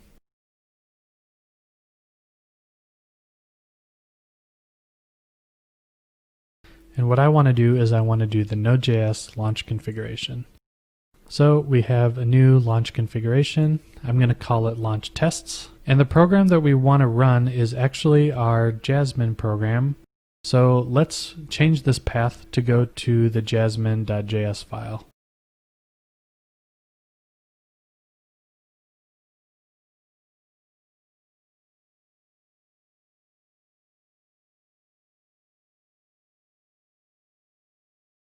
So I've put in here the path to the Jasmine CLI executable, and remember that this is the same path that we put in our package.json for our npm test command. So I'm just copying it here. So I'm just going to the node modules folder, the .bin folder, and calling the Jasmine executable. So, and we also make sure that we have our source maps true, as we learned before. We need this to make sure that we can actually set breakpoints in our TypeScript. I've added the path to the Jasmine entry point file. Now the reason that I'm not going to the node modules /bin/jasmine executable is because Node needs to be the one that runs this, and we need to run the source code of Jasmine. So bin/jasmine.js is the bootstrap file where Jasmine gets bootstrapped and is the entry point. So if I wanted to execute Jasmine manually, I would just do node and then I would pass it in this path and it would execute Jasmine as we expect.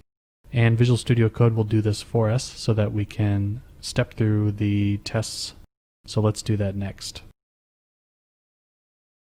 If we go up here and we change it from launch program to launch tests and then press play, we can see that we stop on the line that we want. And what's also kind of neat here is inside of the debugger, on the left side I can look at the different variables so I can see what all the properties are. I can also hover over these properties to see what we're on, and currently this is what I hope we were on. We're on URL, and we can see here we have our test input, and if I scroll over we can see the encoding, and what we need to do is we need to go and step inside this code. So here I'm going to press the step into, which is F11, so I could either do F11 or press step into, and now we're inside of the from argv function. So here's where I want to actually inspect what the arguments are being passed in as. So if I take a look at this, we can see that I think that we have, looks okay to me here right now, so it doesn't look like there's any problems here. So let's actually step over the minimist code, because I don't want to go inside of the minimist source code. I just want to see what parsed args is going to be. So if I step over parsed args and then take a look, we can see that what we're getting here is some interesting values for the E and the encoding property. Do you notice that there is a space before the word URL? So that's the problem. We are actually passing in our arguments incorrectly. So what we want to do is we want to pass them in like Node would pass them in, and what Node does is it splits the string on spaces. So what I want to do is I want to pass in -e, and then I want to pass in another argument URL. So I need to modify my code. So now I've stepped into the code and we figured out what's going on. What's also kind of interesting is I can open up the immediate window and I can actually play with these values a little bit. So if, for example, I want to see what would happen if I changed E and encoding to just URL, so removing the space. So let's do that.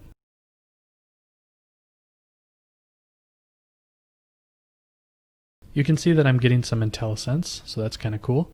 Let's do parsed_args.e encoding, and let's set it to URL. Okay, so now we've set these properties to URL.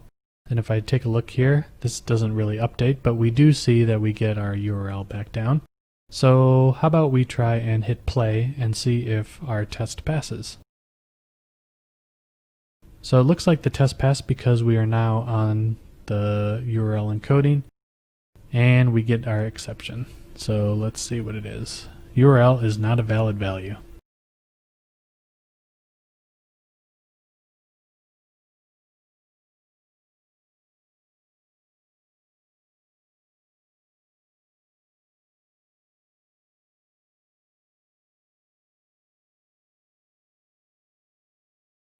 Now that we know what the issue is, let's fix this test so that we are passing in the correct values here.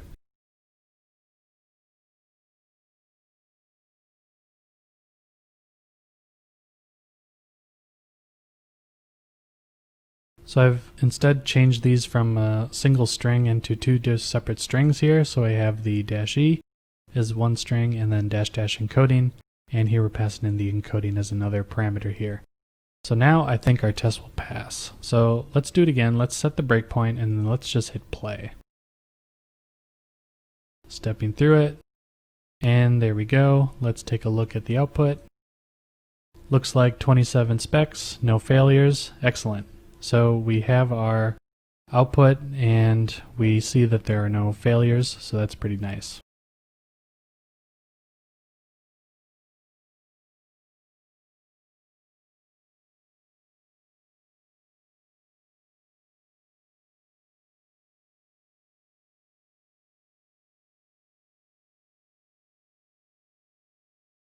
There is something that I would prefer change though, which is that this output here that we have where it just has the dots for all the succeeded tests is compact, which is nice, but I'd really like it to be a little bit more verbose so that it could actually show us what all the tests that we're running. So what we're going to do is we're going to customize Jasmine a little bit by installing a new console reporter.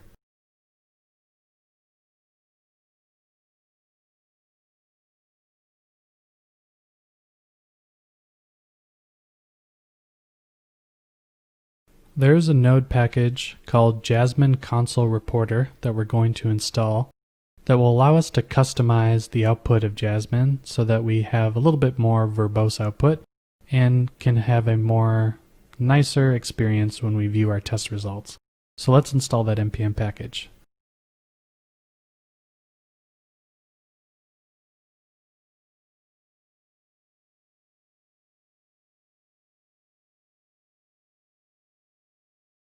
So here I've added the Jasmine console reporter, again passing -d to save it to our dev dependencies.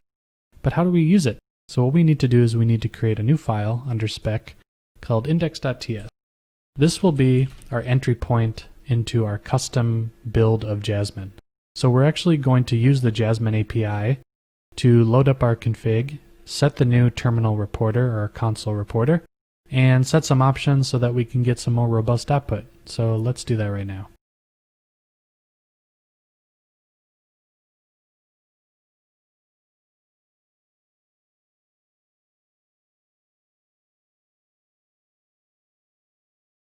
I've added some code here, so let's take a look at what I just did. So here I'm requiring Jasmine, and because I'm using Node, I'm just using the Node syntax. I'm not using the import syntax, which is a little different. So if I'm using the var require syntax, I'm just using the vanilla Node API, and TypeScript is not trying to actually look for any declaration files. I have declared though that this Jasmine variable is of type jasmine.jasmine static, And I'm also requiring the Jasmine console reporter module that we just installed. And I'm declaring that again as a Jasmine console reporter static type.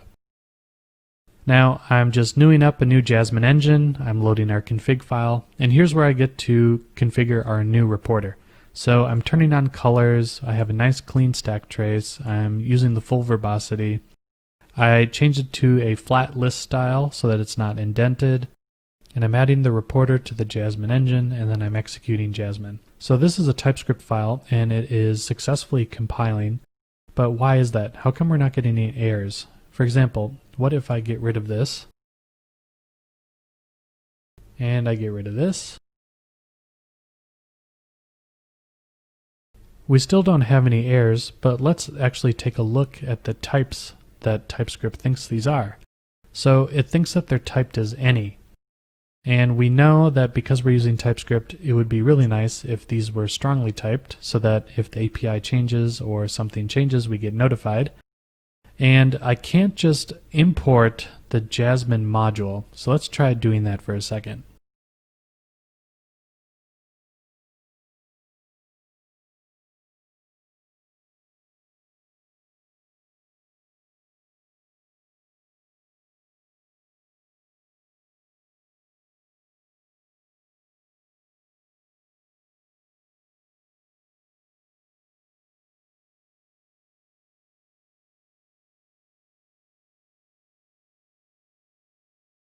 So here I've changed the first line to our import syntax that we're used to from our other files, but we're getting an error.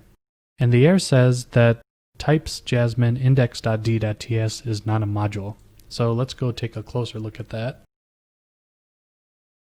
Here I've changed the first line to be the import syntax that we have learned before, and what is supposed to give us some IntelliSense by reading the declaration files. But TypeScript is saying that the declaration file for Jasmine is actually not a module. And if we were going to go take a closer look at that, we would see that nowhere in that file does it declare that it's a module. So Jasmine is a little special in that it is mostly used at a global scope. That means that Jasmine is defined globally, and these functions, describe, it, etc., are available globally, and TypeScript understands that. Therefore, we don't have to actually import Jasmine when we want to use the describe and it functions. But because we're using the raw Jasmine API, we actually do want to import it. The problem is that the declaration file that we got from the third-party code is that it doesn't actually declare a module, and the API is not documented. So what we need to do is we need to document it ourselves. So let me change the line back.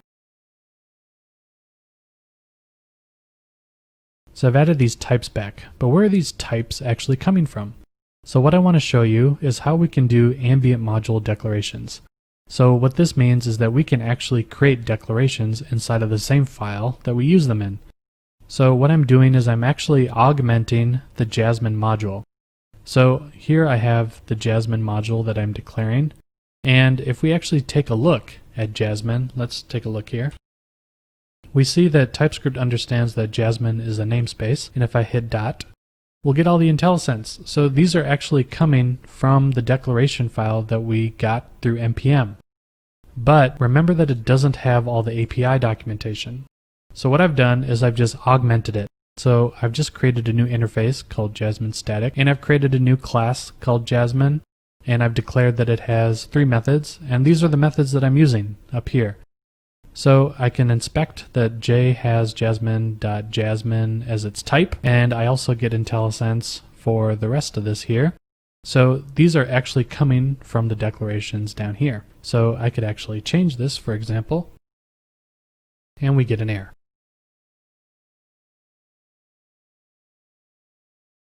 So now I've changed it back to fix the error. The other thing I've done is I've declared a new module for Jasmine console reporter. And the reason I did this is because this actually isn't available anywhere where public types are.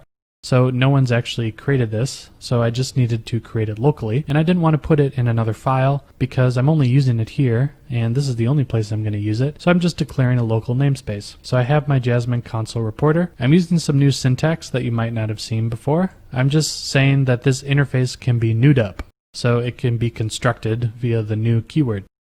So you can see here that I'm doing the new keyword here, the new keyword here. I can actually tell TypeScript that this interface, whatever object implements this interface, can be constructed using the new syntax. And then I'm using this interface to define all the different values. And here I'm using type unions with actual number literal types. So I'm actually literally saying that colors can only be 0, 1, 2, or Boolean value. And I'm actually using string literals here for our type union to say that list style can be flat or indent. So I'm just making myself just a little safer by strongly typing these. And now what I can do is I can just execute this and it gets compiled and we'll have our index.js file. To actually use it though, we need to update our package.json. So instead of calling nodemodules.bin/jasmine, what we want to do is call our new index.js.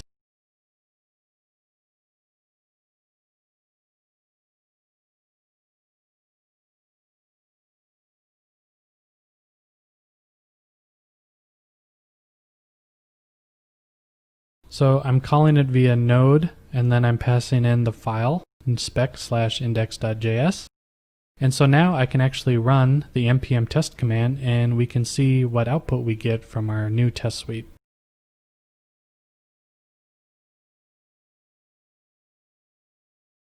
So now I have a different style of output now, so I can actually see that we kind of get what I had shown at the beginning of this section in our PowerPoint, that this is the output that we get from this reporter. So it's a little bit more verbose, well, much more verbose than we had before, and we can actually read through the different tests. So it's a little nicer, and I prefer this way so that I can kind of see the different tests that we have in our application.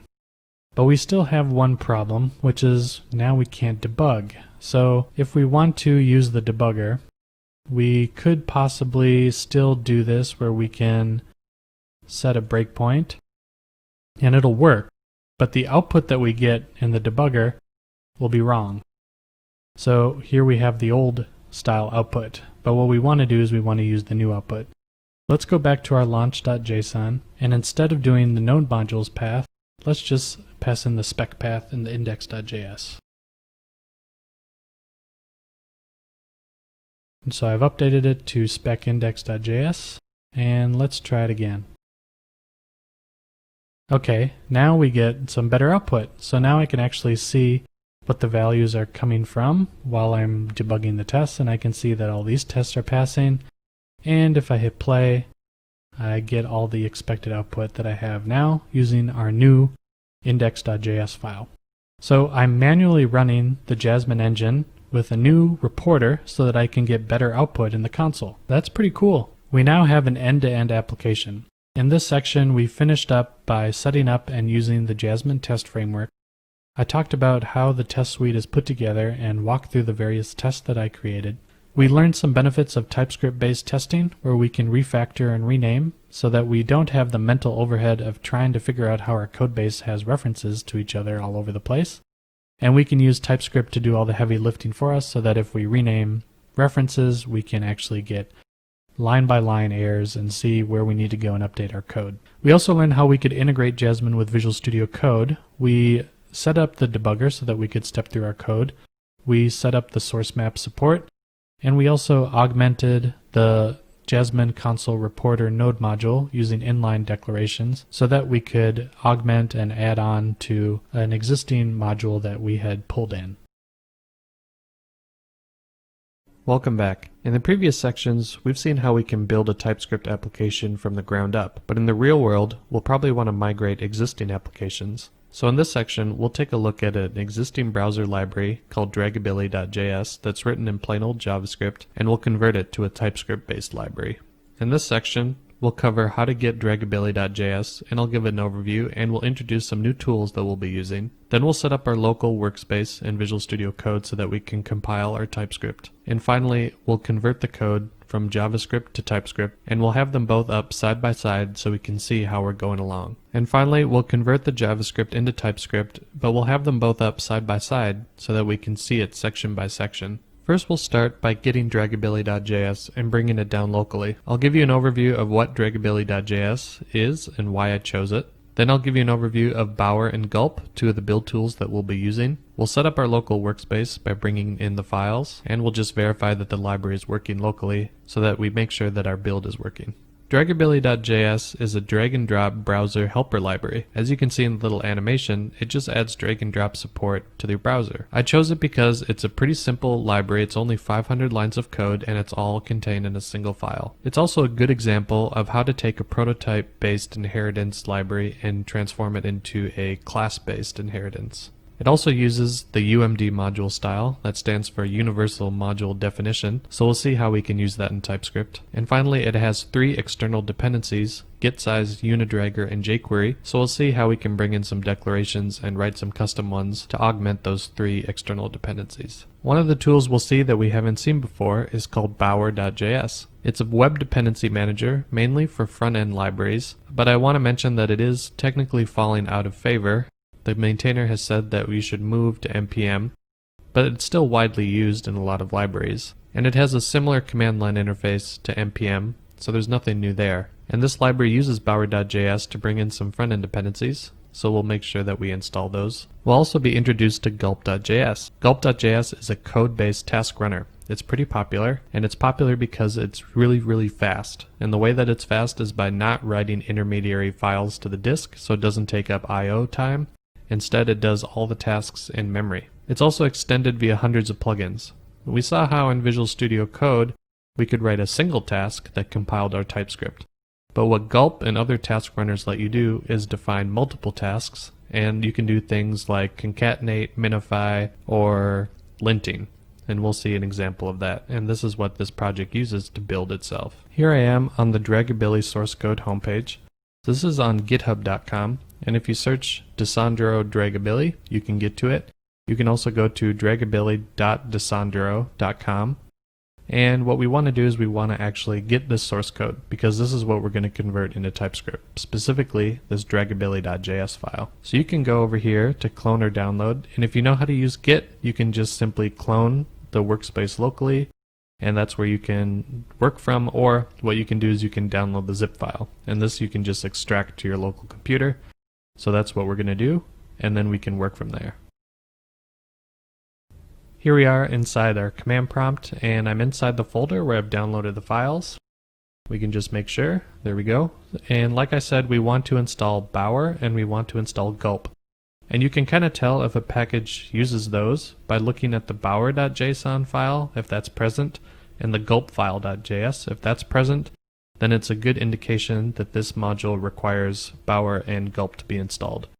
Now we want to install them in the global scope, so I'm just going to use the npm install command, and I'm going to pass in both package names with the -g switch so that we can install them globally.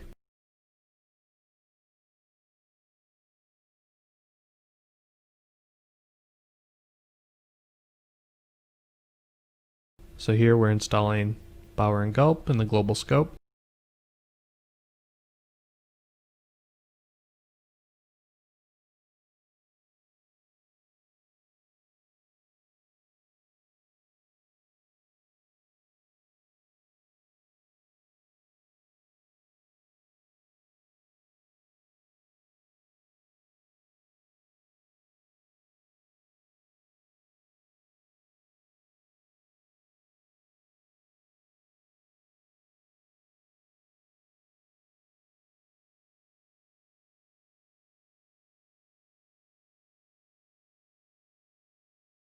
Alright, so now we have both of those tools installed.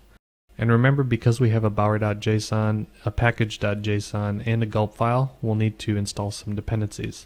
So let's start by installing our npm dependencies. Running the npm install command will bring down any local packages that this module depends on.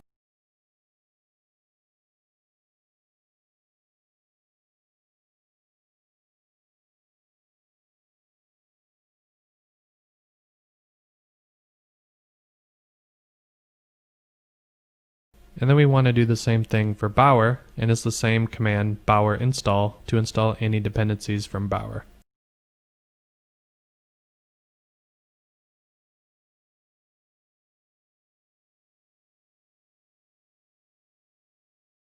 Alright, now that we have our dependencies installed, we should be able to run the gulp command, and it should run through the default build process and produce our distributions.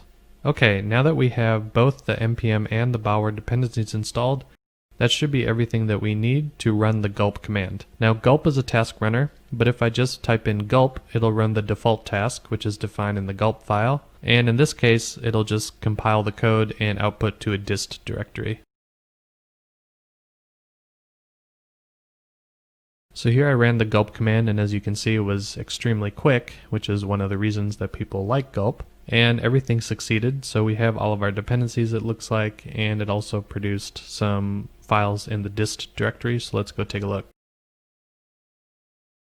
And there we go, we can see that those files were just compiled. So it looks like we have the local workspace set up. Now it's time to set up Visual Studio Code so that we can actually start converting this project into TypeScript. So it looks like we have this workspace set up. Now it's time to actually set up Visual Studio Code so we can convert this project into TypeScript.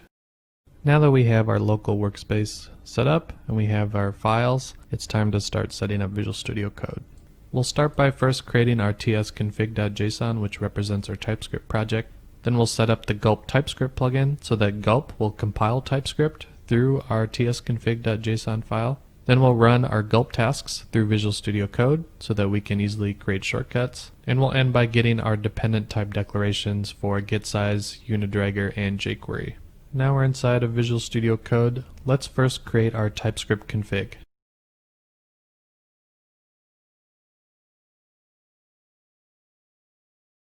Inside of our tsconfig.json, we should configure our TypeScript project, so let's do that now.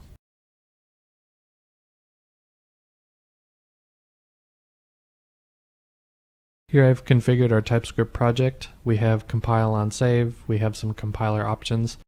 Most notably, here I'm switching our module to none because we won't be using the built-in TypeScript module support. And then we'll also be generating a declaration file. And here I've just specified that the entry point to our files will be draggability.ts, which we haven't created yet, but we'll just do that momentarily. Now it's time to set up our gulp file. This is our gulp file, which represents all the build tasks that we want, such as doing linting to our JavaScript and the tests, running the tests, and compiling all of our JavaScript code into the distributed packaged JavaScript file. But we are missing a step here because now we're introducing TypeScript. We'll need a way for this gulp file to actually also compile our TypeScript, and it can run all these same tasks against our draggability.js file, but we need to generate the draggability.js from a TypeScript file. So let's install the gulp plugin gulp TypeScript, and then we can configure that.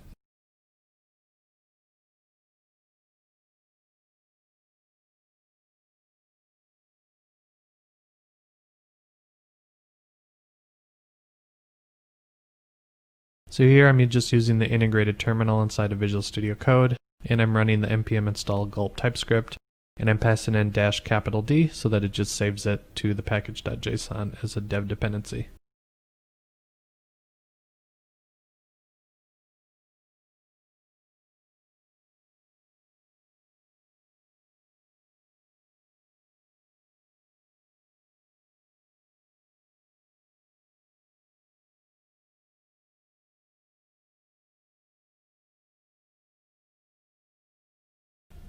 So now we've installed the gulp TypeScript, and of course it's warning us that we need the TypeScript 2.0 package installed, or 2.1 in this case, so we should probably do that, and we can do that using the same npm install command.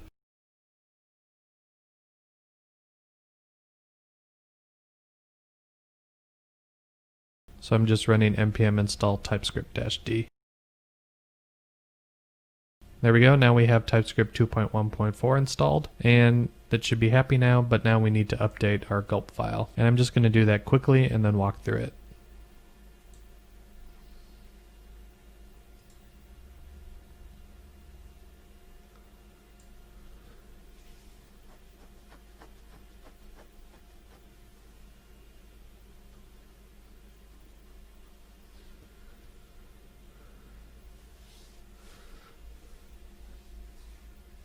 Actually, let's do here. Alright, we're going to start that section over again. Here I am inside our gulp file, and we need to do a few things here. Right now this is just running some default tasks that the maintainer created to do some linting and then packaging into the dist folder. But now we need to add some TypeScript compilation, and we're going to need a few packages to do so. We're going to need the gulp plugin TypeScript, and then we'll also need a package called merge2, is just a little helper package, and then we'll also need TypeScript itself to be installed, and we're going to do that using npm.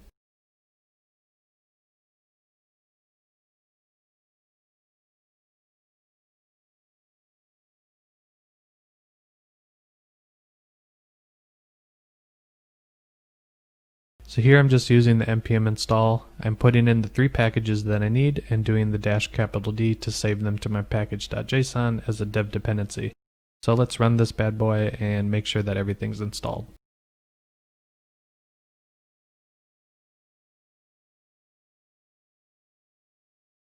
There we go, we've installed 3 modules. Now we need to update our gulp file to add some new build tasks to actually compile the TypeScript.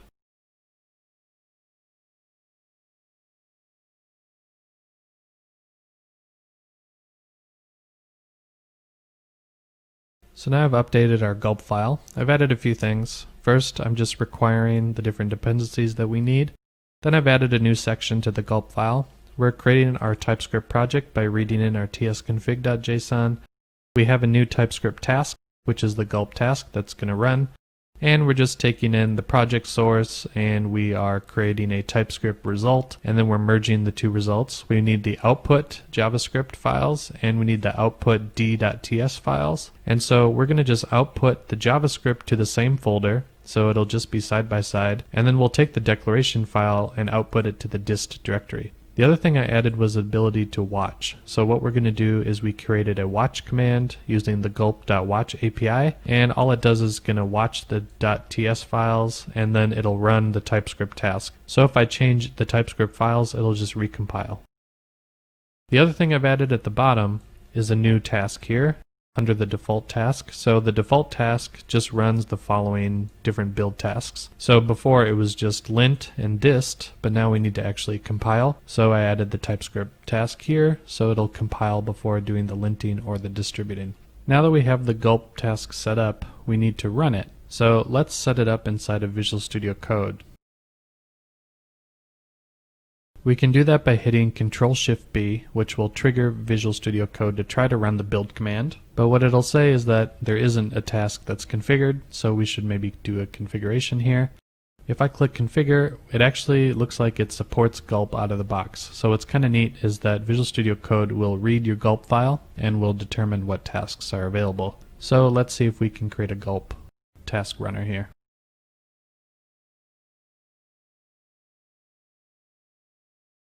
And we can see that it created the gulp file. Now what it's doing right now is that it's determining that the default task name is what it should run. But we don't want to do the entire thing. We just want to run the TypeScript compilation. So we're going to change this a little bit.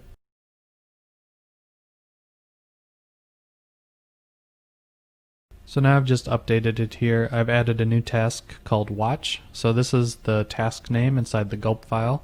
It's the build command, so when we hit Ctrl-Shift-B, it'll actually run the build command.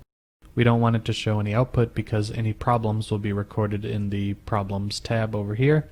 And the problem matcher is the special TSC watch.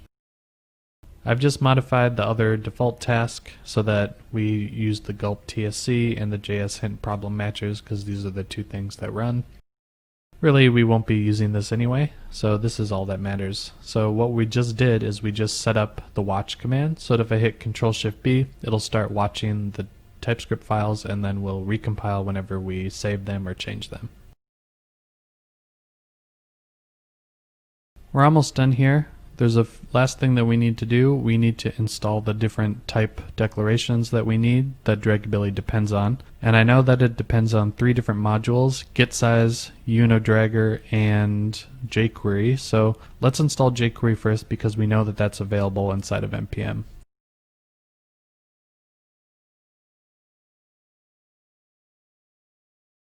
Here I'm just typing in the npm install command. We're using the types namespace to install the jQuery declaration file. And now that's inside of our node modules folder here. Node modules types jQuery, so we can reference that. But what about the two other modules, the getSize module and the UniDragger module? Well, those are not available in npm, so we need to create those declaration files locally. So let's do that real quick. As you can see here, I've added two new declaration files, getSize.d.ts and unidragger.d.ts. I just went through the source code for each of these little modules and wrote up the declaration files. They're extremely simple. UniDragger is a little bit more advanced, but really it's nothing too special. It's just an abstract class that has a bunch of methods on it. Some of them are protected, which means that the inherited member can access them. Otherwise they're public, so that anybody can access them, and so I've just marked them as such. And they're pretty simple, so we won't dive too deep into this. In a later section we'll learn how we can actually create these declaration files from the ground up for a more sophisticated library. And now what we need to do is we just need to create our dragability.ts file. So what we're going to do is we're going to rename this to dragability.reference so that we can keep a copy of what the original source code looked like. And we'll just rename this to dragability.ts. So let's do that.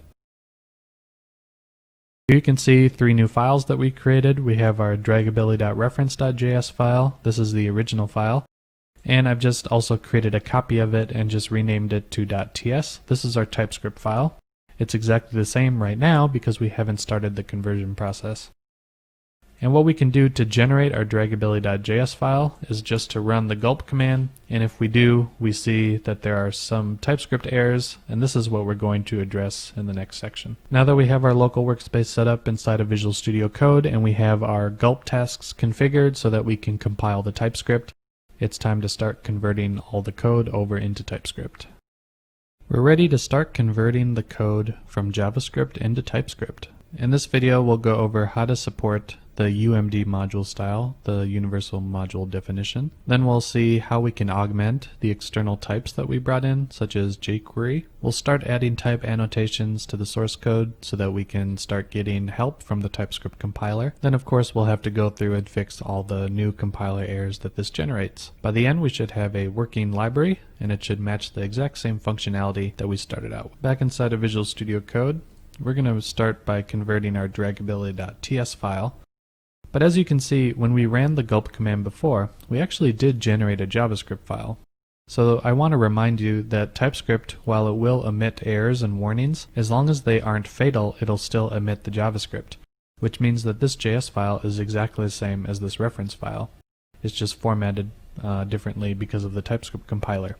So even though there was a bunch of TypeScript compiler errors, we still got the output JavaScript, which means that we can run the test and we can actually see in the browser whether or not the drag and drop functionality still works as expected. So let's just verify that we haven't broken anything already by just doing these basic conversions into the TypeScript and JavaScript. Here I am inside of the index.html file in the test directory.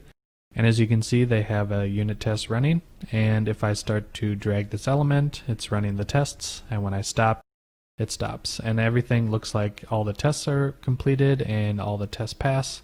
So that's a good sign, which means that this should all work the same way when we're done converting from JavaScript to TypeScript. I have open here in Visual Studio Code two files. On the right side we have our reference file, which will be the original source code.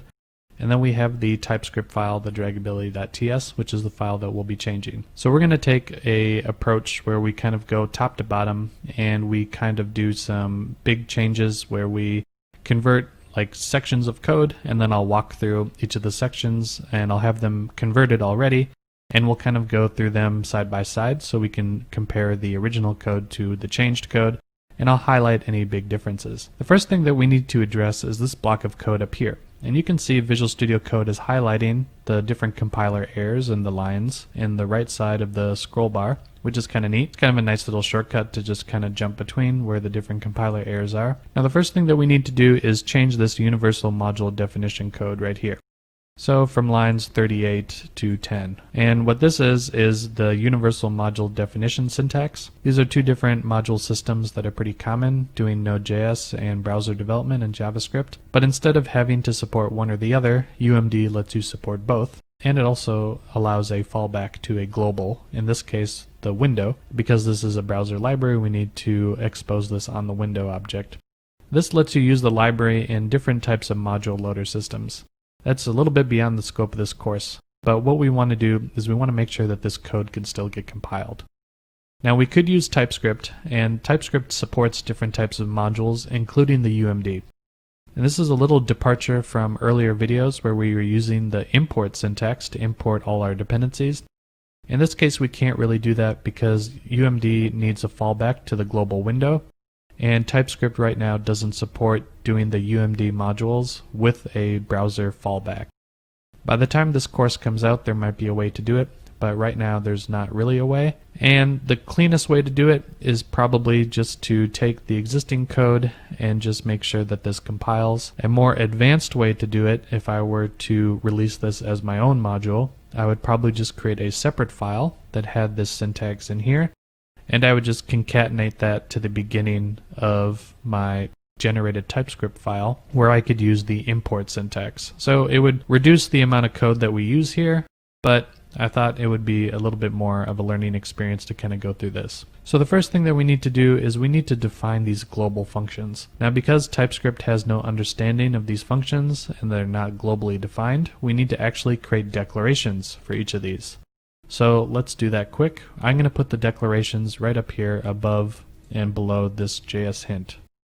So here I've added some declarations right here. So these are just inline declarations. Remember that you can use the declare keywords inside of your TypeScript file. And I'm just declaring these global functions so that TypeScript understands that they can be defined, not necessarily that they are defined, but that they can be, so that it knows that it shouldn't throw errors. And we can see that we removed all the errors here, but we still have a couple errors down here. So this is where we want to point out that we know that the two dependencies that this module takes are the getSize module and the UniDragger module. Now these are installed through npm, but at runtime they get added to the global namespace, the window namespace, and they get exposed as the getSize and the UniDragger respectively. So what we need to do is we need to tell TypeScript that it's okay to append these values onto the window object, because remember that TypeScript is checking the window definition, the type that we have, and it's saying that draggability, getSize, UniDragger, those aren't built into the window object. And while that's true, we want to actually tell TypeScript, don't worry, we just want to treat window as a kind of a grab bag where we want to expose our module. So what we want to do is add a type annotation here to say that TypeScript treat the window as the any type. So let's do that. And now I've added the any postfix type here, so I'm just saying that the window should be the any type. And now we don't have any problems because window can be anything, therefore we can add new properties and we can get whatever the global dependencies that we have here are. So now our file is looking much better and we only have a couple errors here, but we need to start adding some type annotations because right now TypeScript believes that this window variable right here is any. It also believes that this getSize is anything and UniDragger is anything. And this is valid, we could do this, but we really want to take advantage of all the type checking that TypeScript offers, so we're going to start adding some type annotations here. Here I've added a few annotations here. I'm just typing that the window is the window object, getSize is our getSize function, and this is defined in our declaration file, and as well as the UniDragger constructor, which is defined in our declaration file. To do that, I've just added a couple references up here. You haven't seen this before. This is the / reference syntax. So the TypeScript compiler supports doing imports, but it can only do an import if you've opted into the module syntax, and we've explicitly turned off modules in our tsconfig. So instead we're using the / reference directive here. All this is doing is just indicating to the TypeScript compiler to reference these files and look for types inside of those files. So that's where these types are coming from. So far, nothing has really changed between the original JavaScript and the TypeScript, but we do have a few new errors now. Because we've typed this as window, we're seeing an error down here where window.mose request animation frame is not present on the window object. So that makes sense. So what we need to do is tell TypeScript, don't worry, we're just looking for a property, and if it exists we want to use it, otherwise we don't really care. So again, we're going to need to force the window into the any type. So let's do that. Here I'm using the as syntax to coalesce the window into the any type, and now the error goes away. So that's good. Let's continue on here, and we can also scroll over here, and we see there's another error down here. So we need to add the typings that we added from npm to the top of the file. So let's do that, and then we can also declare that this jQuery variable is a jQuery type. So here I've added the jQuery static annotation. This is a type that comes from the declaration file, and I'm also here just forcing the cast of window into the any type because we're just checking if jQuery exists, but here we're explicitly declaring that this variable is the jQuery static. Now that comes again from adding a new reference, so this is just using the node modules types jQuery index.d.ts declaration file. So that looks pretty good, and so this line has changed now from the original. Although not too much, we're just adding an explicit type here. So far things are looking pretty good, but now this is where things get interesting. We can see here that Draggability is creating a function called Draggability, and it's indicated by the capital D that this is probably a constructor function, and we can even just kind of double check that and see that here it's actually creating an object that inherits from the unidragger.prototype.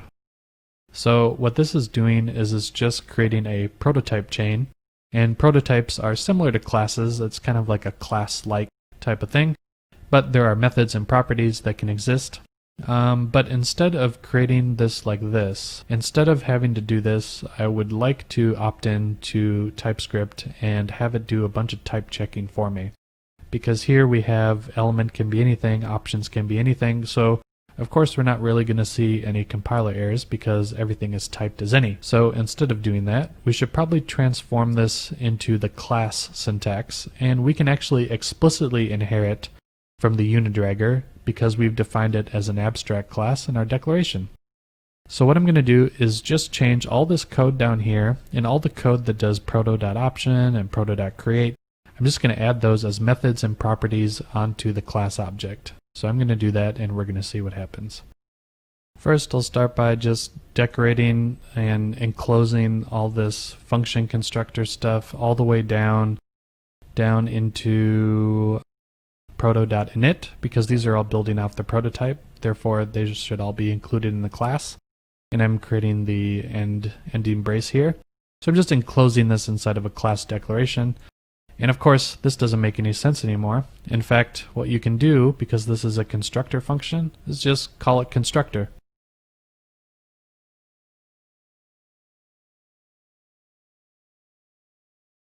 And now we've created a constructor function, and TypeScript is telling me that because it inherits, I need to contain a super call, so I need to call super, which just calls the base constructor. Great, so now we have our super call, so TypeScript is happy, and now we're starting to get some more type checking. So because we're calling this dot, and we're saying these properties should exist, then we actually need to create those properties. So we should do that. So now I've created some properties that are on the class. We have our element, which is an HTML element, our dollar element, which is a jQuery object, and then options, and I've created a new interface called options. Now we haven't gone very far yet, so we don't really know what's available, but we fixed these compiler errors. Now next, it looks like we need to add a defaults, and we need to add some new methods down here. And we can see that we have some of this old stuff, so we're just gonna get rid of this because we don't need that anymore. And we can also transform this into a static property. Now this will satisfy TypeScript, and instead of calling this .constructor, we can actually just use the name of the class, and now we've exposed a static property. So static properties are not instance-based properties, which means that I can just call draggability.defaults. If this was a regular instance property, kind of like these ones, I would have to create a new class, a new instance of Dragability to access those properties, but a static is just available off of the main constructor. So we can just denote that in TypeScript by using the static keyword. We now have a lot more errors. As you can see, the sidebar here is lighting up, but that's mostly because these are invalid syntax. So I can't say proto-dot because I'm inside of a class scope, so I need to use the right syntax. So what we're going to do is just scroll down, go through all these invalid syntaxes, and for example, pull these different variables outside of the class right above it so that they're accessible. So let's do that and see how far we get. So now I've gone through and renamed the methods. I've really just removed the proto-dot. So I left everything else, I just removed the proto-dot. I also moved any variables and functions that were defined here up above. So here I have the position values that you can see here. There's also, if you scroll down farther, another function called apply grid. I just kind of moved that up to the helpers section up here. So now those are outside of the class. Now there is one other issue here. If we scroll down to some of these errors here, it says here that we're defining this property, this can prevent default on pointer down, as a property, as an instance member, but we're extending the class, and the class defines it as a method. So what's interesting here is there's a difference in syntax. So what I'm doing right here is you can kind of see TypeScript is telling me that this is a property. So I'm creating a property on this prototype that is a type of function. This is not the same as a class method. So a class method is something like this. If I remove the assignment here, and I'm just using an option, now this becomes a method on the class. This is really what we want. We don't want these as properties. Instead, we want these as class methods, because when you inherit, it makes it easier to call them. You can also get some benefits with TypeScript checking and making sure that you can call the super chain here. And there's a few other type checking goodness that comes with that. So now I'm just going to go through and change and remove all the assignment here and the assignment function and transform all of these into methods on the class. Now I've removed all of the equals function calls here, so we're not creating properties anymore. These are now methods. And as I said before, you get additional type checking now because TypeScript understands that since this is a method, this refers to the class. And here we can actually see that now TypeScript is telling us that we're declaring a bunch of properties on this class that don't exist. So as you can see, the sidebar now has lighted up with a whole bunch of different stuff. So what we should probably do now is just kind of go through the code and see wherever we're calling this dot and we're expecting a property, let's create the property and add some type annotations. Okay, so now I've gone through the code and I've looked at all the this dot calls that are trying to assign a property, and I've added them here to the top, and I've also all these ones, and I've also annotated them with the proper types. But how did I determine that? So this dot position, how did I know that I should create a new interface called point? Well, first of all, this is a little bit of a hint. We're creating this dot start point, this dot drag point, and looks like we're creating an object that has an x and a y. And I also went to go take a look at this method here, get position, and you can see that it's trying to do this dot position dot x, this dot position dot y. So that was an indicator to me that I needed to actually create a new interface called point. So that's what I did. I've created a new interface where I've declared an x and a y on top of point. So that's looking good. Now, again, we're already seeing some benefit now from changing this code over to TypeScript, because in order for me to determine what position was, I had to go and look at the source code. So I had to go and look at this method or look at this code here to see what it was trying to set. Whereas if I had been using TypeScript from the get-go, I could have already declared that interface, and I could have just hovered over and seen that, oh, it's a interface with an x and a y. Now, we're getting an error here that we don't have, so this is the first time we actually need to change the source code from its original. So because I'm assigning this as an interface, it's saying that I'm not creating an object with all the right members, so I'm not providing an x and a y value. So we should probably just default this dot position to x0 and y0. And we know that that's okay to do because here, if x is not a number, y is not a number, we also default to 0. So we should probably just fix that. So let's do that real quick.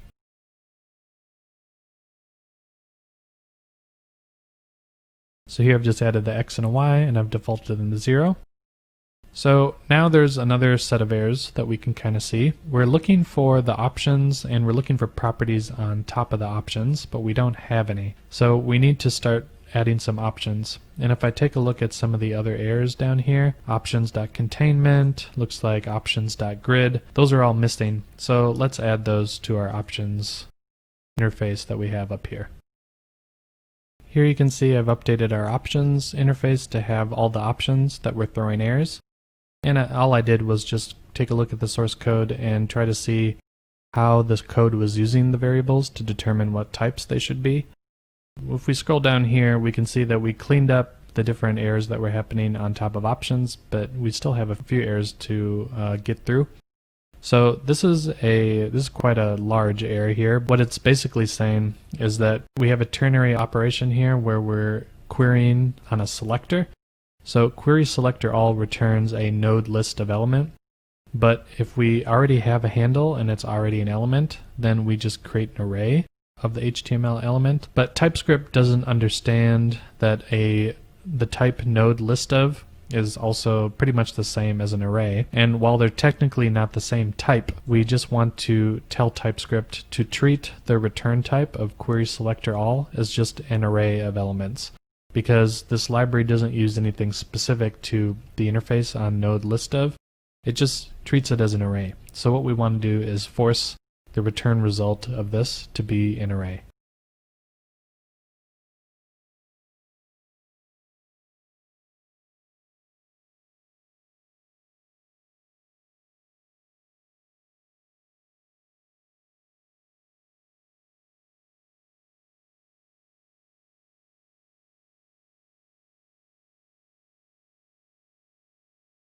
So here I'm using the any coercion here. I'm just forcing it to be the any type. And this is because if I tried to convert it to an element array, TypeScript can't determine the similarities between a node list and an array, so it'll still throw an error. So instead I'm just using the any type as kind of a shortcut. I can be fairly certain that this is okay because we are operating on an array, which means that if the code had expected anything on top of out of the node list of, then we could probably switch it to be a node list of instead of an element array, but we can be pretty certain that this is okay, and we're only forcing it for this one type, so that's not so bad. So moving on, we have a new error here. We're again checking if window.jQuery exists, so again we need to force window to the any type. And now we can see we have the jQuery type, and we also need to declare this as the jQuery static. jQuery static. And now we have a new error down here. So it's saying that event.type cannot be assigned, and we are trying to create an event and we're trying to set the type. And it's saying that cannot assign to type because it's a constant or read-only. Well, how does it know that? Well, if we hit F12 to go to definition, we can see that in the built-in library declarations, type is marked as a read-only. But apparently in jQuery, you can actually assign this type, so it's not read-only. And this is because jQuery.event returns, as you can see, a jQuery event object. So this is the first time that we're going to have to augment a built-in declaration to change it, so we can mark it as not read-only. So let's do that real quick. What I've done here is I've just added a new interface. So what you can do, what's kind of interesting in TypeScript, is if you declare an interface in your file and there's already an interface that's been declared elsewhere, it'll just augment it. So in this case, we're actually overwriting the jQuery event object interface, and we're saying type is a string, but you can see that I've left off that read-only keyword, which means that we're forcing it to be writable. So if I scroll back down here, we can see that now we don't get an error here anymore. We can safely assign the type. So that's pretty good. Now let's move on to the next error. In this case, the problem is that blur doesn't exist on the type element, and what we're getting that from is from this focused here that's of type element. So TypeScript is determining that document.activeElement returns an element, and blur is instead put onto the HTML element. So what we need to do here is just convert focused into an HTML element. So let's do that.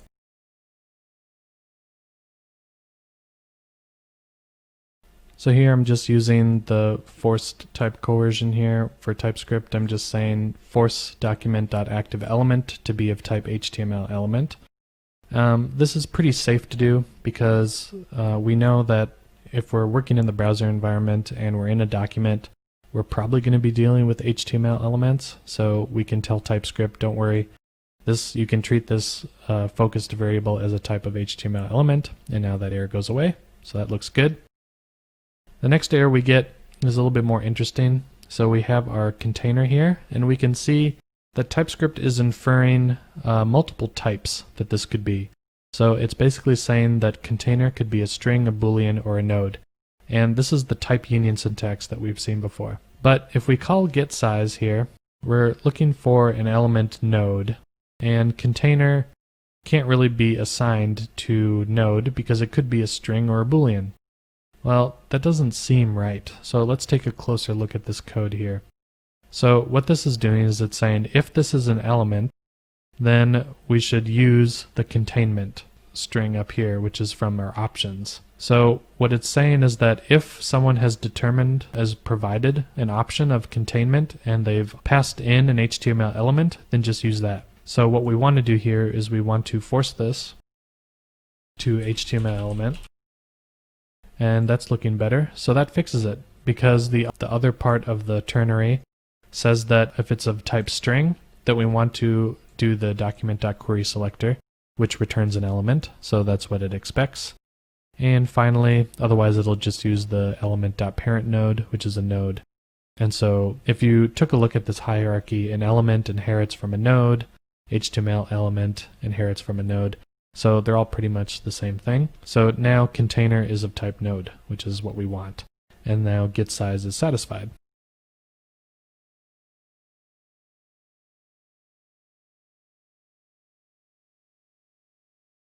But not everything is happy. Once we change the type of container into type of node, we can see that TypeScript is saying that the getBounding client rect does not exist on type node. So what we need to do is we need to, even though we've said that containment should be an HTML element, we actually need to say that this should be an HTML element here.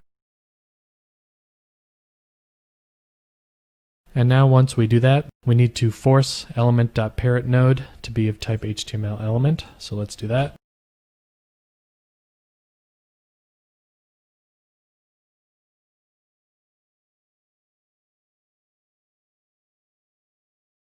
So now I'm just forcing this.element.parentNode.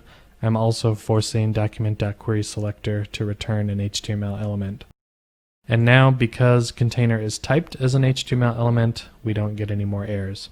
So this is kind of the fun stuff you get to do in a browser environment where if you're doing a lot of DOM manipulation, you have to convert between these different types of elements quite a bit, so it's just useful to know how to do that. The next error that we have to take care of is this apply grid. And what it's saying here is that the supplied parameters, the dragX, gridX, don't match the signature of any target. So if we take a look, if we hit F12, we can see that this actually expects 3 parameters. Well, it looks like if you don't supply the method parameter, we just use the round method by default. So we just call math.round. So what we can do is we can use the TypeScript default parameter syntax, and we can assign a default parameter so that we don't have to call apply grid with 3 parameters, we can call with 2. And now I've just changed the apply grid to use the default parameter round for the method parameter. So now you can call the different apply grid down here, and we can safely call it, and you can see that we get a question mark now for method, which means that it's optional. So we can just call apply grid optionally without the third parameter. The next compiler error we get is pretty easy to fix. So what we're doing here is we're capturing the this context, which is the context that this method is being called in. So it's the class context, and we're assigning it to a underscore this variable. And instead, what we're doing here is we're just calling the animate function again recursively. So request animation frame is a built-in browser feature that allows you to call a function on every frame. So this is used for high-quality animations to do like 60 frames per second, that kind of thing. And you can call JavaScript methods on each frame of the browser. So what TypeScript is saying is that TypeScript is going to generate a underscore this already. So we can't use underscore this because it's a reserved keyword in TypeScript. But instead of having to do this, what we could actually do is we could change this animate frame function to be a lambda function or an arrow function, which captures the outside context. So let's do that. So now I've transformed this request animation frame function. Instead of calling the animate frame as an anonymous function or as a named function, I'm just transforming it into the arrow function, which captures this context. So this is still the instance of the class. So I can call the animate method. So that's what we want. So that reduces some code there that we don't need. Now we get to this next compiler error. We're calling this.dragEnd, and again it's saying that the supplied parameters don't match the signature. So let's hit F12 to go to the definition, and we can see that we are requiring 2 new parameters here. So we can just make those optional. And I'm using the question mark syntax to mark the parameters as optional, so that gets rid of that compiler error. And finally we have another compiler error. We're integrating with a library called jQuery Bridget. So what we need to do is we need to declare on top of the jQuery static interface, we need to declare a Bridget function, it looks like, that can take a string and can also take a constructor class. So we can declare that above when we augment the jQuery variables. So let's do that. I've just created a new interface. Again, I'm just declaring the interface that already exists, so I'm augmenting it. So I'm adding a new function called Bridget that just takes a name and a string and a constructor. I don't really know too much about what this actually does, but the nice thing about TypeScript and declaration files is you can just declare what you need to use. So if all you need is something that takes in a name and a constructor, then you can just declare that. And if you need something else, just declare that later. As long as it works at runtime, then it doesn't really matter what your declaration file looks like. And as we can see, we no longer have any more compiler errors. So things are looking really good, but are we done? Well, the answer is not quite. So what we have here is we have different methods on the class, and they take different parameters. And we can see that the maintainer helpfully added the what type each of these parameters are. But because we're using TypeScript, we don't have to stringly type these inside the documentation. We can actually add the type annotations, and instead of them being typed as any, which they are right now, they can be typed as what they intend. So what I'm going to do is just go through all the methods in the class and use the documentation as a hint to add the type annotations, and we'll see where that gets us. Now I've gone through and I've added the type annotations based on the documentation, and it looks like I've created a couple compiler errors now, so we should probably take a look at why that is. So now I've made sure that the event is typed as the event, which is what it says up here, and then arguments can be an array of anything because they're just arbitrary arguments. But we have an error here. It says that the jQuery.event is not working. So it says argument of type event is not assignable to parameter of type string. But this was in the original code, so it's not wrong, it's working. But why is it throwing an error?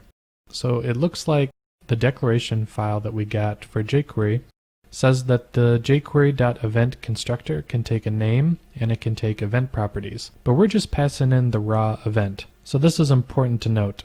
The declaration files are maintained by humans, like me and you make mistakes, probably all the time, right? We try to do as best as we can, but sometimes we miss things. Now, the official jQuery documentation says that you can use the jQuery.event constructor, and you can pass in a name, and you can pass in properties. But if you actually take a look at the source code of the jQuery.event constructor, you'll see that they actually do a check that says if you pass in the original event, that's what they'll use as the basis. So people who read through the API documentation didn't realize that there was a second way to use the jQuery.event constructor. So guess what? We get to augment it and add it ourselves. Okay, I've added a new interface now, jQuery event constructor. This is the one that's built into the declaration file that we have. But now I've added a couple overloads. So before, you could only pass in the name and event properties. But now you can actually call it, first you can call it as a function, so you can just pass in the source event, or you can also new it up because it's a constructor, and so you can also pass in the source parameter there. And they both return the jQuery event object, which is what they had returned before. So that's pretty neat.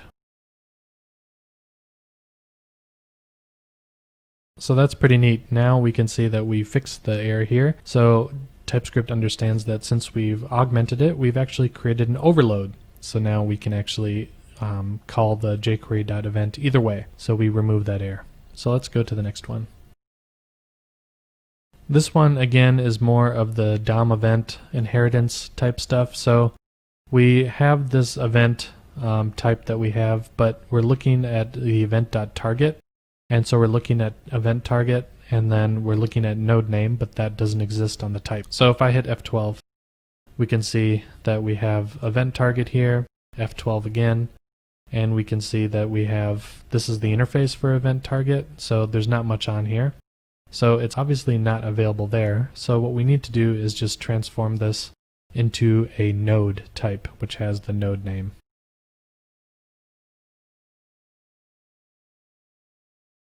So now I'm casting event.target as a node, and I'm using the parentheses to group that. So now this expression right here will be treated as a node type, and we get rid of the error. But how did I actually know that I should use the node type? Well, if I hit F12 here, we can see that node extends event target. So remember that we are looking at event.target, which is a type event target, and we know that we're clicking on an HTML node. So I'm just typing it as node because that inherits or extends the event target interface. So we know that it's probably safe to use, and now we have our typing, so everything is looking good. Now there are a couple other changes that I made that I want to also talk about. For these two methods, getPosition and getPositionCoord, I changed the type annotation and I made it a little bit more specific. So because measure is of type string, I could have just typed it as type string, but what I noticed is that inside of the getPosition function, it was calling getPositionCoord with only a width and a height as the parameter values for the measure parameter. So I decided that because they were only two different valid values, we might as well just type them. And so this is using the type union syntax, and it's using something called string literal types. So you could also do number and Boolean literals if you need to, but in this case we're just using string literals. So we're just saying that measure can only be passed a width and a height. So TypeScript is doing some type checking for us so that if I tried to change this into hect, for example, we get an error. So it makes sure that we are passing in the right values. Down here for add transform position, you might wonder, how did I know to type the style parameter as CSS style declaration? Well, the way I determined that was the way that it was called up here. If you hover over style, TypeScript has determined that the style variable here is of type CSS style declaration. So I just duplicated that down here. So that's how I figured out this should be typed. Down here for contain drag, I used an access type. So how did I determine that? Well, up here where contain drag is called, we are passing in an x and a y, and those are the only two values that are being passed. And we're also reading in options.access, and those values can also be an x and a y. So instead of having to strongly type the strings x and a y all over the place where I was using it, instead I created what's called a type alias, and we've covered this before. But a type alias is just a shortcut type, basically. So you could create a type union, like I did in this case, of the string literals x and y, and you could assign it to the access type, and there you could just reference it, and wherever TypeScript sees that, it'll just output whatever the shortcut type was, the underlying type. So here I'm just using the access type, and I'm also passing it down here where I'm using the access. So that's pretty neat. The other thing I did up here for apply grid, I created a new type alias called math method, and I explicitly typed in for the round, seal, and floor methods because that's what this is calling here. And if you take a look at the references, so if you right click, find all references, you can see that the areas where they're being called, we're only passing in either blank or we're passing in seal or floor.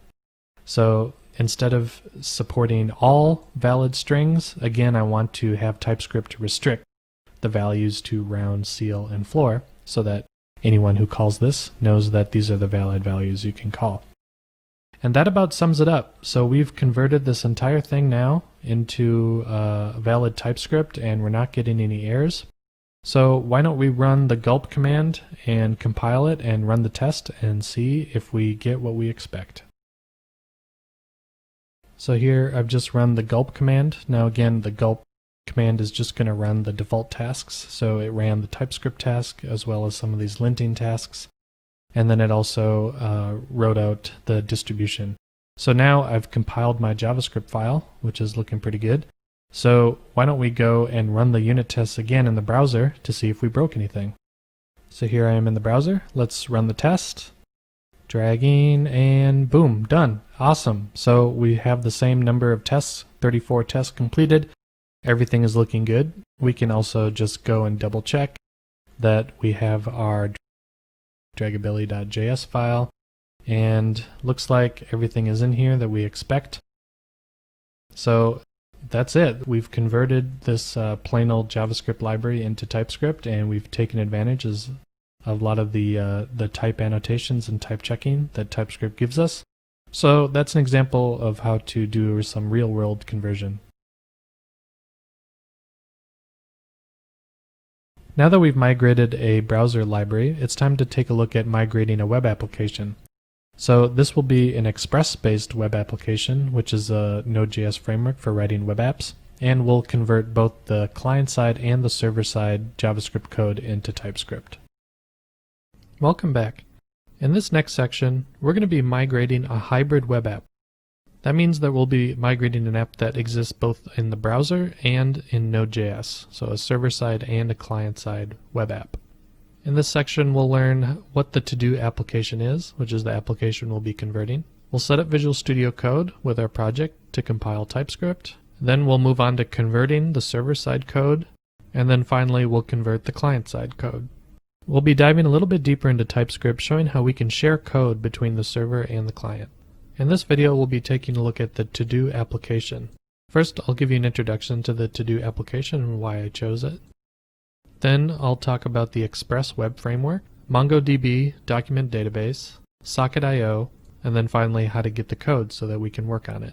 The to-do application that we're going to be converting is pretty simple. Really, there's only 4 things that you can do.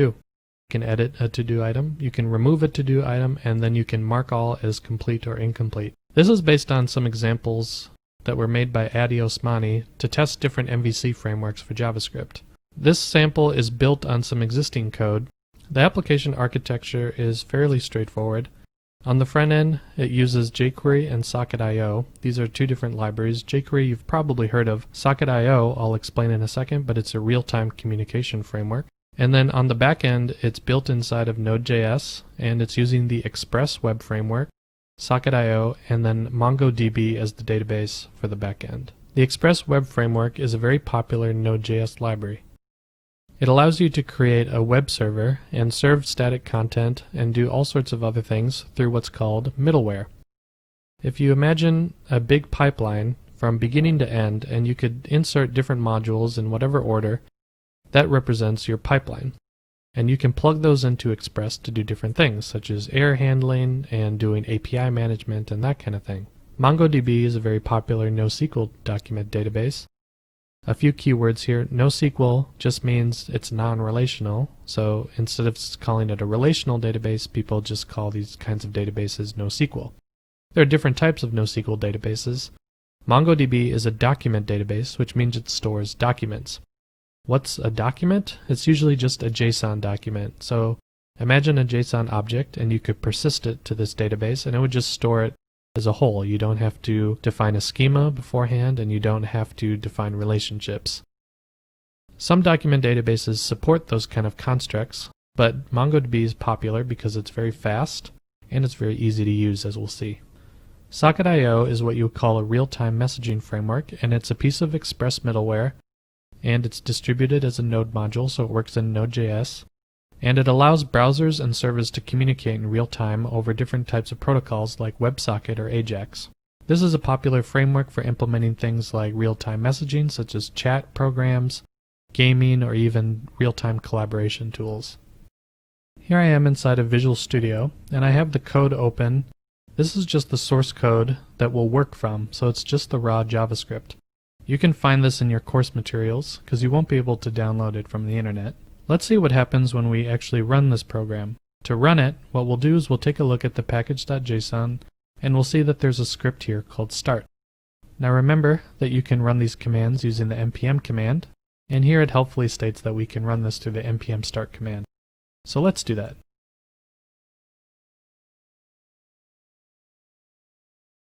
After we hit run, we'll see that there's a new message that says an Express server is listening on port 2982, and it's also connected to MongoDB. If you want to follow along with this sample, you're going to have to install MongoDB on your computer.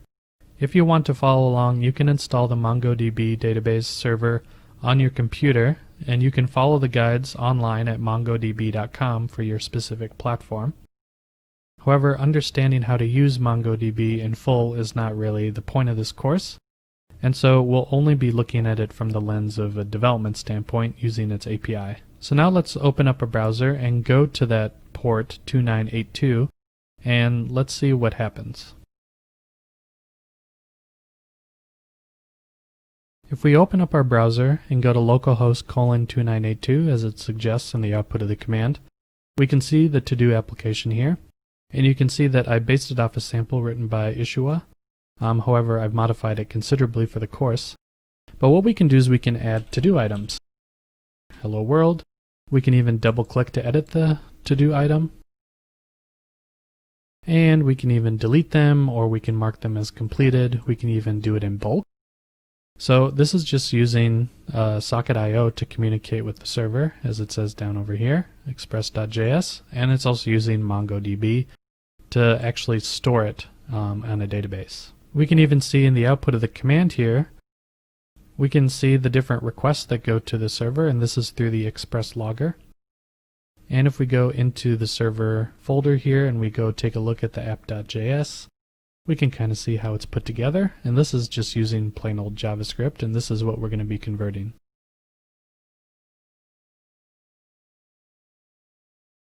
In the next video, we'll set up Visual Studio Code so that we can create our TypeScript project and install all the different dependent type declarations and begin the process of converting the application to TypeScript. Now that we have our raw JS source code, it's time to begin the conversion process. So to start, we're going to set up Visual Studio Code. We're going to start by examining the package.json file and seeing which TypeScript typings we need to bring in. Then we'll add a tsconfig.json to configure our TypeScript project. And finally, we'll set up our Visual Studio test so that we can add a shortcut to build our code. And we're back inside of Visual Studio Code, and I have the same code base that I had in the last video, except you might notice that I don't have a node modules folder in this one. So again, because we have a package.json and because we have dependencies, we know that we're probably going to have to install them. So you should know this by heart by now. We're going to do an npm install so that we can install all of our dependencies.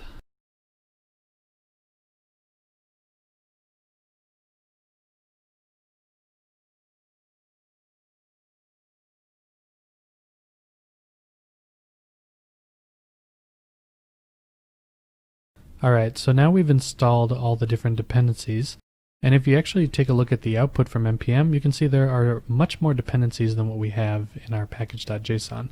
And that's because each of these packages have their own dependencies that npm has to take on. And we'll take a little bit of a deeper look in this section on how this node resolution works for these different modules.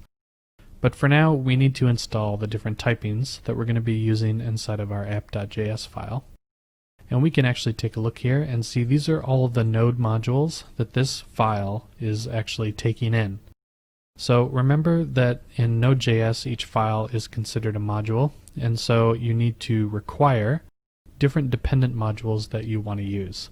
So it's a little bit like declaring your dependencies up front, and what Node will do is it'll use this string to resolve the module. So because this is just a plain old string, it'll actually just go and look for a folder, for example named Express, and it'll go and import the code that it finds in there. Down below you can see here that we have an import that looks like this, where we actually start with a ./. That represents a file module, so Node will actually take a look at that relative path, in this case routes index, and then import the module there. So remember in a few videos back I had mentioned that each module is really self-contained, so you actually need to export anything that you want to expose publicly. These node modules expose themselves publicly through different ways, and you have to do the same thing for files on the file system here. So let's take a look. We need Express, we have HTTP, path, and we know that these are part of the Node API by default, so we don't need typings for them. Morgan, body parser, method override. What I'm going to do is just take all these different dependencies that we have, and I'm just going to install all the typings for them in one fell swoop. So let's do that. So I typed that all out, and you can see it's a pretty long command. All I'm doing is I'm just using the @types scope, or the namespace, and then just giving the module name that I want to take in. And I'm doing the -d so that it saves it back into my package.json under dev dependency. So let's execute this command and see if we get all the types we expect back.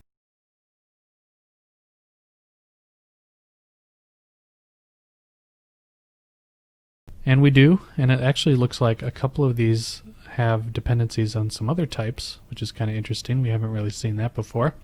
So we get the types that we expect, the ones that I had put onto the command line, and we can even see that some of them have their own dependencies. So it's key to know here that @types, the different type packages, are themselves modules, and so they also get stored under the node modules folder under the @types namespace.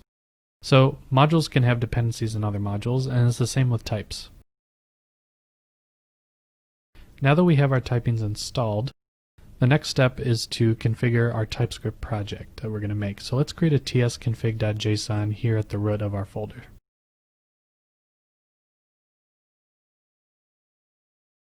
So in our TypeScript config.json, let's create the configuration we're going to need to build this new module. So here I've added the different configuration for our TypeScript project. There's a couple differences from TypeScript configs that you might have seen before in this course.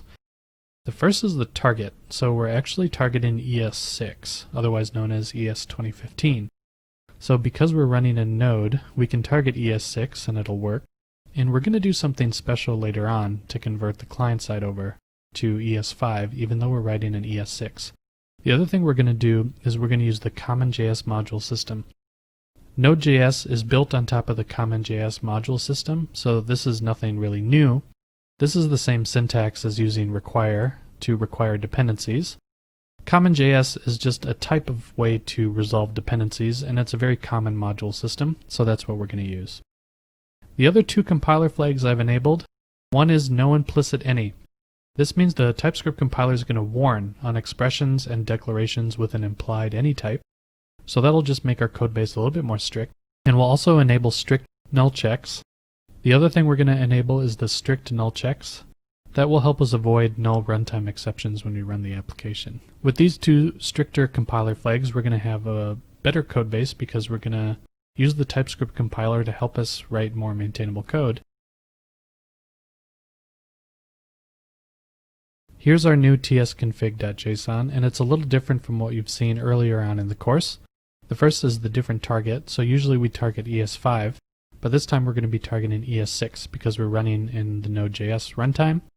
But for the browser, we're going to do something special later on, where we bring in an extra dependency to retarget the browser code down to ES5. We're also using the CommonJS module system, which is the module system that Node itself uses to resolve dependencies. So because we're writing TypeScript and we have some options of different module types, we're just going to target the one that Node uses so that we don't run into issues when doing Node. Browsers also don't have a module system natively, so you'll also see how we'll retarget our code to make sure that it runs in the browser. The other two compiler flags I've enabled are no implicit any and strict null checking. No implicit any will make sure that we are more strict about declaring what types we have, so that we're not implicitly using the any type accidentally. And then we'll also enable strict null checks, which will help us avoid null runtime exceptions. Both of these flags are things that you can optionally turn on in the TypeScript compiler that will help you make more maintainable code, so that's what we're going to be doing. The next step is we need to actually run this TypeScript build, so we need to run this tsconfig.json. So what we should do is we should probably add a new script to our package.json to run the TypeScript compiler. Now one thing is, you'll notice that I haven't installed the TypeScript compiler yet, so let's just do that quick.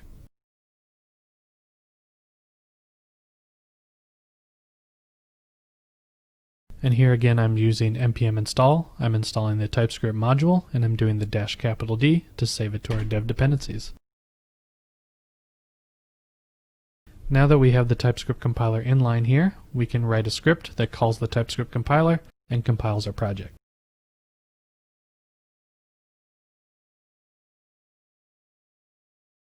The command here that I'm running is the TypeScript compiler, and I'm running it from our local known modules bin directory, and I'm passing in the project, and the project is the current folder, because the TSC compiler will just look in the current folder and will find the tsconfig.json file.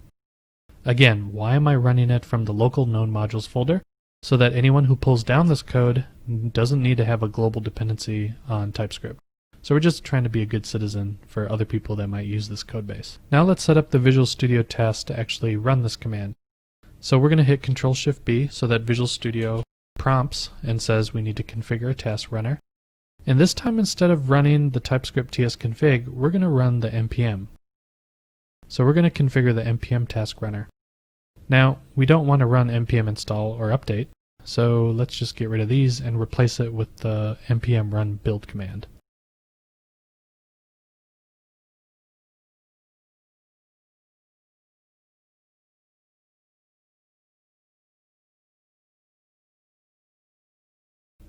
So here I've just changed the task list to just run the build command. So the command that we would run at the command line would be npm run build. So the arguments that I'm going to pass to the npm command are run and build, respectively. And then the problem matcher will be the TypeScript problem matcher, so that the regular expression matches and the errors show up in our problems view down here. Now, this is not a watch command, so I'm not actually watching the TypeScript sources that we're going to have. And that's because I've been tricking you a little bit throughout this course. Visual Studio Code actually does all of the TypeScript compiling for your project behind the scenes. So we're going to actually see errors in real time. We don't really need to run TypeScript in a watch mode inside of Visual Studio Code, but it's good to know how to do it if we need to. Now that we have our TypeScript project set up inside of Visual Studio Code, it's time to start converting the server-side code. Our project is ready to begin the migration. So first we're going to start by converting the server-side code. We'll start with converting the JavaScript into TypeScript, which will in turn create compiler errors that we'll have to solve via type annotations. In the process of doing that, we'll make sure that we create some shared code that will later be used in the client-side library. And finally, I'll show you a clever way to use the never type to restrict the values you can pass to a function. Here we are back inside of Visual Studio Code, and you can see that I have the app.js file open, and all the code is the same as there was before, and it's all still JavaScript. So we should start converting this application by just renaming everything to the .ts, and then let's start seeing what breaks. Alright, so I've just gone ahead and renamed the app.ts, todos.ts, and index.ts files. And you don't need to worry about the views folder. This is just HTML code in here. We won't really be taking a look at that. But we can already see that we've introduced some issues. So surprisingly, these don't really throw any errors. And we can actually see that TypeScript understands that these are node module requires. But you can also see that the downside of that is that each of them are expressed as the any type. So we probably need to fix that. But we can take a look at some of these other errors here. And mostly we're getting errors like parameter socket implicitly has an any type. This was created by enabling the no implicit any compiler option. So we're probably going to need to address that. So what we should probably start by doing is changing these requires into imports. So let's just do that, and we're going to do it through here, through these lines. So you can see I've converted the first line here, but I'm actually going to do something kind of clever. Using Alt and Shift, if I hold those keys down and then I drag from this line all the way down to routes, I can actually create a multi-cursor line in Visual Studio Code. So I've copied the import space, paste that in, and now these just become import statements. So that's a kind of cool hack you can do. And we can see by doing that I've created another error here. Since we got rid of the var keyword, I'm just going to have to replace this with var, and then that goes away, and we can see that these are actually doing pretty well. So because we've imported all the types ahead of time, these are not changing into compiler errors because well, we have the types already, so TypeScript can go and look and find those modules. And so here you can even hover over and you can see that it finds the Express module or the Morgan module and that kind of stuff. But it doesn't find our routes index. So let's go into that file. Okay, so this is looking pretty okay. We're not really seeing any errors here. So how come TypeScript doesn't understand that routes index is not a module? We're even doing a module exports here. So how come it doesn't know about that? Well, one difference between TypeScript and doing vanilla Node.js development is that you can't use the module.exports keyword and expect TypeScript to know about this as a module.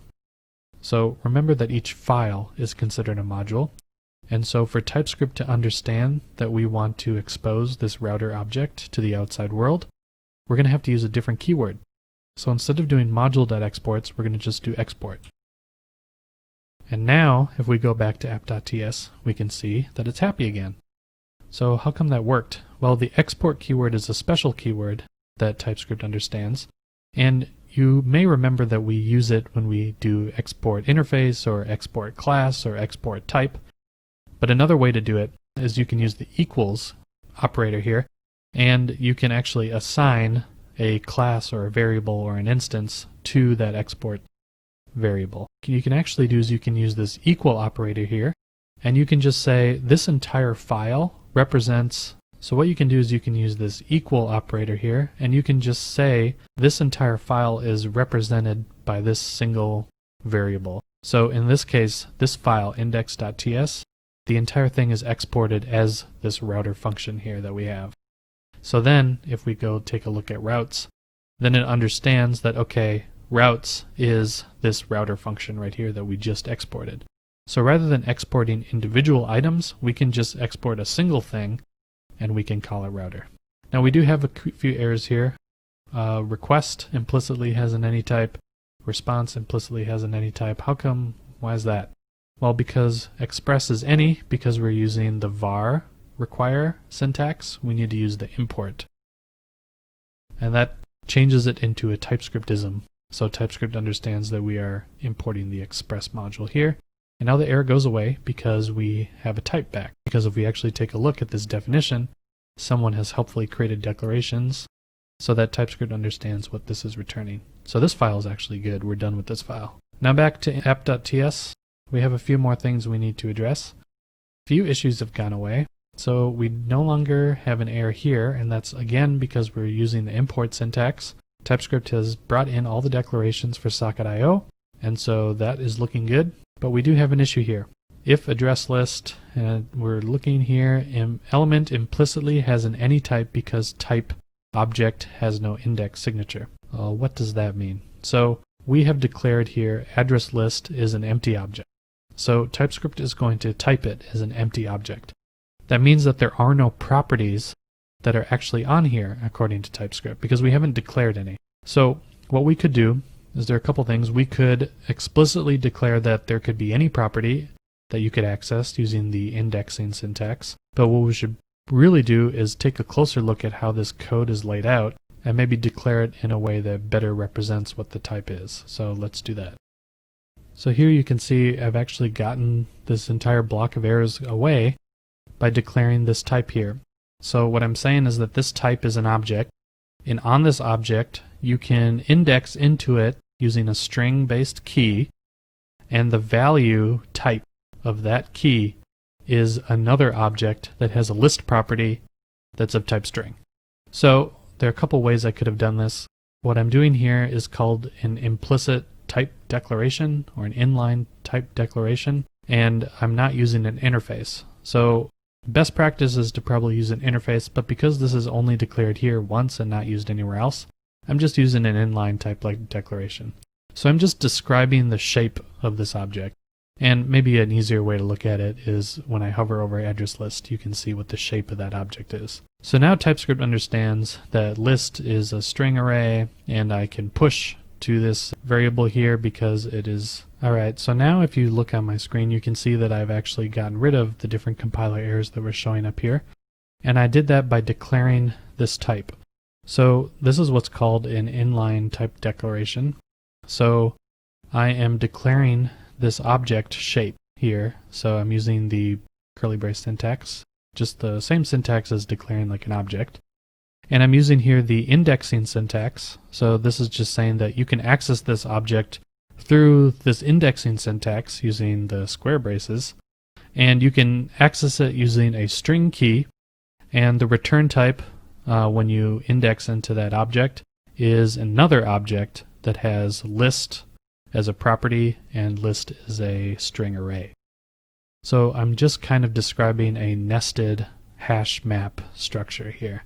Now I could have used an interface, and in most cases you want to use an interface to do this kind of thing, but because address list is the only place that this is used is in here, we're just going to do an inline type declaration here.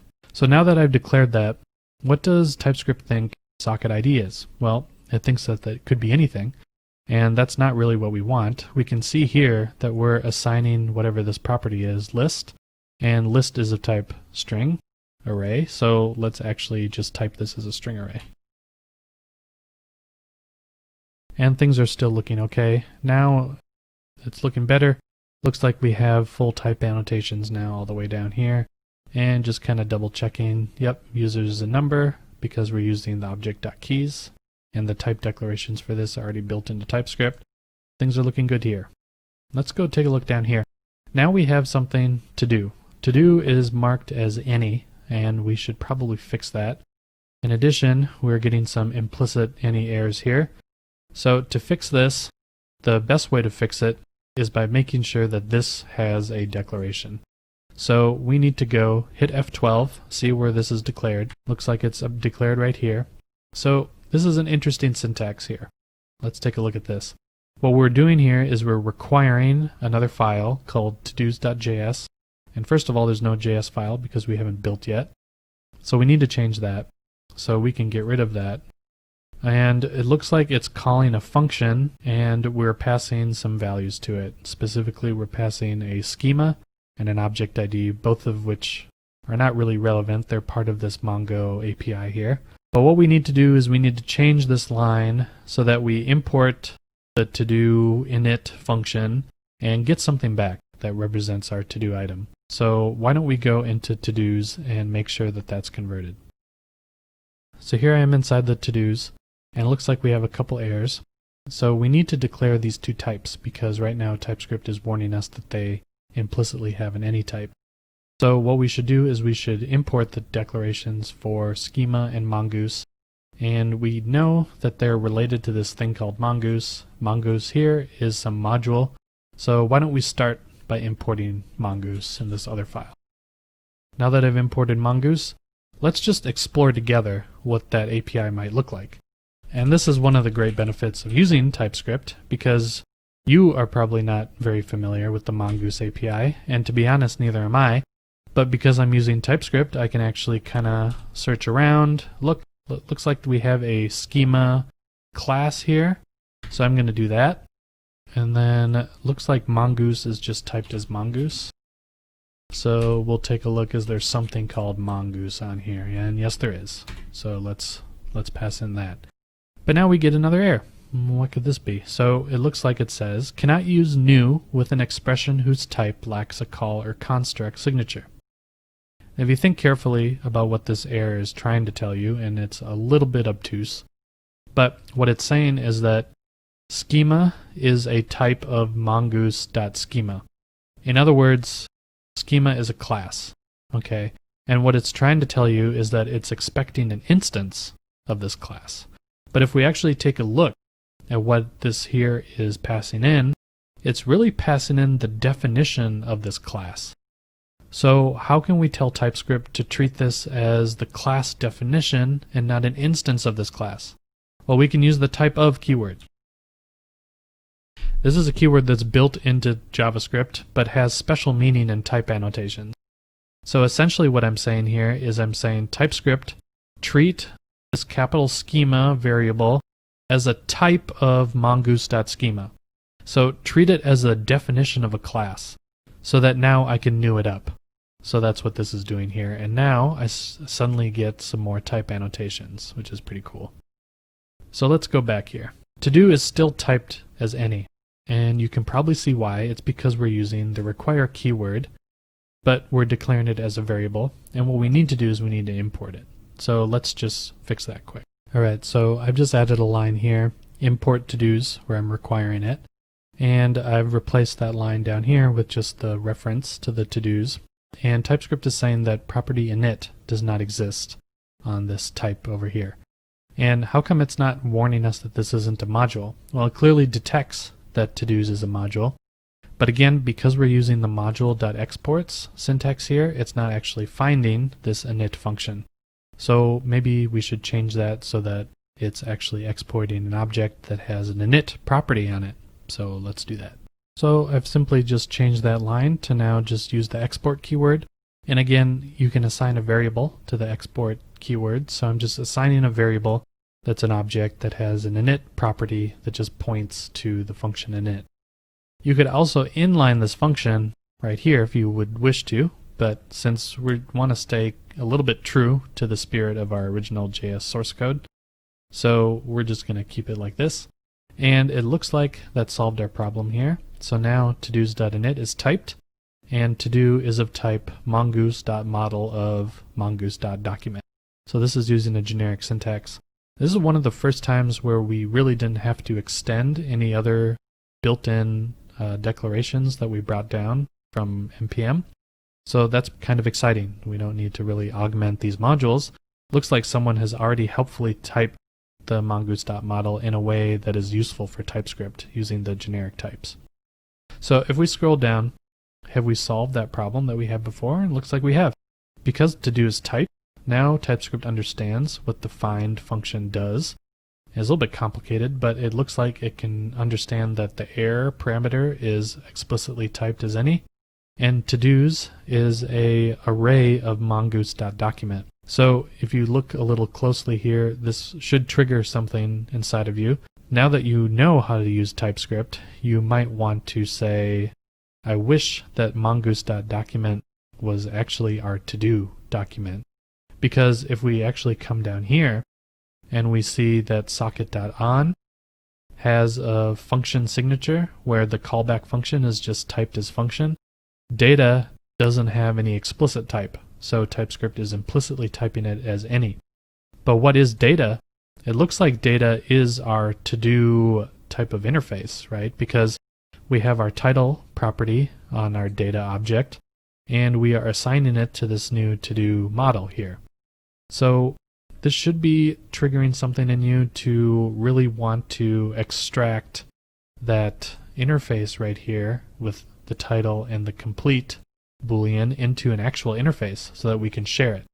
That way we can actually declare that to-dos is an array of to-do items and that data is a to-do item. So why don't we do that? And we're going to do that by creating a common folder under here, and we're going to add a models.ts file so that we can expose an interface for our to-do item. So I've just created a models.ts file under a common folder, and this is the interface that I want to represent our to-do item. And I just assume that that's what we want because when you use this Mongoose API, this MongoDB Mongoose API, you actually declare a schema, and that might be helpful for Mongo. But what we need to do is we can actually just use it as a descriptor for what our interface is.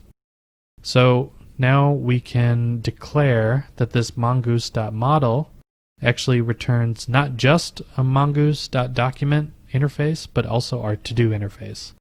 So the first thing that I'll need to do is I'll need to import my to-do interface from the models file. So let's do that.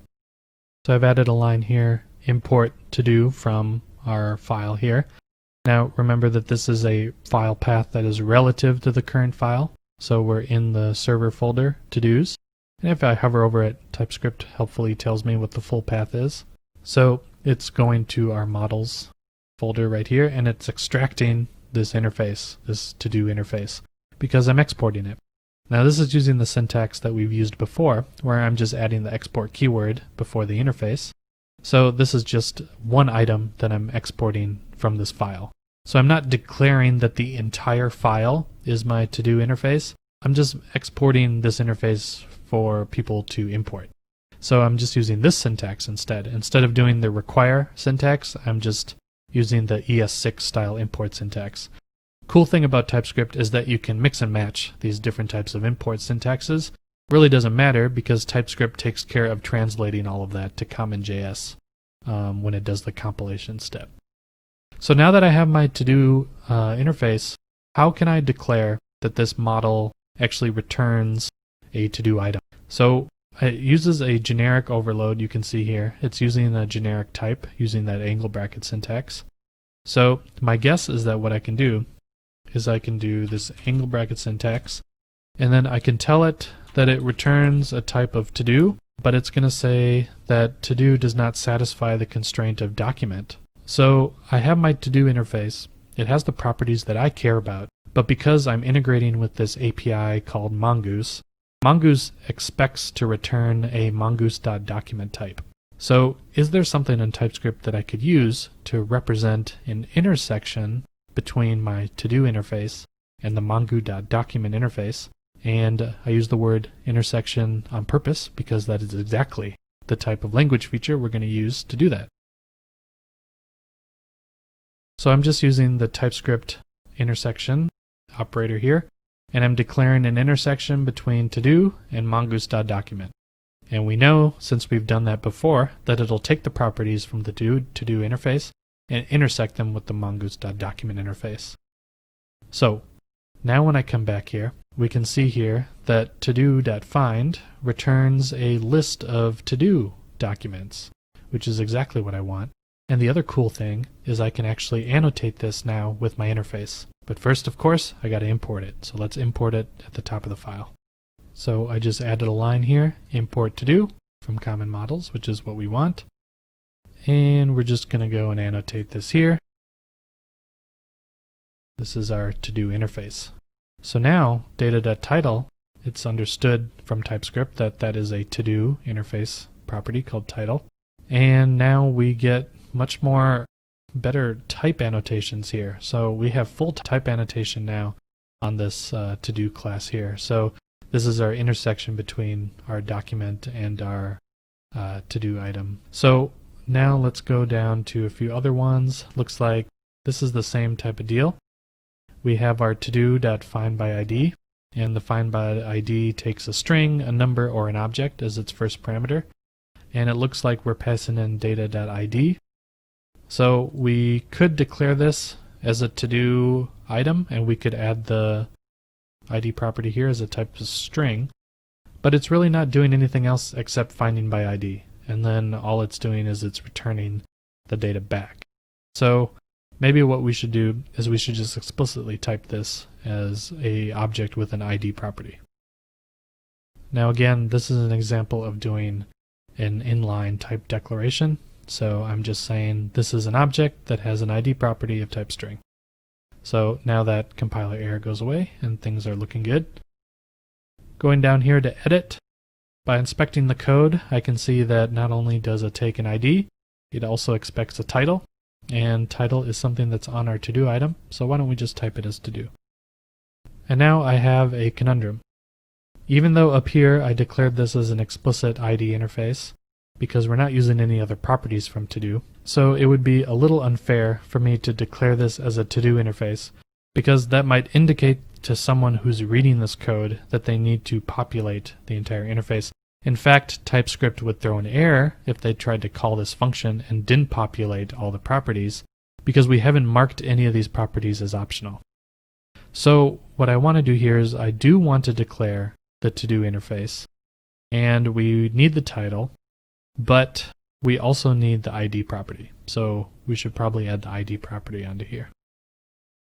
And now things are a little bit happy. So we've declared that this is now our to-do interface. Down here, it looks like we are passing in a different piece of data. We have an ID, and then we also have a status property here. But it's a little different than what I would expect. If we look here at to-do, this is the to-do that comes back by finding by ID in the database. So what it's doing here is it's just saying, go find the to-do item by this ID, and return it back to me. So I already have the to-do document back, and I'm actually marking the complete property, the true or false property, based on this data that comes in, this JSON object that comes in. So maybe I want to represent this not as a to-do item, because status is not a property on the to-do item, and instead maybe this is more of a command object. So the command object has an ID and it has a status. So why don't we create a command interface and type it as that. So I've just added another interface that I'm exporting called change to do status command. So why don't we take that and why don't we actually import it so that we can type it here. So let's add it over to our import. And now it looks like that error has gone away. Wouldn't it be nice if we didn't have to have this little magic string lying around? So when people fill out this data object and they try to fill out that status property, it would kind of be nice if TypeScript told them that complete is a valid option. So why don't we do that too? So I've went back to my models here, and I'm exporting a constant called to do status complete that represents the string complete. So why don't we import that into our app and then change it to go like that, and we'll just import it up here. And now that's looking a bit better, but data.status is still typed as any string. I could pass in any string. It doesn't necessarily need to be to do status complete. So maybe I should restrict this even further so that it could only be complete. Okay, so I've tried to copy this constant down here to the status property here. And I don't really want to copy and paste this string, again, because the whole purpose of this is to prevent copying and pasting strings all over the place. So how can I tell TypeScript that I want this to be the value complete and I want it to refer to this constant? Well, you can use a little trick using the same thing that we did before, using the type of keyword. Okay, so adding the type of keyword, if I hover over status, it actually has the string complete as a valid type. So how the heck does that work? Well, what's interesting in TypeScript about constants is that their type is exactly what you type in. So in other words, to do status complete is of type the literal string complete. These are called string literal types. And you might have seen them before when we were doing enum style string literals, where I was saying that a property could be one of these different types. So you could actually type in, for example, A, B, C as different strings. Well, you can also refer to a constant using the type of keyword. So what we're actually saying here is we should treat status as the type of to do status complete, which is a constant, which has a type of the string literal complete. So that's a neat little way in TypeScript to reduce the amount of magic strings that you're carrying around. Therefore, we only declare the complete string in this one single file, and we could always change it later if we need to. And you could do that even using the F2 refactor rename functionality. So now that I've typed it here, we can actually go take a look and see that data.status can only be the complete keyword.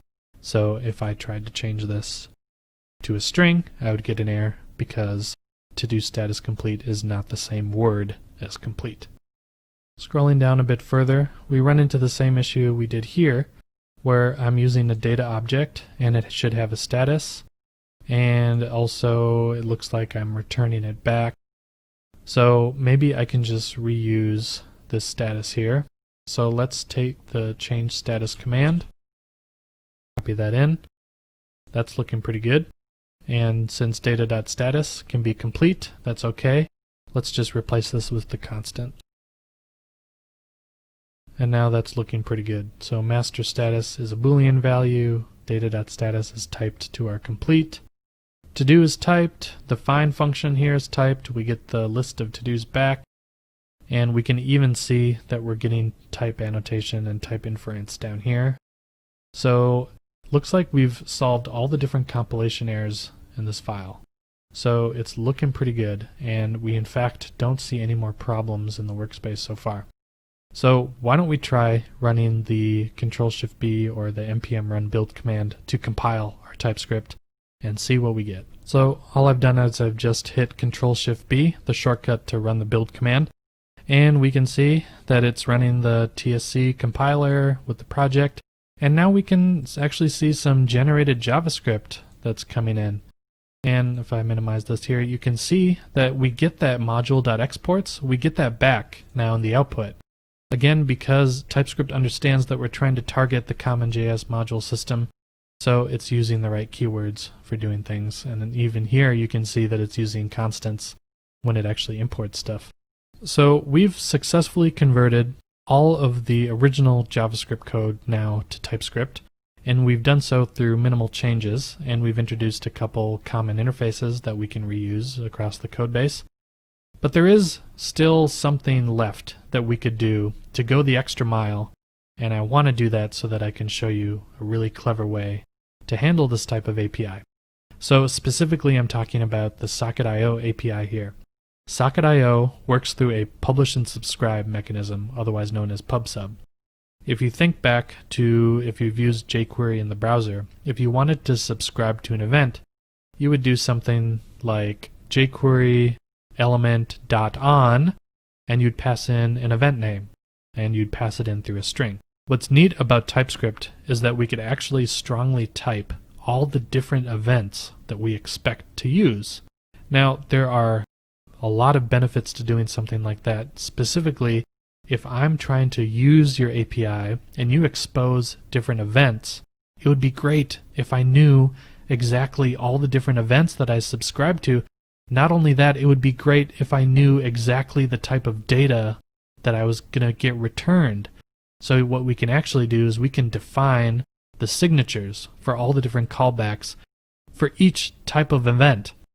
So I know that might not sound super impressive, but what we're going to do is I'm going to show you how we can create a whitelisted interface for our Socket.io API here, so that we can actually have the TypeScript compiler throw an error if we aren't using the API exactly how it's supposed to be used. I've created a new file under the server folder called sockets.ts. I've created an interface here called app-server-socket, and it extends the built-in socket.io.socket interface. So the reason why I did that is if you go hit F12 on this socket variable, you can see that it's being passed in as a function parameter here, and the type of it is socket.io.socket. So because I want to build on top of this interface, what we should do here is we should actually type it to the new interface that I just created in the sockets.ts file. So here I just typed in the app server socket. Now there's something interesting here that you might have glossed over. I didn't have to import this interface. Nowhere in this file, if I hit F12, and nowhere in that file in app.ts am I declaring this interface. I'm actually declaring this interface in what's called the global scope. So how come I can do that, but I'm using Node.js, and Node.js usually requires you to import things? Because Socket.io can be used in both the browser and in Node.js, the designers of the declaration files have actually made it a global declaration, which means that it exists in the global namespace. So TypeScript understands that the Socket.io module is actually what's called a namespace. So it's something that is available throughout our entire application, which means when I build on top of it, I don't need to explicitly export it. So this file, sockets.ts, TypeScript doesn't consider this a module file because I'm neither importing nor am I exporting anything. So that's just one thing to keep in mind here. Now that I'm extending the socket.io.socket interface, what I want to do in an ideal world is I want to have TypeScript check and make sure that I'm using the emit methods and the on methods, that I'm actually using the names of the events that I want to use in my application. So what I can do here is I can actually extend the built-in socket.io.socket, and I can use the never type to restrict the values that I can pass in for that event name. So let me show you what that looks like. Alright, so I've added two new methods on here, and you can see here that I'm overriding the emit method and the on method, and it has the same signature as the one in socket.io. And the way that I found that out is if I hit F12 here and I take a look at the interface here that this is declaring, I can actually see that the emit method is right here and the on method is also down here somewhere. Well, what I did was I just copied and pasted this. So I copied and pasted this line, put it inside of the app server socket interface, and then instead of typing event as string, I'm using the type never. So we've looked at this once before, but we kind of glossed over it because this is a more intermediate to advanced concept. But I think it's just so cool and so important that I want to include it in the course. So basically what I did, I'm using the never type, and what this is doing is it's just saying override the original function signature and treat the event parameter as a never type, which means that I can't use any other type except the never type. So never is kind of a special placeholder type that means that something never gets executed. So for example, a good way to think about it is if you throw in a function, that function never returns, right? It doesn't return a value. Now you could return from a function using the return keyword, but that still returns. You know what I mean? So never just indicates a function or a value that is never present. So if I throw inside of a function, that function is not returning, it is actually throwing an error and never returns. So to model that conceptual behavior, TypeScript has a never type that was recently introduced. So I know it's a little bit advanced and it's kind of hard to wrap your mind around, but what's cool about it is that you can use it to restrict values. So now if I go back into the app.ts file, we can actually see that I'm getting errors now anytime I use the emit method or the on method, because these values, argument of type add, is not assignable to parameter of type never, right? Because a string is a presence. It's a type of type. It is not a type of never. So that's kind of interesting. You don't really need to know the full details of how the never type really works underneath it, but what I want to show you is how you can actually create a whitelist of function overloads. So now that I have restricted the usage of the on and the emit, it looks like I still have a successful usage of this emit method, and that's because it's on this broadcast property, off this broadcast property. So what would be nice is maybe to change the type from socket.io.socket to our new app server socket. So let's add a property to our socket interface called broadcast, and let's actually type it to the interface that we just created. So here I've added a property broadcast, and I'm using the special type this.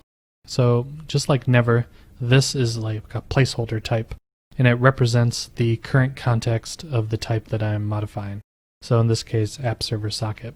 This would be equivalent if I just copy and pasted app server socket. So you can do that if you want to, but we can also use the this keyword to refer to the current interface that I'm extending.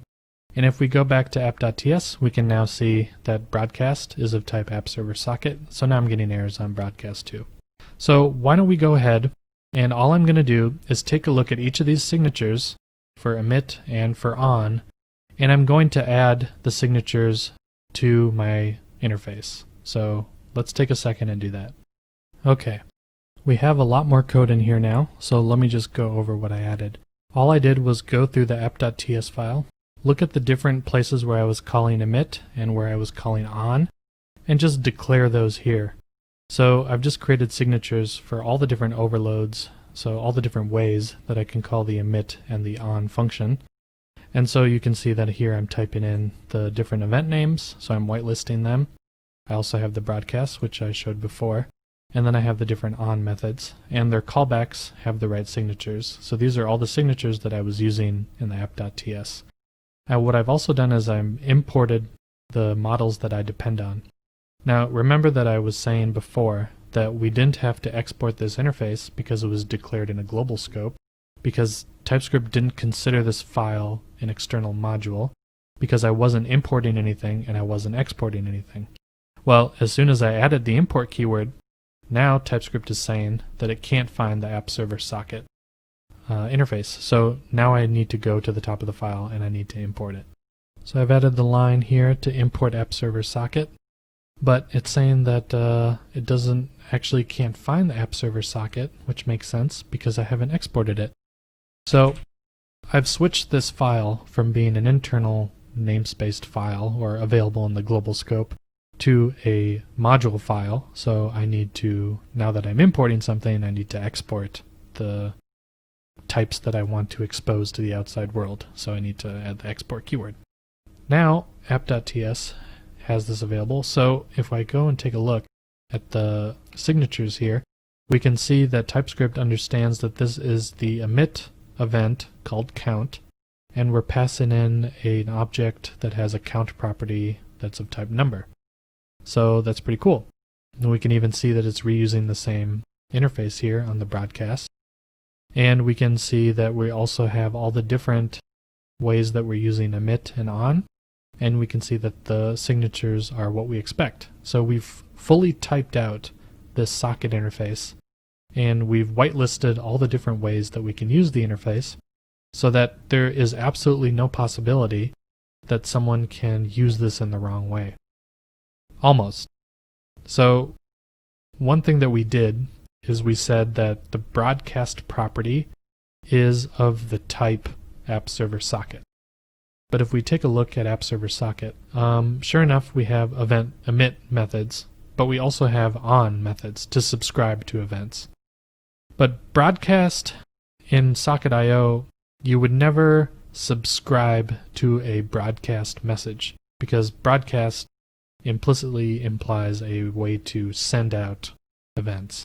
So on the broadcast property, we're only emitting events. We're not actually subscribing to events. We're not listening for events.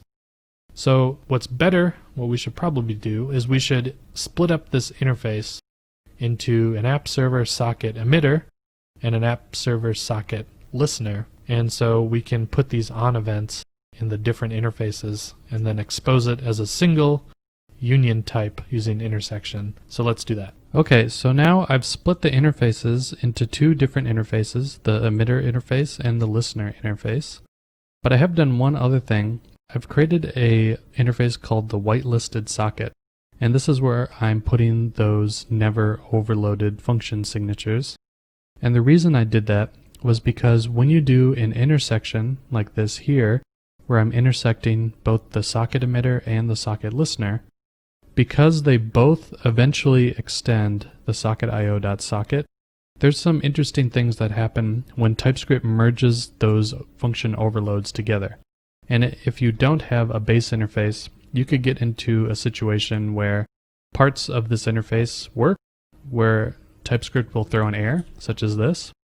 And you could get into a situation where down here, even though this is using the app server socket emitter, if I did F here, it would allow this value, so it would not throw an error. So it's important to realize that if you want to do an intersection between these two interfaces, you should create a base interface here where you put your never overloads, just to ensure that the TypeScript compiler is treating your never overloads properly. The other thing that I did was create this broadcast property, and that's because of the same reason. When TypeScript merges the declarations for this interface, it needs to be on both interfaces so that one doesn't overwrite the other. So now we properly get the right type of behavior where TypeScript is double checking that all the event overloads like emit and on are using the proper event keys. So that's exactly what we want. The other thing that I'll note here is that I'm not exporting either of these interfaces that I've put inside this file here because I'm exporting the type alias app server socket. So remember that a type alias is just a way to rename a set of types. So I'm just taking the intersection between these two interfaces and exporting them as a single type alias called app server socket. That way I can still reference the app server socket here at the top level. Now we're getting pretty close to being complete with converting the server-side code, but there's one thing that I want to do to make our code base a bit more maintainable. Now we're getting pretty close to finishing up converting the server-side code, but there is one more change that I want to make to increase the maintainability of our application. You understand that it's pretty common in JavaScript applications to use string-based keys for things like events, but strings are not very refactorable. In fact, let's try hitting F2 and just rename this and see whether or not it goes and renames the other event, and it doesn't, and that's what I would expect. Because this is just a type annotation, it's just a string literal type, so TypeScript can't really help us as far as refactoring goes, although we do get a compiler error, so we get that. What we should probably do instead is we should extract all of these strings in both of these files, both in app.ts and sockets.ts, into a separate events.ts that we can share between the browser and the server side. So let's go ahead and do that and create constants for each of these different strings. Okay, so I've created my events.ts file, and I'm using the uppercase syntax to represent our constants, and that's mostly because if I use the lowercase syntax, you can actually get into a situation where you could conflict with the different keywords in JavaScript. So we're going to keep it uppercase here. I've went ahead and I've imported socket events, so I'm just importing everything from this file, events, as this socket events variable. And I went ahead and replaced all the strings here with the references to the constants. And remember, I can't just have an instance of the constant as my type declaration. I need to tell TypeScript, get the type of that constant. So remember that this is just the string literal type count. So when I hover over event, you can see that TypeScript types it as the string literal count. Now we get some great benefits. I can do refactor rename. I can also just show you if I surround this in quotes to create a string, I get what I expect. It's not assignable to the type never. And we can also do a refactor rename operation and rename this across the code base. And there we go. We've renamed count to count C, and it's renamed it across the whole code base. Let's just rename it back. Now I've checked all my boxes. I no longer have a bunch of strings lying around. I have full refactor rename ability. I have an interface that will throw errors if I don't use the correct events. And I'm feeling pretty good about what we have for our server-side code now. Now that we've converted the whole server-side part of the code base, it's time to use the shared code that we've created and the different techniques that we've learned to cleverly whitelist our APIs and use that code over in the client side, and also figure out how we can use that common JS module system on the browser and get that working inside of the browser client-side code. Our server-side code is looking pretty good, and it's time for us to start converting the client-side code in the browser. In this video, we'll take a look at converting the JavaScript into TypeScript. Then we'll see how we can reference the shared code that we created in the common folder. Then we'll add a client-side sockets interface, just like we did on the server side, so that we can strongly type our sockets API. And finally, we'll use a new tool called Browserify to compile the common JS. And then after that, we'll verify the functionality and make sure that we didn't break anything. Back inside of Visual Studio, let's go take a look at the public folder. This is what's holding our JavaScript for the application on the client side. So if we go take a quick look at app.js, we can see that it's using jQuery or expects jQuery to be present. It's also using socket.io, and it's using the io.connect. So that must be something that we'll need to bring in. And it looks like that's about it. If I go through this file, I can find that there's no actual other dependencies other than jQuery and the socket.io client. So before we get started, let's make sure that we install the types needed to convert this application. I've brought up the terminal window, and I'm typing in npm install, and I'm installing the jQuery types and the socket.io-client types. And I know that these are the types that I need because I've looked at the code and I've seen that it's using jQuery. And then we're also using the Socket.io browser client, so I need to use the Socket.io-client module. And I'll again pass the -d syntax so that I can actually save it back to our package.json file. Here I have open the app.ts file. All I did was copy and paste the app.js file from the JavaScript folder over up to the client folder. And we can see that TypeScript is already detecting a bunch of errors, 82 in fact. But if we take a closer look at all the errors, they all seem pretty similar. These are all the same error. So the error is saying that the $variable object is possibly undefined. So jQuery is possibly undefined. But how come we have that error? That's because we've enabled the strict null checks flag. So TypeScript is being extra careful and warning us that this $sign could be undefined. How come that's the case? This is where we're passing it in, and we can see that TypeScript has decided that the $sign could be a type of jQuery static, which is coming from the types we just installed, or it could be of type undefined. That's because the declaration for jQuery says that there is a callback function that we're passing, and that the jQuery alias is optional, so it's an optional parameter, which means that if you don't pass it in, it would be undefined. So TypeScript is trying to warn us that this is not typed as a straight jQuery object due to the type definition here. But we know, because we're passing this in, that it is going to be defined, so let's explicitly define it as the jQuery object. Now suddenly we've cut our errors more than half. We only have 24 errors now. So if we scroll down here, we can see that we're mostly just getting function overload errors, so the signature of these functions are probably missing. Now that I've added the jQuery static type annotation, we can see that it's cut our errors by more than half. Now we only have 24 problems. And mostly the problems are because some of these types are implicitly any types. So what we need to do to fix some of these errors here is to strongly type our socket interface just like we did on the server. So you can see here that this socket is of type socket.io client.socket, and the on signature says it takes an event of type string and then a generic callback function. But because we want to strongly type this, we should probably hint to TypeScript what these type signatures should be for these functions. So why don't we go ahead and create a sockets.ts under our client folder, and let's just do the same thing we did on the server, take a look at these signatures here, and copy them into an interface. Well, that's quite a bit of code, so I've created the sockets.ts file, but if you take a closer look, it's really very similar to our server sockets.ts, except one thing you might notice is that it's the opposite. So remember, on our server side, the socket could emit different types of events, or could listen to different types of events. Now, socket.io operates on a pub-sub mechanism, or publish-subscribe, which means that the server can push events to the client and the client can push back, and both the server and the client can listen to different types of events. So whenever an event is emitted on the server-side interface, the client is probably listening to it. So you can see here that we're listening for the count event, and on the server, we're pushing the count event. So now we're creating a marriage between these two different types of interfaces. So it's really easy to see, and we can actually better model that conceptual model in our code base by using an interface.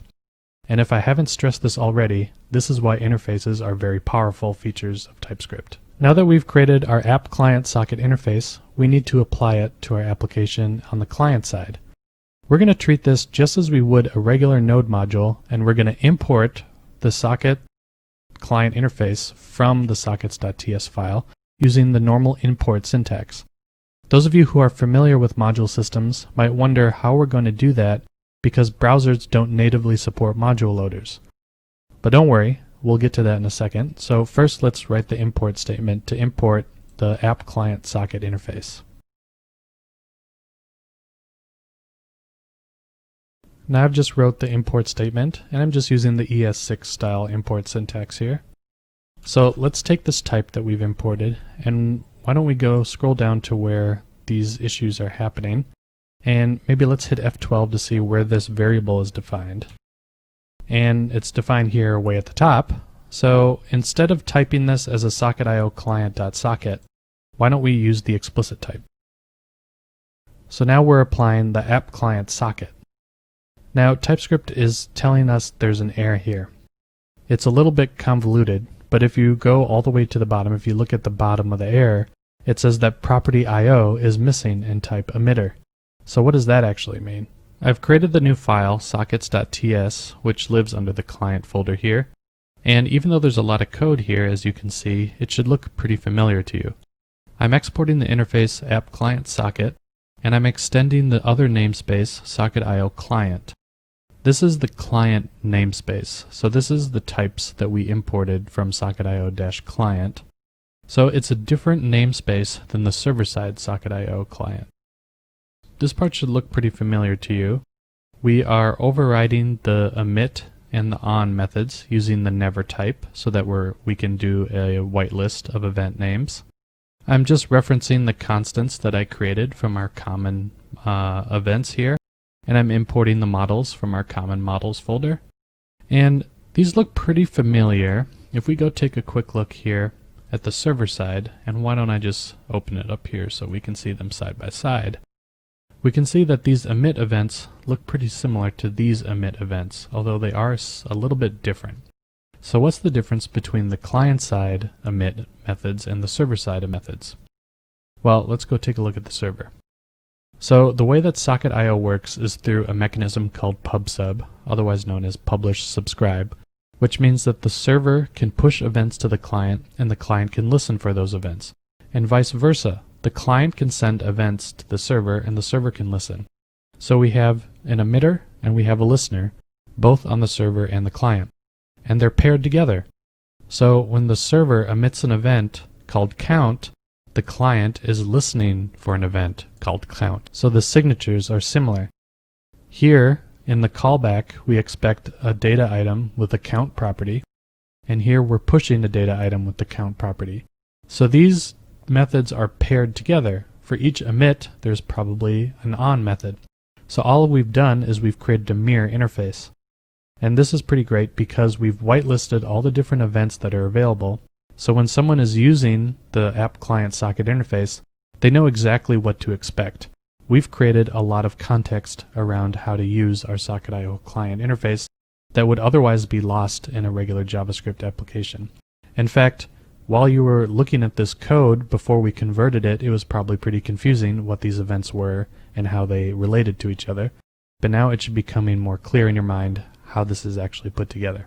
Now that we have the app client socket interface, we should probably import it here. So I've done that. And I've also assigned it to the socket variable here. And I'm using the explicit type syntax because io.connect returns a type of socket.io client.socket. I want to treat it as the app client socket that I just made.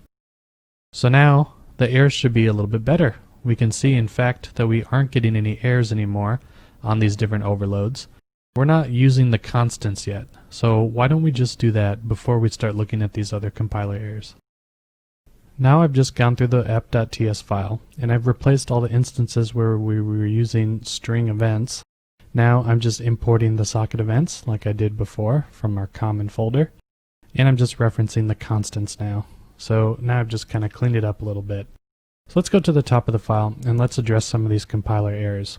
We can see here that this persist function takes a new to-do and we're not quite sure what type it is, and in fact TypeScript is warning us that it implicitly has an any type because there's no signature here that TypeScript can infer what type it is.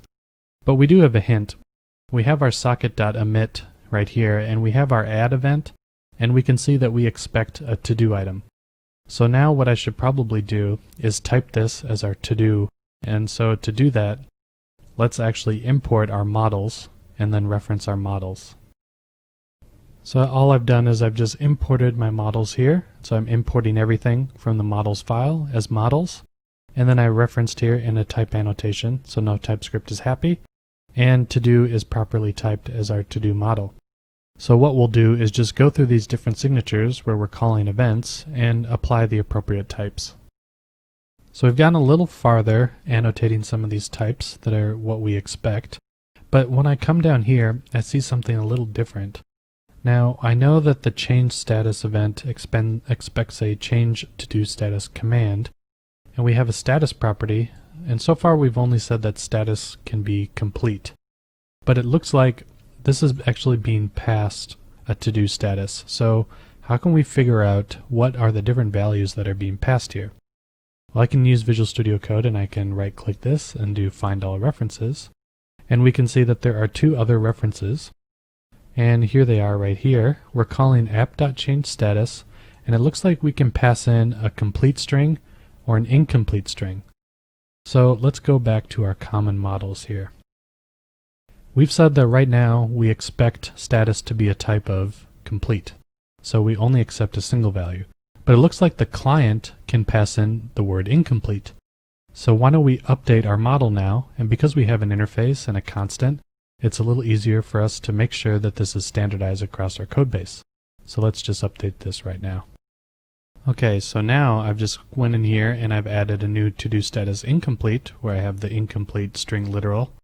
And then I'm just using a type union here to say that export type to-do status, or type alias, can be either complete or incomplete. So now I want to update the references across my code base so that we are using the new models.todo status. And now that's looking pretty good. So let's go ahead and update some other references here that are referencing this status. I'm going to replace that last break here. So now I've added a new constant to-do status incomplete, and I've typed it to the string literal incomplete, and I've updated the change to-do status command to take a status that's a union between those two types. But how can I reference this union here? And I can't really reference it because if I do models, I don't really see a choice. I either have to do to-do status complete or to-do status incomplete.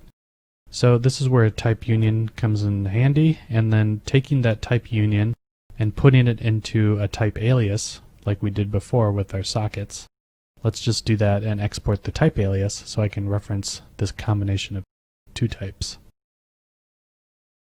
Now I've just created a type alias called to-do status, and it's a union between these two types. And I've updated the status property on our change to-do status command to reference that. So now, instead, I can do models.todo status, and that represents both of the different types that I can accept here. So now I can annotate the rest of this, and we can see that some of these errors are going away. But we do have an issue here. It's saying that right here, arguments of type object is not assignable to parameter change to do status command because the property ID is missing in the type.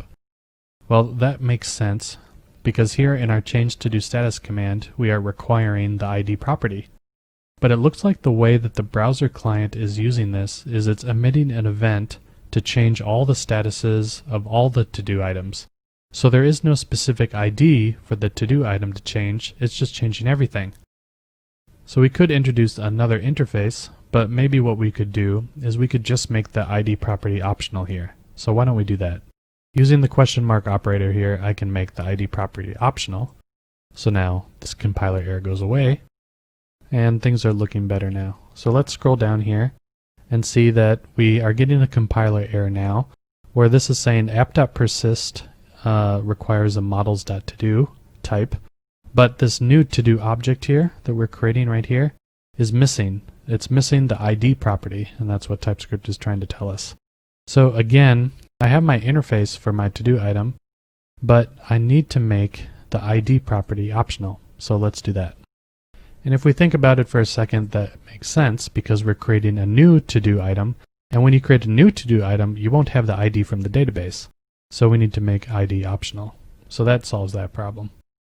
Now down here, we have another similar issue. We're creating the edit to-do, which has a title and an ID, and we're passing it to app.edit, and it's saying that the property complete is missing. So let's change that. Let's make complete an optional property too. So now we've made complete optional, therefore we can pass in this object that has the title and ID. Now coming down here we can see a couple other errors. Here we have our socket.onListener, and data should be a type of models.todo. But models.todo doesn't have an underscore ID property. It does have an ID property, but it doesn't have an underscore ID property. So this is from the original JavaScript code, and you might wonder, if we have an ID property that we expect, why is this thing looking for an underscore ID? And this is a little bit where the implementation details leak through, otherwise called a leaky abstraction. So the underscore ID is actually a specific property in Mongo that represents the object ID. So when you insert a new document into the database, it gets assigned a random ID. Well, not technically random, it's sequential, but it gets generated by the database. You don't actually send in the ID. Instead, this property underscore ID gets populated. So I can't quite explain why they decided to use the underscore ID instead of the regular ID property. Maybe because sometimes the regular ID property isn't actually populated. So why don't we create a new property underscore ID that's a type of string. So we can create the underscore ID, and now that error goes away. So here it's expecting the models.todo, and it's outputting the ID into some HTML. So that's looking okay. Now down here we have some other issues. Looks like we're getting that same implicit any here. And that's because we're defining these functions and we're not defining the types that are expected on these functions. So why don't we go through and do the same exercise where we take a look and apply the right model values here. So I've annotated the types now on these function signatures to get rid of some of the compiler errors. But if we scroll over, we can see that there are still a couple errors. And by the way, since we're hard coding this complete string in here, why don't we just reference the constant instead? And now let's take a closer look at these errors here. TypeScript is saying that the argument of type true is not assignable to parameter of type index number attribute string. And that's because if we hover over the attribute type definition here, in jQuery you can pass in an attribute name which is of type string, and then you can pass in a value which could be a string, number, or null. But we're using a Boolean value, and why is that? Well, it's because this example originally was written in jQuery 1.8, and after a certain version jQuery deprecated that API where instead of passing in a value of Boolean to the checked attribute here, you actually have to use the prop property here. And with the prop method, you can actually pass in a Boolean value. So this is kind of interesting because even though it was sort of working in the browser, what you might not have noticed is that there was a subtle error here that we wouldn't have figured out, and in fact is a pretty hard error to track down because you have to do a bunch of different UI interactions to get it to show up, which is doing different checking and unchecking of the to-do items. But TypeScript, since we're using the latest typings, is warning us that we probably aren't passing the right value to the attribute method. So this has actually found a bug in our application that we wouldn't have otherwise found, or a user would have had to report, and we would have had to go track it down. But since we're using TypeScript, we get that error. And so let's fix this and change it to the prop method. I've gone ahead and I've updated the references. Instead of attr, we're now using prop. There's a couple other places where we were doing that, and now we only have 2 more errors to tackle. And this is pretty cool because TypeScript has warned us that we were using a deprecated API, so things might not have behaved as we would have expected. And now we've updated it and things are better now. So that's one great reason to use TypeScript. So let's fix this last few things here. So we got an error here that says data.id could be string or undefined. Why is that? So if we take a look at the socket.on, we can see that we're expecting models.changeToDoStatus. So let's go take a look at that. ChangeToDoStatus has a property called ID and it's optional. Well, because I've made it optional, it means that data.id could exist sometimes, otherwise it could be undefined. So again, this is because we've enabled the strict null checking in our compiler flags. So why don't we go ahead and make sure that data.id is not of type undefined before running this code.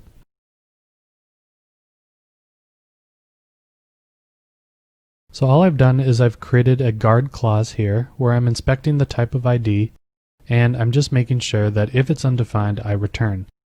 Now you can see that the error has gone away, and the type annotation now for ID is of type string. So before it was of type string or undefined, and now it's of type string.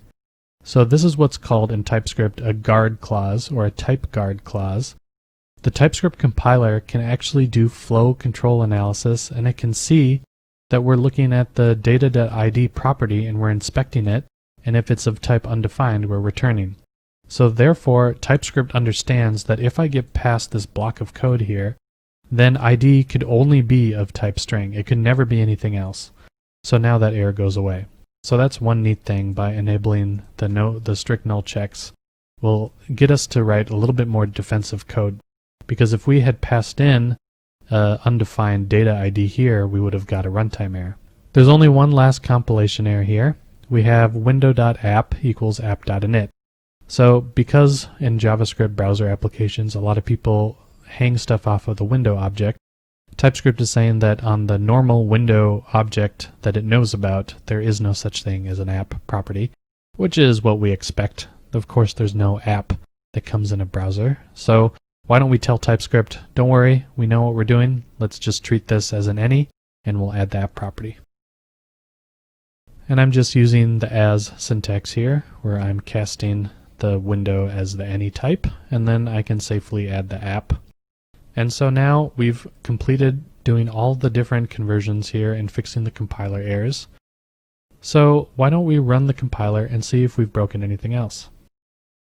I'm just running Control-Shift-B, so now it's running our build code here. And it looks like there's actually a few errors. So if we go take a look at the errors that were generated here, we can see that they're actually in the server folder. So because we've made some modifications to our models, we've affected the server, which is pretty cool because TypeScript, since we're using TypeScript, we get errors across our application because things are strongly typed. So we can see here that one of the errors that we get is that data.id could be of type undefined. And again, that's because we updated the to-do item to have an optional ID. Therefore, sometimes it could be a string, sometimes it could be undefined. We need to guard against that. So why don't we add a guard clause here?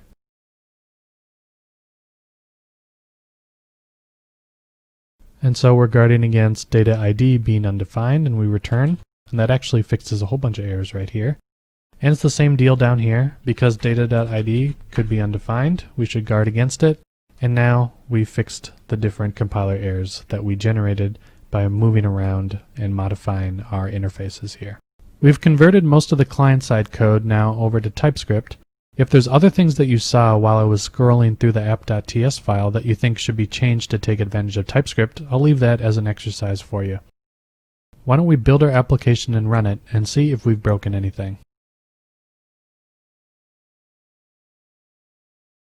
We can run our application using npm start. And it looks like the server is okay, so let's go visit the site on port 2982 and see whether or not we can use the application. The application has come up, so let's see if we can use it. Let's do our hello. And it looks like there's something wrong, because if I are clicking around and I can't really type in, there's something going on. So why don't we hit F12 in Chrome and see what errors we're getting. So now it looks like we're getting an error. We're not getting a JavaScript file in this JavaScripts folder. So if you think back to the very beginning when we started converting over the client-side code, we actually moved the app.js file out into the client folder. So now we need to get it back. But how do we get it back over there? I can't just copy and paste it. We need another tool or another step in our build process to copy it over. So this is where we're going to leverage something called Browserify. Browserify is a build tool that allows you to write browser apps using the common JS module syntax that we've seen before and have been using throughout this application. It'll transform and bundle the code so that it works natively in a browser. This is especially useful in cases like this where we're creating a hybrid web app and the code is shared and referenced by both tiers of the application.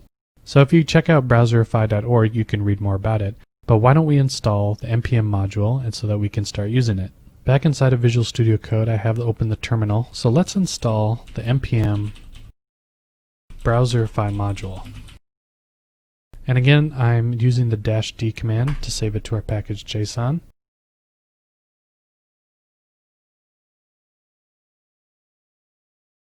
So now I've installed the Browserify package here, and we can even see that it's under our dev dependencies under Browserify. So we need to add a new step now to our build process so that we can use and target the app.js file here and output it to the JavaScripts folder. So let me write the command here and then we'll explain it. So now I've added a couple more commands to our npm scripts here. I've pulled out the TypeScript compiler command into a TSC command, and then I've created a new command called browserify, and then I've just consolidated the build command by running both the npm TSC and the browserify command. So what did I do here? So I'm referencing the local browserify client application that we have in our bin directory under our node modules, because that's what we just installed through npm. And then the browserify command takes a couple parameters. It takes an entry point, which is the entry point to the application. In this case, it's our app.js file under the client, because this is where we're importing all of our dependencies. So we're going to use this as the entry point. And then the --o command, which is the --output parameter, we're outputting it to the public /javascripts/app.js file. So this is where it's going to bundle and transform our application JavaScript into the application JavaScript we can use in the browser. So how come we're doing that again? So remember that we've developed our client-side application using the Node.js require syntax. This is the common JS module syntax. We're requiring dependencies from other files. Now, like I said, browsers don't have a native module loading system. So there are a couple options. We could either include a module loader on the output of the page, or what I think is easier is using something like browserify, which you run a single command and it bundles the output to one file. Why don't we see what the browserify CLI will do when we execute it against our app.js file. Here I'm just manually running the build command from npm. So it'll execute TypeScript compiler and then browserify. And we can see that we have a new app.js file that got generated under our JavaScripts folder. And if we take a look at it, it's fairly similar to the JavaScript we were just looking at here, but there's a big wrapper function up here that looks a little bit convoluted.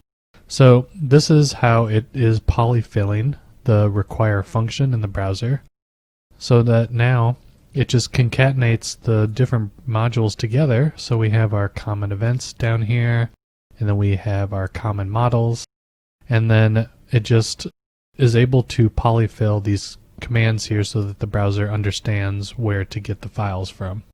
So now that we have our app.js file under our JavaScripts, we should be able to run our application and things should work. So we have our server started. Now let's refresh the page. Oh, things are looking a little bit better. Let's start typing in a to-do item. And sure enough, we can start adding to-do items. We can mark them as done.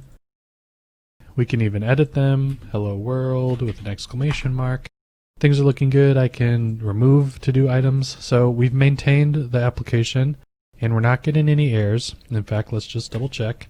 Nope, no errors. So things are looking good. We can even see here that we are including our app.js file here.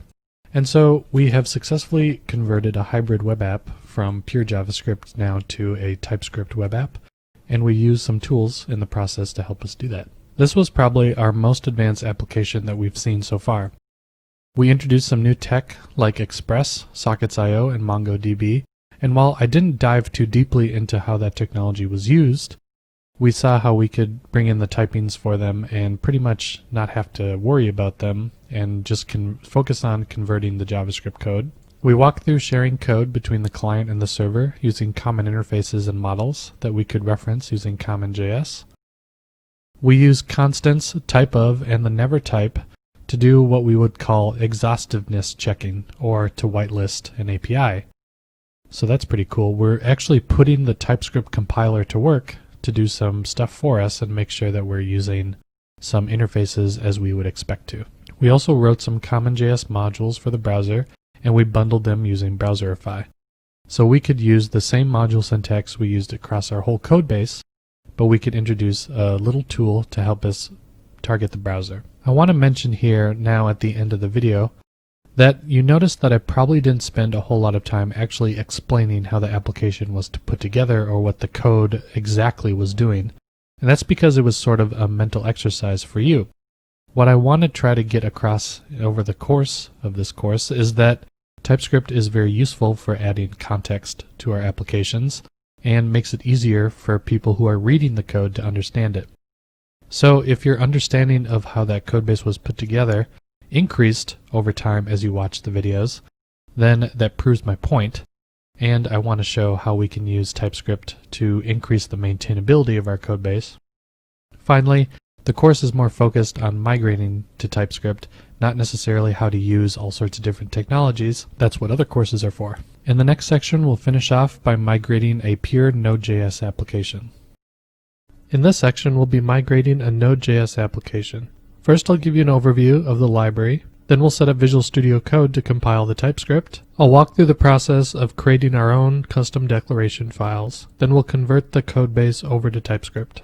We're going to be converting a small Node library. First, I'll tell you a little bit about the library and why I chose it. Then I'll talk about how to get the code. Then we'll get the code and get it set up. Then we'll run the included tests to make sure that the library is working as intended. The library I chose is a small core Node module called Node URL. It's basically the URL parsing part of Node, and I chose it because it has two very small dependencies on two packages called punycode and querystring. One of those dependencies has a documented API and the other doesn't. And neither of those dependencies actually have TypeScript declarations anywhere publicly. So it's a great example of how we can learn how to create our own declaration file, one way by looking at the documented API, and the other one by actually reading the source code and interpreting what the JavaScript is doing. The library I'm choosing is called Node URL. It's basically just the Node.js core module, so it's actually included in the Node.js source code, and Node.js is released as MIT, which means that you can remix and distribute the source code as long as you have the license file. So you can pretty much just download this repository here, and it's just a standalone version of the Node URL library. And then when you bring it down locally, we can launch Visual Studio Code. So once you have it locally, what we can do is what we do for most packages. We can run npm install, because if we take a look at the package.json, we can see that there are a couple dependencies we'll probably want to take down. So let's just run npm install and get those packages installed.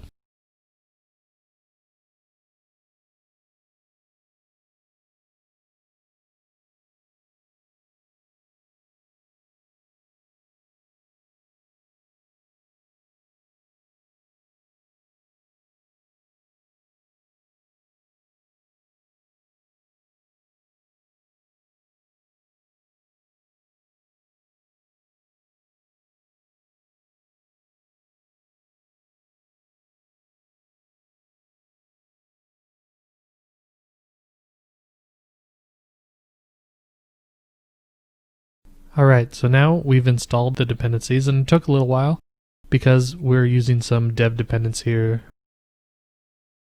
Okay, so now we've completed the npm install, and it took a little while longer than usual. And that's just because this is using some dev dependencies to do some testing. So you can see here that we have 3 different files, and you can see this is the core Node.js, part of the Node.js library here at the top. So this is just requesting the URL module that is right here. This is where we're going to be converting the code. And it's just doing a bunch of URL tests. And then we also have a util.js file. So why don't we go ahead and make sure that our library is running as intended by running the npm test command.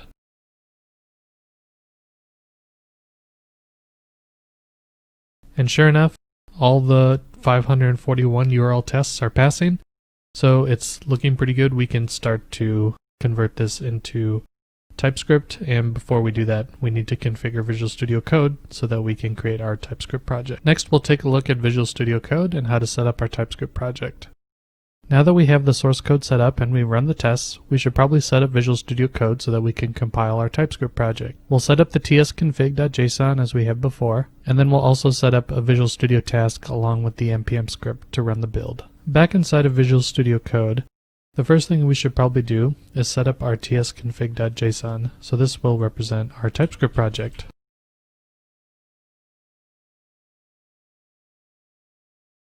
This is going to look pretty similar to what we've done before. So let's take a look at it.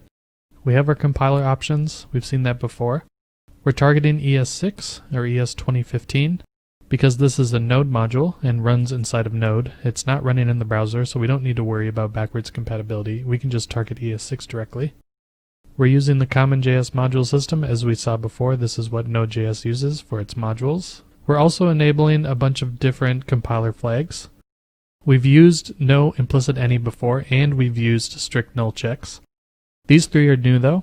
No fall through cases in switch, meaning that if we have a switch statement, we can't have a fall through, you have to have a break statement. So this just makes sure that our switch statements are acting like we expect. No implicit this, so if there is an expression that TypeScript implicitly is typing as a this type, it's going to throw an error, so we have to be explicit about when we use the this type. No implicit returns. If a function is not returning a value in all code paths, we'll get an error. This is, again, is to make sure that we're doing what we expect. So we're just enabling a little bit more strictness now in our compiler. So we'll get a little bit more compiler errors than we've seen before, but they won't be that hard to fix. Now that we have our TypeScript tsconfig, we should probably install the TypeScript node package. So let's do that. Again, I'm using the -d so I can save it to my dev dependencies and my package.json.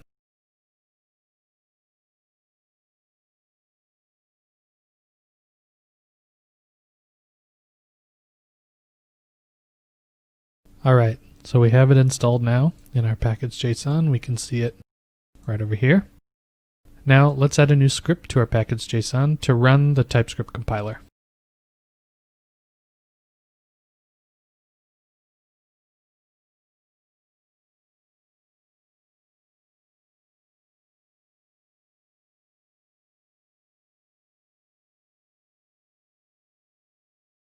So I've added the npm build script so we can run this using npm run build. But you might have noticed that I'm not using the local node modules.bin folder to call this TSC. And one thing that I wanted to point out here, different from what I've shown you before, technically you don't need to actually specify the local version of your node module. So for example, this test here is calling this Mocha command line utility, but I don't have Mocha installed globally. So here you can see I typed in Mocha, and there's not actually a script or anything that's on my hard drive that's in the global scope, but it is inside of the node modules.bin folder right here, Mocha. So what's interesting is that npm will automatically determine whether or not this module is installed locally in the node modules folder and then use it. So all that writing before where we were passing in the path to the node modules, it's a bit redundant. So I'm just shortening it here. So now you know. Let's run the build command. And we should get an error. Sure enough, because we don't actually have any TypeScript files. So that sounds good. Now let's hit Ctrl-Shift-B in Visual Studio Code so that we can create our Visual Studio Code tasks. Again, this time we're going to pick the npm task runner. And then we can just get rid of some of these. So what we'll do is we'll keep the test one, but we'll change these to run build, and then add some extra Visual Studio Code properties on here to make them the build command and the test command. So here I've just changed that first one to be the build. I'm using isBuild command, so when I hit Ctrl-Shift-B, this is the task that it'll run. I'm using the TypeScript problem matcher so that the problems will show up down here. Now again, we don't need to watch the TypeScript at all because Visual Studio Code is watching behind the scenes. So we don't need to really do anything special here. The isTest command here means that if I hit Ctrl-Shift-P and then do run, and then down here, I can run the test task. There's no built-in shortcut, but you can always assign shortcuts in Visual Studio Code if you wish. But if you just want to type in run test, then it'll actually run the test task. And sure enough, we see that we get the output from the tests. So that's cool. Now we have Visual Studio Code all set up. In the next video, we'll take a look at looking at where those dependencies are found online and look through their documentation and source code so that we can build our custom declaration files. In previous videos throughout the course, you've seen me write some declaration files, but we haven't really delved into what it takes to actually build a custom declaration file. So in this video, we'll take a look at how to find the actual dependent modules and where they are online so that we can actually write the declarations from their documentation, or in cases where there is no documentation, we'll actually inspect the module source code so that we can learn how its API is put together. Back inside of Visual Studio Code, if we open up the package.json, we can see explicitly what dependencies this module takes on. So we know that it takes on something called punycode, and it looks like Visual Studio Code can even go out to npm and actually get the description for us. So it says that it is a robust punycode converter, and you don't really need to know what punycode is, but it is similar to what we wrote earlier in the course, a base64 encoder, except this is an even limited char set, so it's even more limited than base64. So it's just called punycode. And then there's also a query string module, which it looks like this is just the Node.js query string module. So how can we go and find the source code for these dependencies or their API documentation? Well, one way is to go to npmjs.org and use the browser and search for the package and then find its documentation. But that's not as cool. So let's do the cool way, which is to use the npm command line tool and then use the docs command with the module name, and it'll just open it up in the browser for us. So here I'm just passing in both modules, so we'll open it up in 2 tabs in our browser.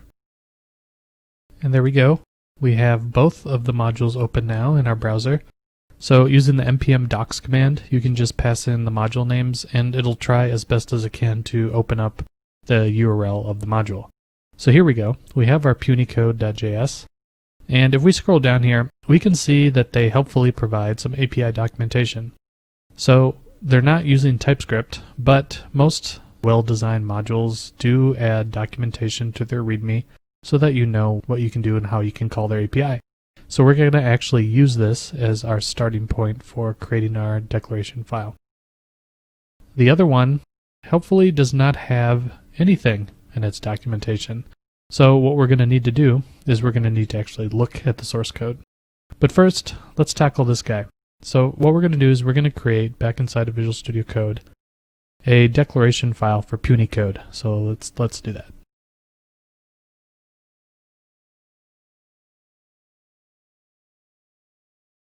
So I've created a punycode.d.ts file. Now remember that a declaration file is denoted by the d.ts file extension. So this is how TypeScript understands that this is a declaration file. Now that we're in the file, what do we actually write? So why don't we go ahead and open up the browser side by side with Visual Studio. So now I've just docked them both side by side. So I have Visual Studio Code on the left and the punycode documentation here on the right. So how do we go about creating a declaration file? Well, first we need to understand the API and how it's put together. So let's see. We have a method here called decode. It takes a string. We have another method encode that takes a string.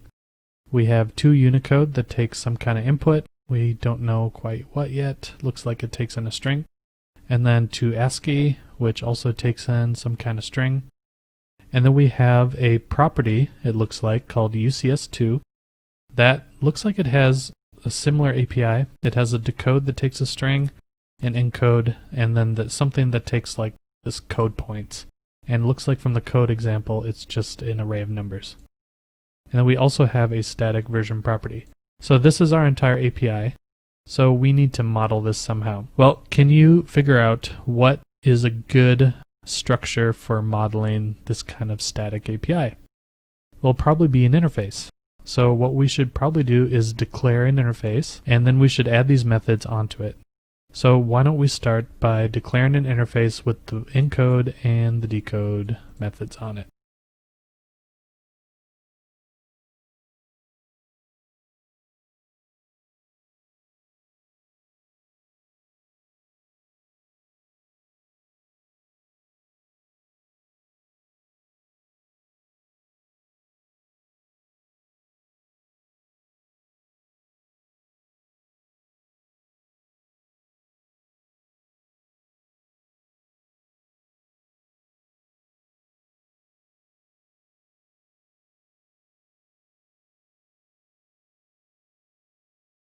Okay, so I've added the encode method and the decode method, and it looks like that's all we really need for both of these. But if we want to create a proper declaration file, it would be kind of nice, instead of tools like Visual Studio Code or Visual Studio or other types of IDEs that can read these declaration files, we can actually use JS-doc comments to add some extra context and documentation to these methods. So why don't we copy this text here for the decode method, and let's put it inside of the JS-doc for the decode method. JS docs are denoted by the double asterisk and the slash, and then it has an asterisk on each line underneath the first one, and then it ends in a slash here. So why don't we copy and paste? And now we have a JS-doc comment here. So if we hover over the decode method now, we can see that Visual Studio Code actually reads the JS-doc and puts it in here so that we can see it. Now, it might also be nice to document these parameters too, but since they're only strings, it's not a huge deal, so we're just gonna kind of leave it as is. But if we wanted to do something like that, you can use the @param tag, and Visual Studio Code even highlights it for you.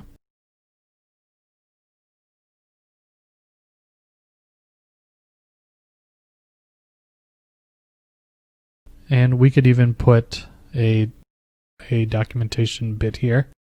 The format here is the param tag with the name of the parameter and then a description. Now in normal JS-doc, if you have used JS-doc before, you might say, but there should be some curly braces with the type in it. Well, since this is TypeScript, you don't need that. So Visual Studio Code understands that it's a string because we've annotated it with the type annotation string. So it will just show the description, and it can infer what the type is based on the TypeScript declaration. So that's pretty cool. So it kind of cuts down on extra typing. You don't need to actually declare what the types are, and it also makes it a lot easier to use tools like a TypeScript documentation generator to generate clean API documentation. One of those tools is a tool called typedoc.io.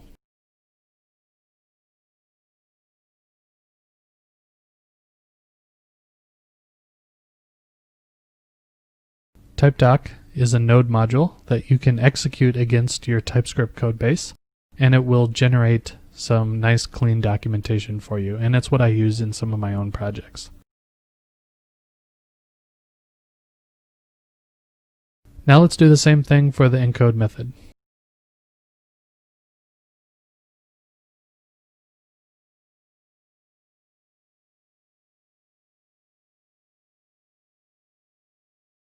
So I've just taken the documentation for the encode and I've put it in here. So now we have some documentation for the encode function. Now let's just do the same thing, reading through this documentation and looking at the different types of input that are being passed in, and let's do this for the rest of this interface right here. Okay, so I've done it for the rest of these methods here. They're all very simple. They take strings and they output strings, and then I just copied the documentation. But down here, where we have the UCS2 property, we need to do something else. It looks like this property then has two methods, decode and encode, on it.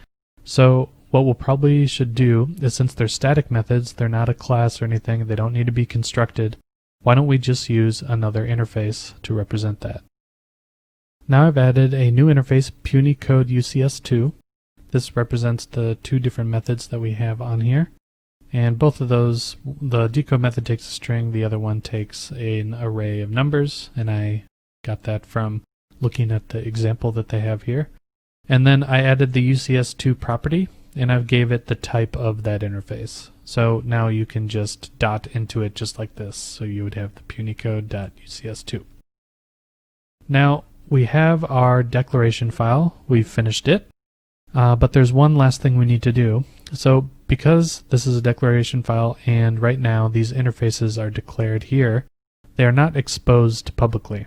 So what we want to do is we want to declare a module, and we probably want to give it the same name as the npm module because that's what TypeScript's going to expect. So we should declare a module, and then we need to export some stuff from it. So let's try that.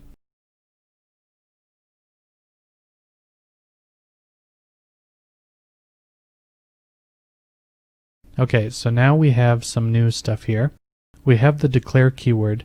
Now remember that you can use the declare keyword in a regular TypeScript file, so that would be an ambient type declaration. And what we want to do here is we want to declare this file as a module called punycode. So this is the name of the npm module. So we're just matching it inside of the package JSON. We're also matching the declaration file name here. And then inside of this module, what we want to do is we want to somehow take this interface and expose it. So what we can do is we can create a variable called punycode here. We can give it a type of punycode. Now this variable, we're not explicitly exporting it, so this variable is internal to this module according to TypeScript. So what we should do is we should export that variable punycode. So then when we actually require this module using require, this module using the require syntax, we'll get this interface back. So then we can call these methods on top of it. What you'll know, this is just one way to do a module like this, and there are a few other ways to declare modules using different types of templates, depending on where they're going to be used.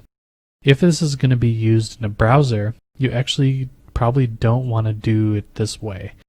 In a browser, punycode might be a variable that's put on top of the window object, for example. So you might say window.punycode, or it's a global variable called punycode. In that case, you wouldn't want to decorate it with the declare module. You would actually want to use a namespace.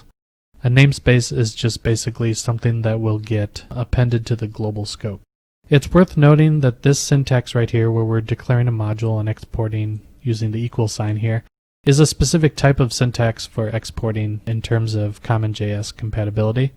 There are a lot of different other ways to create modules and declaration files. You can find more information on the TypeScript Handbook homepage.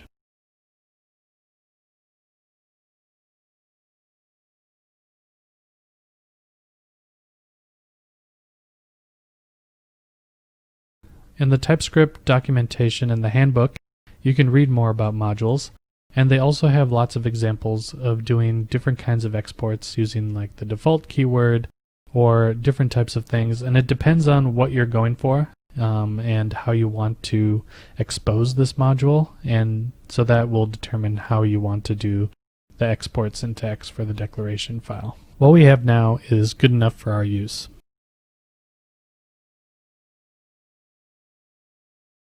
Now that we've created the punycode.d.ts file, why don't we go ahead and create the querystring.d.ts.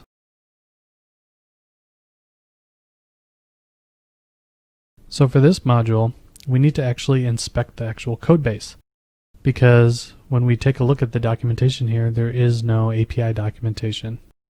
There are some tests that we could look at, but it turns out that this is a very simple module. So the first file we want to take a look at is the index.js file.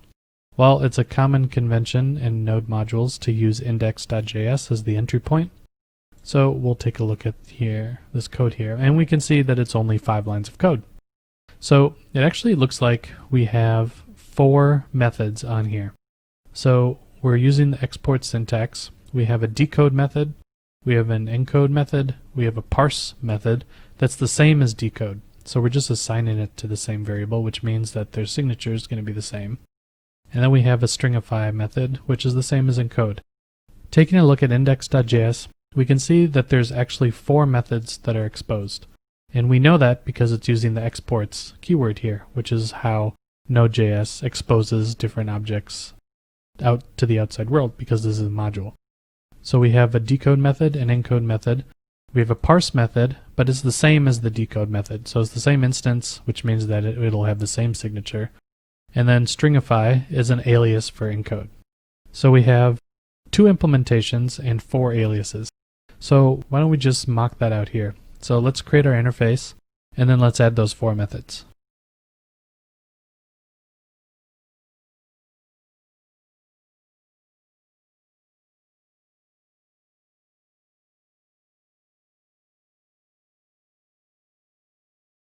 So now we have our 4 methods. Why don't we go take a look at the first one, decode, and see what that implementation looks like. Taking a look at the actual implementation here, we can see that the decode function is a function that takes 4 arguments, an argument called QS, then sep, then equal, and then options. So why don't we, in order to figure out what these are, first let's copy and paste these arguments into our methods. Let's do that first. Okay, so now we have the arguments. TypeScript is wondering what types they are, so why don't we figure that out? It's easy to figure out what these two are. So we have sep, and it's basically saying if sep isn't defined, then set it to an ampersand, so we know it's a type of string. Same with the equals right here. So why don't we just type separate and equals as string.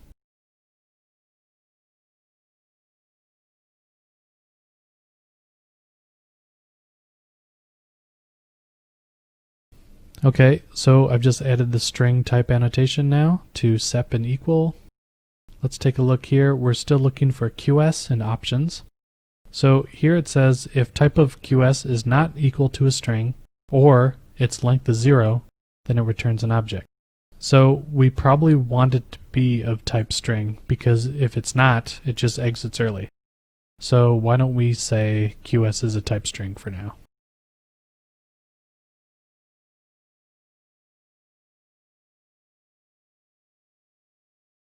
Okay, so I've added the string type annotation to QS. Let's go further here. We're still looking for options. So it looks like QS here, they're using the split method, and we know from JavaScript that split is a method off of string, so we can be pretty confident that our annotation here is correct. Now for options, it looks like if options is defined and the type of options.maxKeys is a number, then it uses something called options.maxKeys. So it looks like options is an object, and options can have a property called maxKeys, which is of type number. Great. So you know what that sounds like? It sounds like we should create an interface for decode options.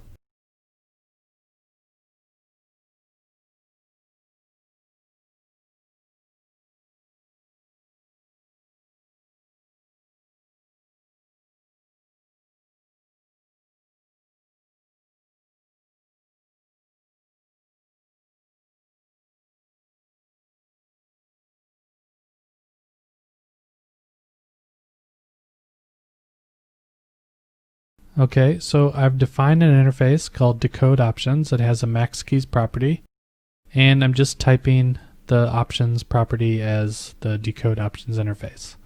So far so good. Let's find out whether, so now we have types for all the arguments, but TypeScript still says decode lacks a return type annotation. So we need to figure out what this returns. Well, if we scroll down here, it looks like it's returning this obj object property. And obj is of type object, but that's not super descriptive, so what exactly is it? So if we take a look at how obj is being used, looks like it can be used either as a straight up hash map, so we're assigning a key string here and a value as the string, and that's if it doesn't have the property. So the first time it comes around and it doesn't find a property, it assigns it, and then otherwise, if that value that it assigns is an array, it pushes the value onto the array. Otherwise, if the value already exists and it's not of type array, it will take the current value, add the new value, and create an array out of it. So this is basically just doing a nested hash map array. So let's model that using another interface.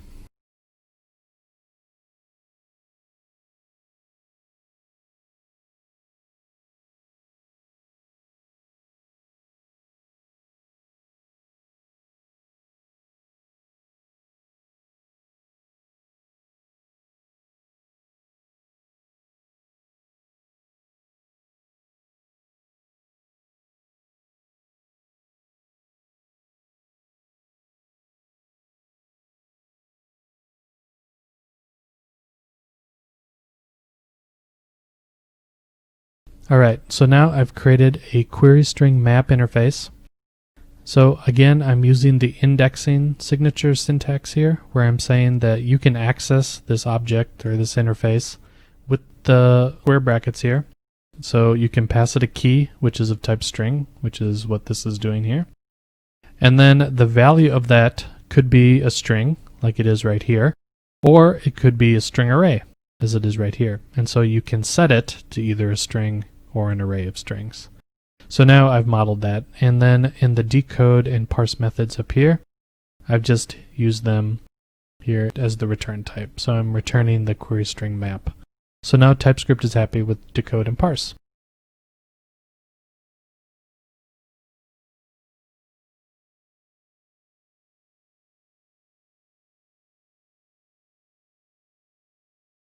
So taking a look at the encode implementation here, again, it's another function. It's got 4 arguments. Let's put those in here. And the same deal here, sep, equal, those are both strings. So let's copy that.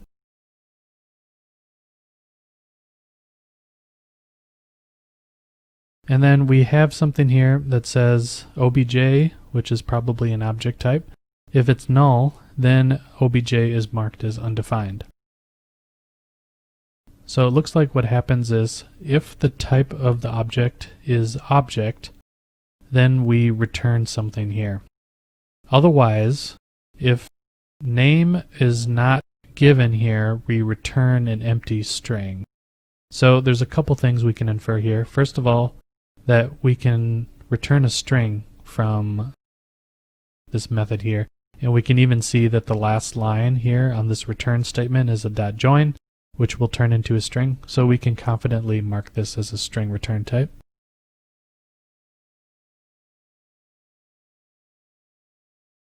The next thing is how to handle this obj. So what the code is doing here is it's saying if the type of obj is being passed in is an object, then we're going to return this kind of string here. So it looks like that obj could be a type of object.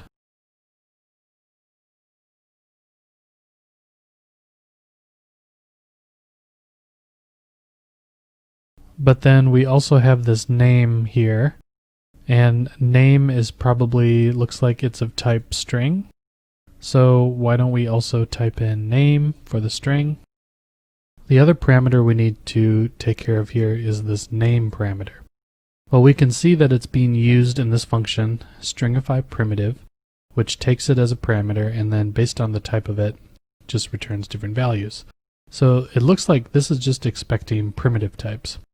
And the other thing is that this is creating a query string key value pair. So we can be pretty confident that the name here is probably a string, although technically nowhere in here does it explicitly say that it could be a string. So why don't we type it as some kind of primitive?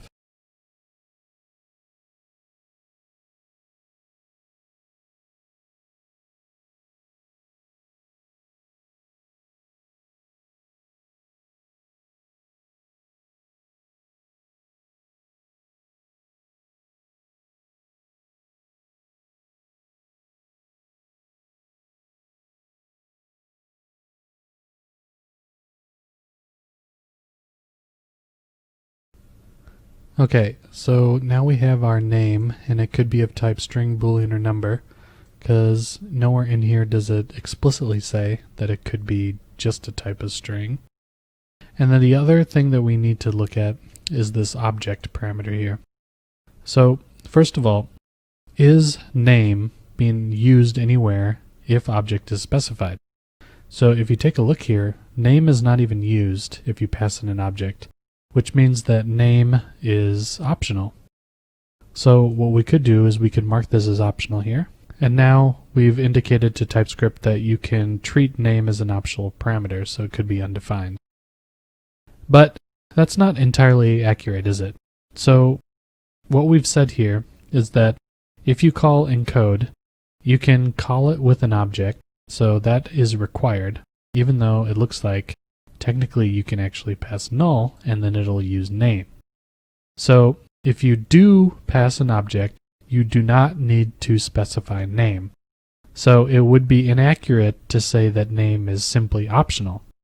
We really want to say if you pass an object, you don't need to pass name. So how can we say that? Well, that is what you would call a function overload. So an overload is just a different way to call a function. So a single function can have multiple different kinds of overloads. In fact, that's pretty common in JavaScript, where you're inspecting the number of arguments and doing different code paths based on the number of arguments. But in TypeScript, you can actually represent this in a strongly typed fashion. So why don't we create an overload of encode and stringify that takes an object but doesn't take a name?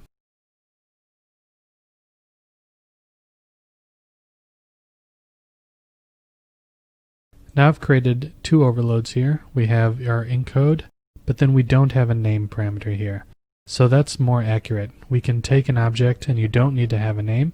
And you can even see here that Visual Studio is denoting that there's another overload, which is this one. So in this overload, if I pass a name, do I need to pass an object? Well, if I do, it won't be used. So if I pass a name here, then I don't need to make it optional. But what I should probably do is I probably shouldn't pass an actual object value here. What I actually want to pass looks like I need a primitive type. So I can pass a string, a boolean, a number. I can even pass null, and that's acceptable. So instead of typing this overload as an object, we actually want to type it as a primitive. So let's do that.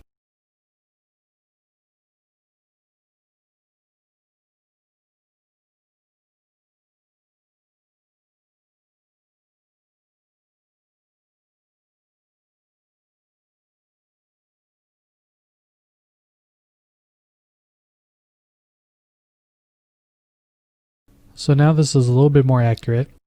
We're saying that if we pass in an object, it can be of type string, number, or boolean, and then it needs a name of string, number, or boolean. And then this string to primitive will make sure that it actually converts it back into a string if I do pass in a primitive value. But now let's take a look at this overload. But now we need to take a closer look at this object type here because it doesn't feel right that this is typed as just a generic object. And if we actually look at this code, we can see that it's just doing the opposite of the decode method. So this is actually taking in a query string map and then mapping it down into a string. So it's stringifying this query string map. So we can actually just use the query string map type here. And now this makes a lot more sense. So we're decoding a query string, and so we're passing in the raw query string. We're passing in a separator, which by default is the ampersand. We're passing in a equal sign, which is the default. And then we can optionally pass some options here. And then what we can do is we can take the output of that decode and parse, and then we can pass it to encode or stringify. It'll do the same thing. And there's these different overloads so that we can encode a single key value pair, where we're just passing in an object boolean number, or we can stringify an entire query string map. So now this API is starting to make a little bit more sense. With that, we've completed our query string. Oh no, we haven't. Now all that's left is to expose this to the outside world. So why don't we declare our query string module and export it?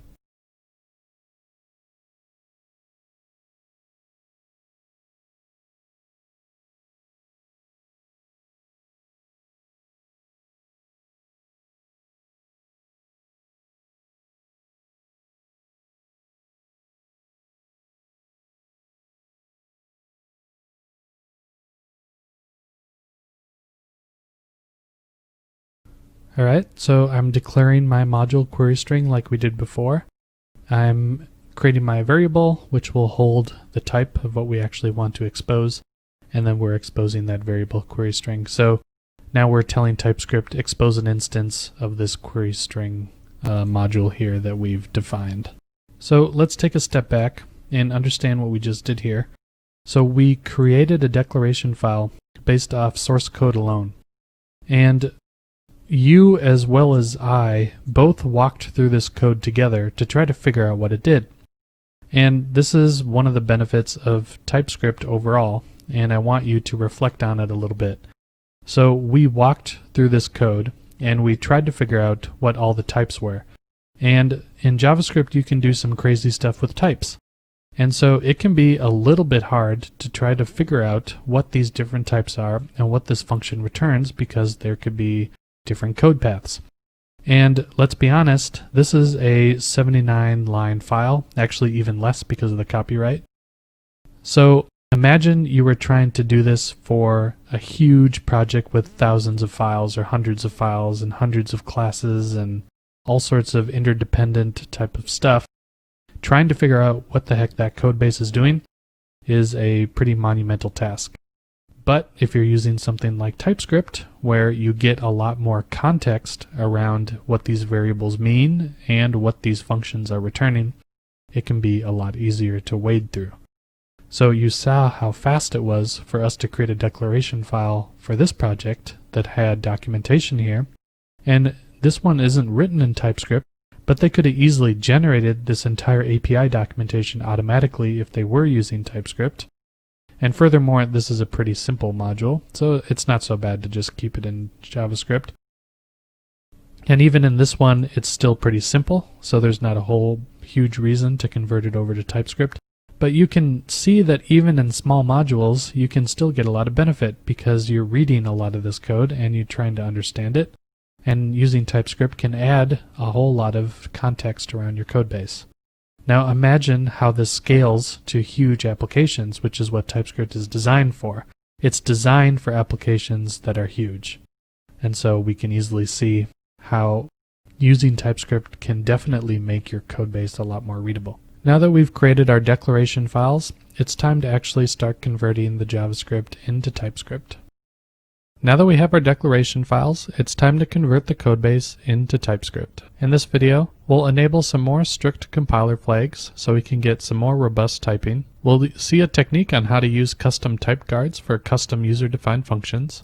We'll use a new language feature called key_of to do some clever techniques. And then we'll also walk through fixing all the compiler errors that we generate when we're converting our TypeScript. Back inside of Visual Studio Code, let's begin as we usually do by renaming this URL and the util.js files into TS, and then we can start to see what compiler errors get generated. So all I've done is I've renamed the JS to .ts for both of these files, and we can already see that it's going to be quite a doozy. We have over 99 problems in these files. So what we should probably do is just take it a piece at a time and not be too discouraged. So why don't we just start out with the simplest one? Why don't we convert the util.ts file and convert it from this JavaScript into idiomatic TypeScript. Okay, so I've just converted this. It's pretty simple. So I changed the module.exports equals to just export equals, and so we're exporting this object. I got rid of the useStrict at the top because TypeScript by default will omit the useStrict. And then all I did was just add type annotations to each of these functions. And if we take a close look at what this is doing, these are just utility functions to check whether or not something is a string, whether or not it's an object, if it's null, or if it's null or undefined. So you could literally pass in anything to any of these functions, so we can safely use the any type. So now that I've converted this, we can see that we don't get any more compiler errors here. So we are done with this file so far until we come across some extra compiler errors that might make us revisit that. Back inside the url.ts file, let's start simply by fixing these imports so that we're importing our newly declared modules. Okay, so I've added the import keyword now, so this is transforming it from just a regular JavaScript call into a TypeScript call, so TypeScript can go and take a look at the Punycode module declaration that we created. It can resolve some of the type annotations. Okay, so now that we have our declarations up here where we're importing the modules, we should maybe tackle these exports. And this module is put together in such a way where we're basically just exporting variables or function references out of the module. So what I'm going to do is I'm just going to take these lines right here, and I'm just going to do a single export call, and we'll do the same thing where we export an object where each of the properties are equal to these values. Alright, so that's gotten us farther. Let me just close this here. So moving on, we have a function here called URL, and looks like it's using the this keyword to refer to itself, which should give us a hint that it's probably a class. And in fact, in Visual Studio Code, I can click this to highlight it, and you can see here in the sidebar, it'll highlight the instances where it's being used. So we can see here clearly that it's using the new keyword. And TypeScript is saying that we can't use the new expression on a target who is not constructible. So in this case, it's either not an interface that has a constructor signature, or it's not a class. And this is clearly being used as a class, so why don't we just change this into using the class syntax here. So what I'll do, just change the function keyword from function to class.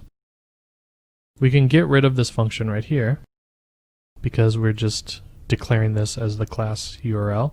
And then these should probably either be in the constructor, but it looks like we're just initializing these values to null. So why don't we simply remove the this keyword? Now we're just declaring these as public properties, and we're just saying that each of them is basically null. And if we take a look at some of the compiler options we have here, the strict null checks means that what it's going to do is TypeScript is just going to infer that these can only be the null type. And we're going to see that this is going to cause some issues with the compiler down below. The other thing we should probably do, it looks like we're declaring some inline local variables for this module here. Why don't we just take this whole block and move it above this class right here? Because as we're going to see, we're going to start to add methods to this class, and this variable block is just going to get pushed down. So why don't we just move it above the class for now?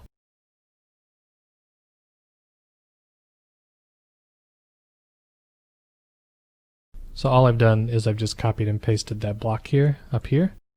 Now moving down to this compiler error, it looks like we have a require down here, which is interesting. How come it wasn't included in the top level requires? So why don't we just move it up there?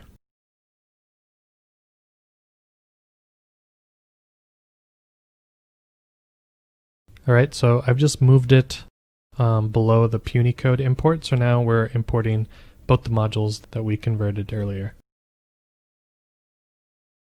Things are looking okay up to here, and now we start seeing some local functions that are declared in the module scope. So again, because we're declaring this class here, and it's using the class block, if we start to add functions to this class, it's going to push down this code. So rather than push it down to the end of the file, why don't we just go take a look through the file and see if there are other inline functions that are declared. So they would be at this nested scope right here, the very top level. Let's just move them up above the class.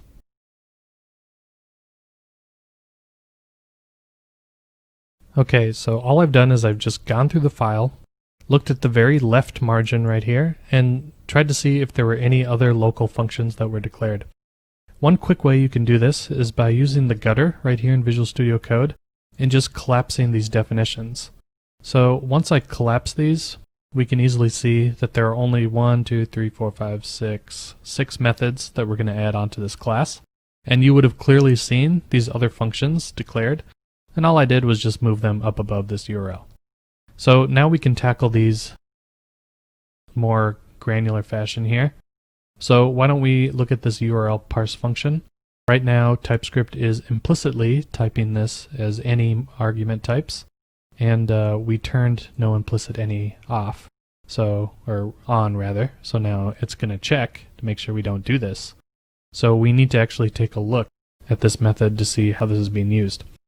If we take a look at this URL, it's referenced here, and it's also referenced down here. So it looks like it's just saying if URL is defined, so it's not returning false, and util.isObject URL is of type object, and it's an instance of URL.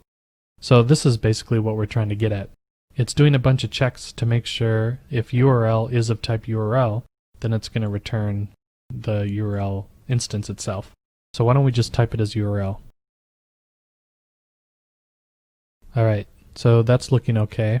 And it looks like this is just, we haven't added the parse method onto the URL yet, so that makes sense.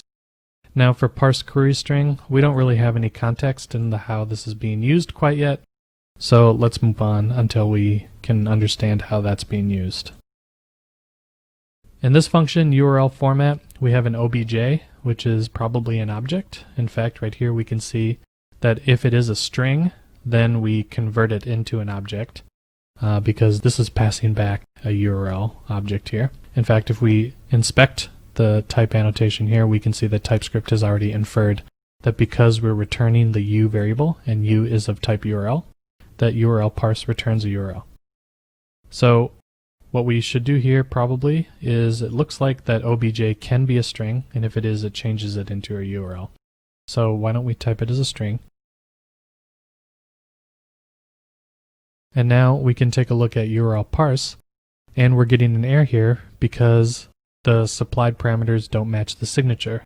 And of course that's the case because, first of all, we are only passing one argument, and we've declared that URL parse has 3 arguments. So that's a hint that maybe these 2 are optional. So why don't we add the question mark to denote that they're optional arguments? Okay, so that's a little bit better. Now it says argument of type string is not assignable to parameter of type URL. Well, that makes sense. A URL instance is not a string. So maybe what we can see here is a little pattern. If the URL argument being passed here is of type object, and it's an instance of URL, then we just return it. Otherwise, we pass it to this parse function. So we can maybe assume that perhaps URL can be both a URL or a string. So now we can use a type union to denote that using that pipe syntax.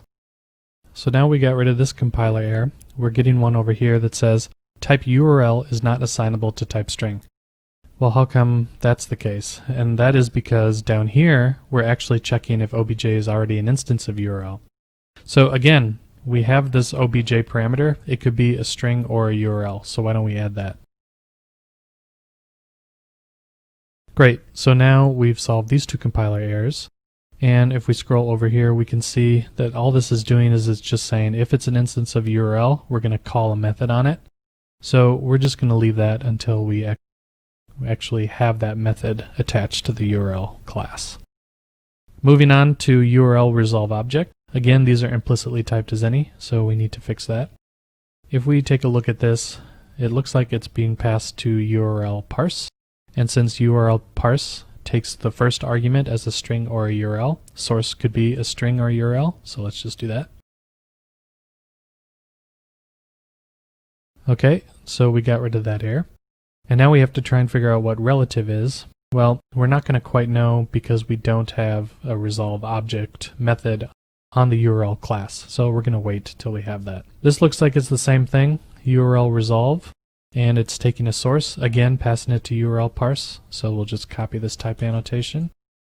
And again, because URL does not have a resolve method, we'll wait until we know what exactly this type is going to be. So we're having a bunch of errors where this class URL is missing these different functions. And that makes sense because actually in TypeScript and in ES6, if you're using the class syntax, you have to declare the functions inline on the class. So I'm just going to go ahead and transform these prototype, parse, and format and other functions into inline functions on the class. So all I've done here is I've just copied and pasted those url.prototype.function statements into the class. I've removed the url.prototype dot, and I've just also removed the equals function. Because remember, we need to tell TypeScript that these are functions that are part of the class, and so they can refer to the this keyword, and the this keyword will refer to the class itself. So that's what I did there. Now we can get a little bit of a closer look on this method parse, for example. Let me just close this. We can try to figure out what this parameter can be. And it looks like basically it's very simple. If it's not a string, it's going to throw an error. So clearly URL should be typed as string. So that makes a bunch of compiler errors go away. Now what about parse query string? So if we take a look here, the usage down here is it's just using it as a Boolean, and here again it's using it as a Boolean. These are the only two instances where it's used, so we can say that it should be a Boolean type. If we click on / denote host and check out where it's used, again it's being used as a Boolean only, so again it's a Boolean. Now you remember up above we were calling the parse function from a different function up here, and we can see here that it's calling parse and we're passing in the URL as a string. But the problem is it's saying that URL is of type URL. So the URL variable is of type the class URL. It's an instance of URL. Well, clearly that's not the case, because if this method executes, it says if it is a URL, we're just going to return it. Ergo, anything below this block of code should be treated as a string. How come TypeScript doesn't understand that? We have a util.is object that's saying whether or not URL is a type of object. But in order to do this, we would have to use a type guard. So let's use a type guard and see if that fixes it.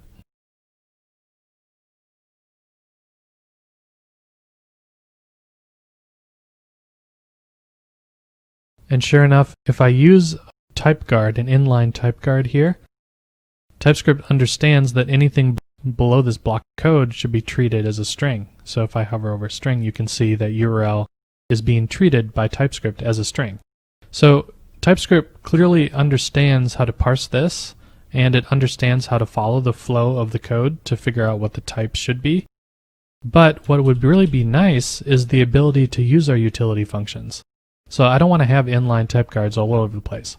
Is there a way that TypeScript can understand that isObject should be treated the same as a type guard? And indeed there is. So now you're going to learn a little bit about user-defined custom type guards. So back in util.ts we have our isObject function that we're trying to turn into a type guard.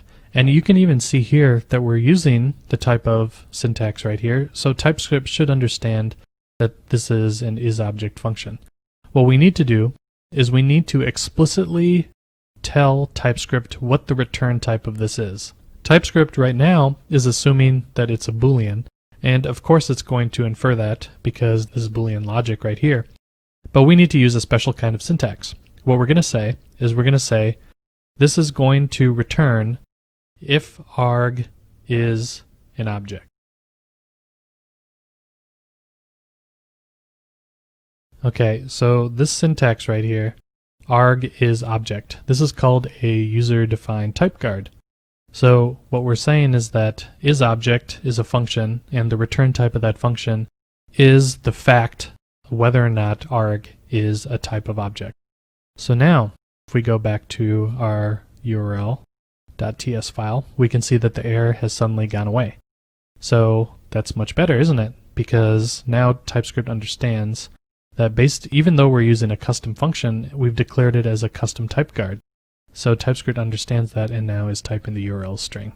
The other thing that we can fix right now is we understand what parse query string and / denote host are, because if we take a look at the signature that we updated earlier, we can see that they're Booleans, so let's just add those.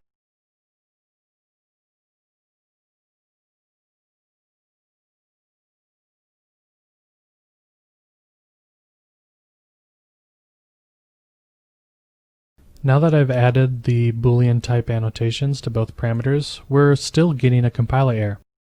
It says, argument of type Boolean or undefined is not assignable to parameter of type Boolean, because we've enabled the strict null checking and no implicit this and no implicit returns. In the strict null checking, what this is doing is that TypeScript is saying that parse query string is of type Boolean or undefined. How come? Well, because we've made it optional, if someone doesn't pass it in when they call the function, by default it could be undefined. But what we've said for the parse function is that we expect a Boolean value. So why don't we go to the parse function, hit F12, and we can make these optional. Because they are being used in a Boolean fashion, if they're undefined, they're going to be false. So that's okay. So why don't we make them optional? And now if we go back up, we can see that we fixed the compiler error. Now let's move on. Down here, we have some issues here. So we're trying to call properties on the class and we're getting some errors. Type string is not assignable to type null, okay? And you're going to see that these are most of the issues down here. Well, why is that? And that's because remember that we removed the this dot keyword and we made these properties.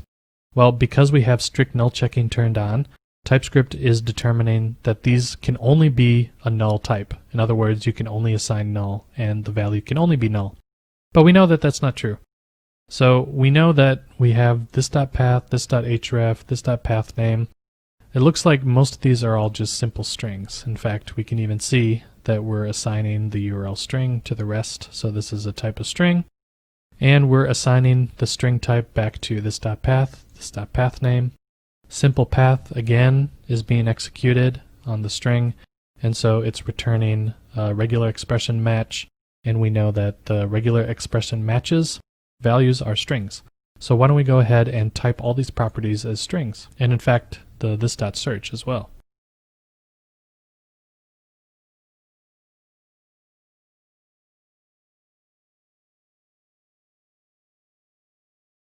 Okay, and once I add the string annotation here, we're running into an issue.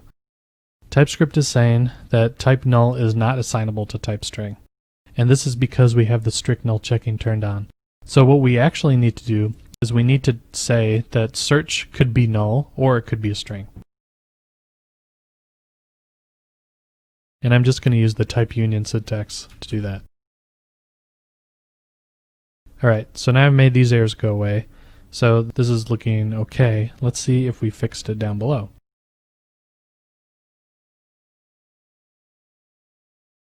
And it looks like we have. These errors are now have gone away and TypeScript understands what type these properties are. This .query is a different kind of bear. Let's see here. We're getting an error right here. QueryString.parse. This is the function that we wrote custom declarations for. And it looks like what this is doing is it's calling the parse method, but it's only passing a single parameter. So TypeScript is saying that the supplied parameters don't match the signature. Of course, because we are only passing one parameter, and we've declared that this function actually takes 3 parameters. So what we need to do is we need to actually revisit our declaration file for QueryString and make the other 3 arguments optional.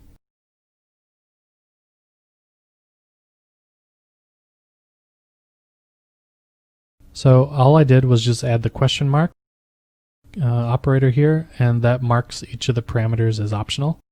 So we're just going to go ahead and duplicate that for the parse method too.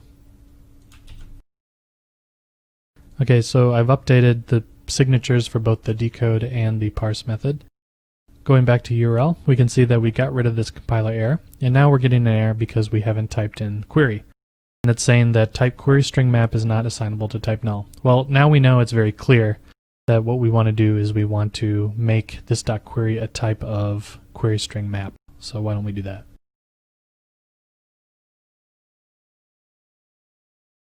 And again, because it can also be null, so we're going to also type it as null, and then we don't get any error there. Let's see if we fix the error down here. Well, we fixed it right here, but on this one, we see that TypeScript is saying that type string is not assignable to type query string map null. Okay, so we're getting into some interesting things now. This library is using variables with multiple types, and this can be really difficult to understand in JavaScript. I mean, you can even see as we're walking through this that it can be a little bit confusing. So depending on different code paths, the variables are being treated differently. What is nice though about TypeScript is that all we need to do to model this is to just say that it can be any of these types. So then TypeScript understands, if we go back down here, TypeScript understands that it can use this in different contexts and it's okay. So we don't get compiler errors.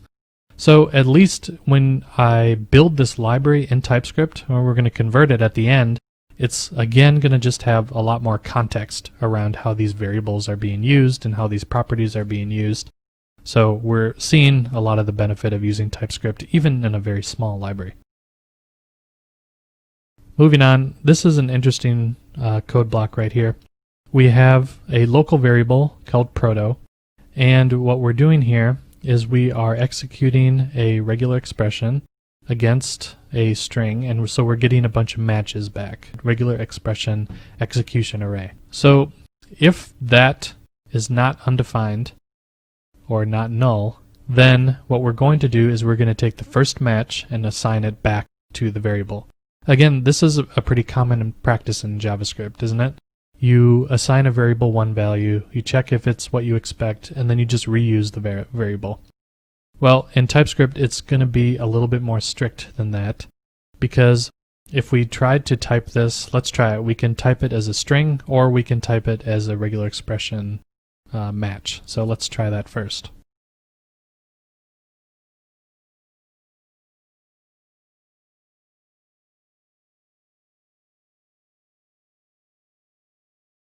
So now I've just added string, regular expression, exec array, and null. So this variable could be any three of those types. And then basically we're just saying if it exists or if it's present, then we're going to assign it to a string. So TypeScript is okay with us doing it this way. Next, we can do this.protocol, and this is pretty easy to determine. Lower proto is of type string, therefore hit F12. This.protocol could be string or null. Alright, so now we have fixed this block of code and we've removed the compiler errors. So it's kind of interesting to see that we don't really need to create a new local variable here to store the regular expression matches. We can use type unions to kind of solve some of that loosey-goosey nature of JavaScript where you can reuse variables as different types. As long as the way that you're using them is clear, TypeScript can actually help you and understand how you're using your code, and will warn you when you're trying to use it in a way that could possibly result in runtime errors. Now down here we have a couple more errors here. We have hostless protocol. It looks like it's kind of going into some sort of either an array or some kind of object. Well, we can see that Visual Studio Code is previewing that this is a hash map. So this is a map that has a string key and a Boolean type. So it's saying that element implicitly has an any type because the type of whatever that object is has no index signature. So this is interesting. Let's go take a closer look at this. So here at the top we have declared that we've created these variables and they have declared this hash map here. And we basically have just a simple object that has two keys. It has a JavaScript and a JavaScript with a colon, and then it returns true for both of them. So we just have a very simple object here, and it has a string key, a Boolean type. But the way that we're using this here is we are indexing into this hostless protocol, and we are trying to grab that Boolean value based off of this proto string, whatever comes back. Now, if you think about this conceptually, what you're trying to say here, and you can understand how TypeScript is being confused, you're saying that this proto, and proto is of type string or null, you're trying to grab the key that relates to that proto. And so you're trying to get the Boolean value. But proto could be anything. It could be any string. It could be ABC. It could be foo. It could be whatever. So TypeScript is trying to warn you that you're trying to index into this hash map, and you might be missing this property. And is that what you actually want to do? Well, we can see here that we are using this expression in a Boolean logic right here. So we can see here that it says if proto is defined or has a value and there is a key for that value, then basically if that's true, then we negate it. So then we return false. So what we probably want to do is just tell TypeScript, yes, it's okay. We're just trying to index into this. So why don't we try to do that? So now I've changed the source code a little bit.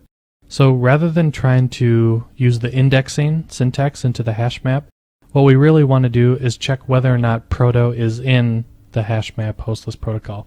This is just using a JavaScript keyword called in to figure out whether or not this property proto is actually in the JavaScript object, what we've defined, hostless protocol. So I've just changed the syntax, and now TypeScript is a bit happier because now we're actually checking whether or not the property is in here, not whether a key is defined with that property. So it's just a subtle difference, but it actually results in a little bit more readable code here. Next we have this dot slashes. This one's easy. We're just assigning a Boolean value, so it could be null or it could be a Boolean.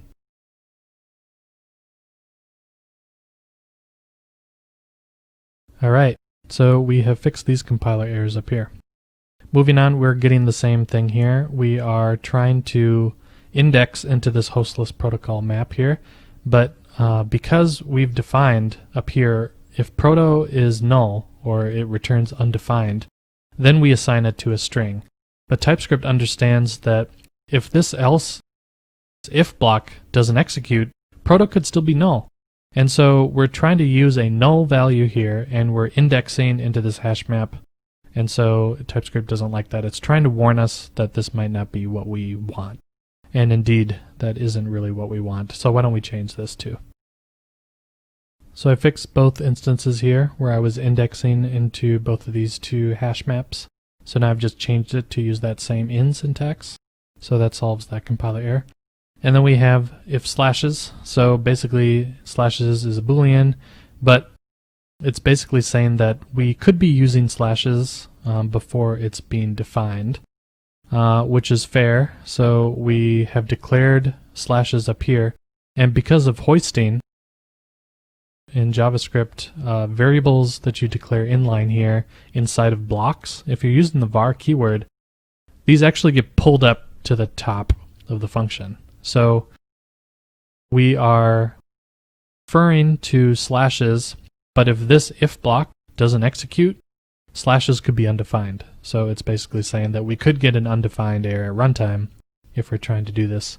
So rather than relying on that, why don't we pull this var slashes up above this if and outside of the if block here so that we can maybe get better TypeScript support.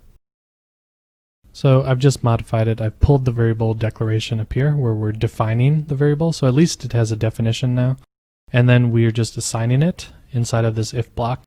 And now TypeScript is happy because now slashes could be a Boolean or it could just be undefined, which is fine. Moving on to the next set of errors. Here we're trying to assign another property. Decode URI component, this is built into JavaScript, and TypeScript is saying that it returns a string. This one's easy. It's a string or it's null.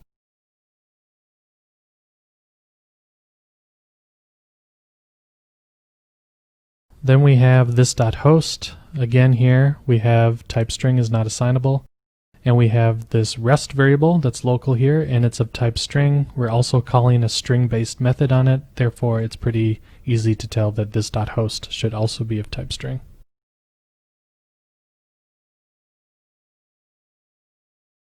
Another property assigning here, type empty string is not assignable to type null. Okay, so this is a little interesting. So we have this.hostname, and remember at the top of the class we've defined it as a property, and TypeScript has inferred that it is a null-based type. But here we're saying if this.hostname is defined or otherwise return an empty string. So it's kind of interesting just because it's using the literal empty string as a type, as a type constant. So again, up here we know that this is going to be a string. Let's type it as a string.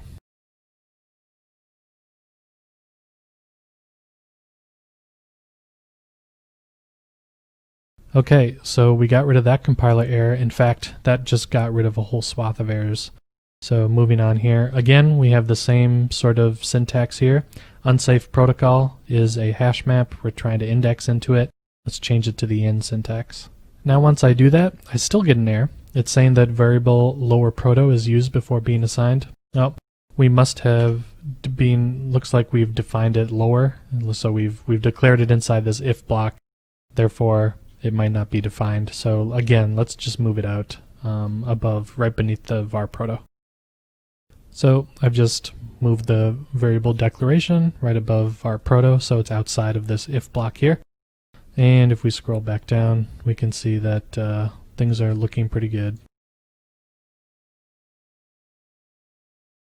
So I've just pulled up the variable declaration, and now TypeScript is typing this as any, but we should maybe type it as a string.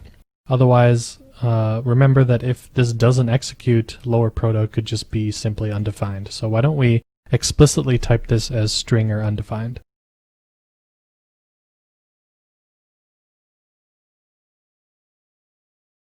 So I just changed the type annotation to be string or undefined. So now I'm very explicit that lower proto could be undefined. And this is kind of interesting. If I had, in my tsconfig, if I had disabled strict null checking or no implicit any, then I wouldn't need to do this. So TypeScript wouldn't be as strict. So I've arbitrarily made this module a little bit more strict than it probably needs to be. But that's to demonstrate that we can be extremely explicit about how our variables are being used. So in this case, I can clearly indicate to anyone reading this code that you should be careful because lower proto could be undefined and not a string as you'd expect. So if you had tried to call a method on lower proto, at runtime you would get an error. And the cool thing is that TypeScript would actually warn you about that. Down here, you can see that we fixed the lower proto compiler error here. And now we have a compiler error escape. So it looks like this function somehow is not defined. Well, you could go look around this file, but you're not going to see it. And so we can assume that maybe this is some kind of global function. And indeed, if you Google around, you'll see that this is actually a deprecated function that you no longer should be using, but does have some applicability to doing URL encoding. So this is a global function that is not included in TypeScript. So can you guess what we might need to do? We probably need to declare it. So why don't we declare it at the top of the file?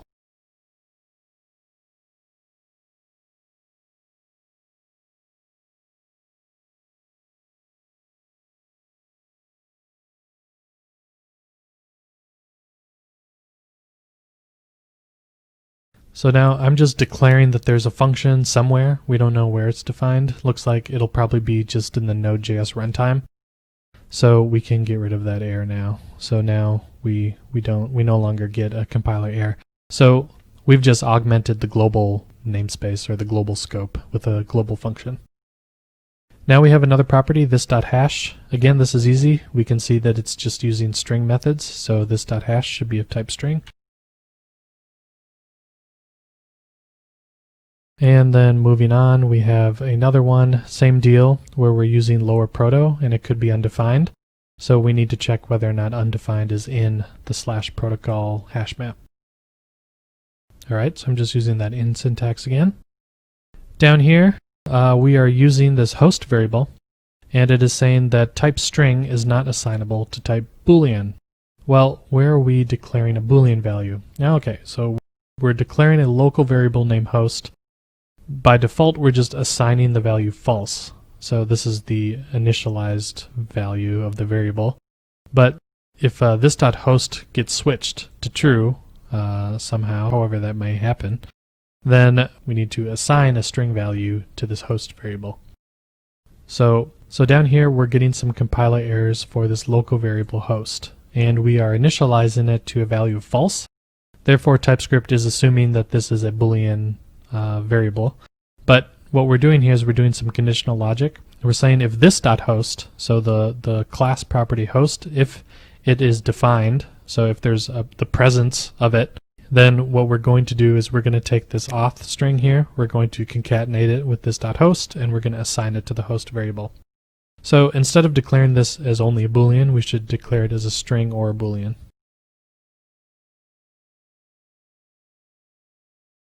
All right, and now TypeScript is happy.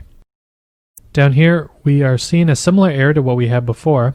The declaration that we created for query string, the stringify or the encode methods, have those extra arguments, and we are calling it with only a single argument. So we need to go and make those arguments optional. So I went ahead and on the encode and stringify overloads here, I marked the separator and equal arguments as optional. But we see that if we go to the other overload here where we have an object that we're passing in, and then we have the name parameter at the end, which is required if you are not passing if you're only passing a primitive here, then you need to pass in a name. So because that's not optional, we actually can't mark these as optional. So TypeScript is saying that a required parameter cannot follow an optional parameter. So that kind of makes sense if you think about it. I couldn't call this method without specifying these two parameters. So instead of making it optional, what we can do is we can say that it could just be undefined.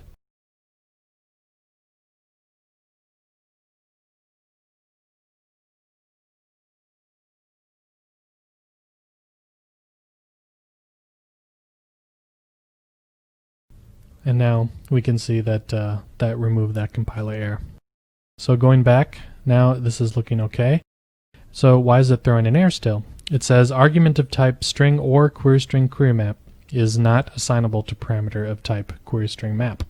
So what it's doing here is it's just saying if this dot query, so remember that query can be of type string or it can be of type query string map, and it's an object. So we have determined that it is not just a string, it is an object, and we can even see that it's using our custom type guard, and it even has keys, so we're even just making sure that it actually has properties defined on it. Well, TypeScript is still inferring that it could be a string or a query string map. Why is that? We've clearly defined a custom type guard. Why is TypeScript not understanding that this is really a query string map? It can't be a string. There's no way that it could be a string because we are running this function here. Well, the problem is TypeScript is a little bit more specific than we would like it to be for custom type guards. So we've declared here that arg is an object. And so TypeScript is literally checking whether or not this query is of type object, like the literal type object. But what we want to do is we basically want to say, well, we want to just make sure that it's of type query string map. So how can we do that? Well, let's hit F12, go to the definition here. What we need to do is we need to change the signature of this function. So what we want to do is we want to say, I'm going to pass in an argument, it's going to be anything, but I want to specifically check if it's a type, the type that I'm expecting. So not just an object, but a specific type. Well, can you guess what language feature we might need to use to do that? And if you guessed generic types, you would be right. So let's add a generic type T, and then we can actually reference that generic type in our type guard. Okay, so I've changed the signature now so that T is being passed in as a type parameter, and I can actually reference that type parameter in my custom type guard annotation here. So let's see if that helps. Well, it doesn't quite help because it's still saying that string is not assignable to query string map. How come? Well, let's take a look at this. Basically, TypeScript is inferring by default that the type that we want to inspect is an empty object. But that's not true. We actually want to check whether or not this .query is of type query string map. So why don't we explicitly define that in the template, in the generic overload here. So now I've added the query string map here as the generic parameter, but we're still getting a compiler error. What's up, TypeScript? It's saying that it cannot find the name query string map. But it's a little bit weird because we clearly are referring to it here, but I've just made a typo. So this is, again, TypeScript in action. If you accidentally make typos, the compiler is running in the background for you, and it can catch typos. So things that might not be so obvious, I would have possibly missed it. And there's no generic types in actual JavaScript, so this is not a typo that I would make in regular JavaScript, but you could easily make typos for function names or property names, and TypeScript helps you with that. Now we have another instance where we're indexing into a hash map. Let's fix this. Okay, so this one is a bit easier. Now we've just typed arg is string. And so now we are explicitly just checking whether or not we have a string here. and we can see that we got rid of this error. So now TypeScript is implicitly figuring out that because we are checking if it's a string, that relative must be a string. So that makes sense. Now down here in this code snippet, if we take a look at what this is doing, we are creating a result, and the result is a brand new URL instance. And then we are just looping through the different keys of this. And this is my current URL instance. So I'm getting all the properties and methods off of this object here. So I'm just going through them. I'm taking the key, and then I'm using the indexing syntax, using the square brackets, into the result, and I am assigning the value from this instance, getting the same value of that property. So essentially, this is just doing a very shallow clone. So I'm taking a new instance of something, and I'm just taking my current values and copying them over. Well, this is an example of one of the fun things that JavaScript lets you do, which is to be very loosey-goosey with your properties. So because you don't know the name of the property ahead of time, you're going to use a string to index into that instance and access that property. So there are a couple ways to fix this in TypeScript. It's basically saying that it can't determine that URL has an index signature because we haven't defined one. Therefore, you can't index into it. So you can't just use a generic string to access properties on this URL object because we haven't explicitly allowed that. So there are a couple approaches. First, we could allow that. In fact, allow you to index into this URL object via string. But we probably don't want to do that. That feels a little bit wrong. The other approach that we could do is we could just simply type result and this as the any type. So why don't we try that? So now I've just explicitly cast the result as the any type, and I've done the same to the this keyword, and now TypeScript is happy. Well, of course it's happy because we've just declared that result could be anything. So it's not just a URL, it really could be anything. And therefore, it can't make any inferences about how it's put together. It can't inspect its types, to give you some hints. So this is one approach.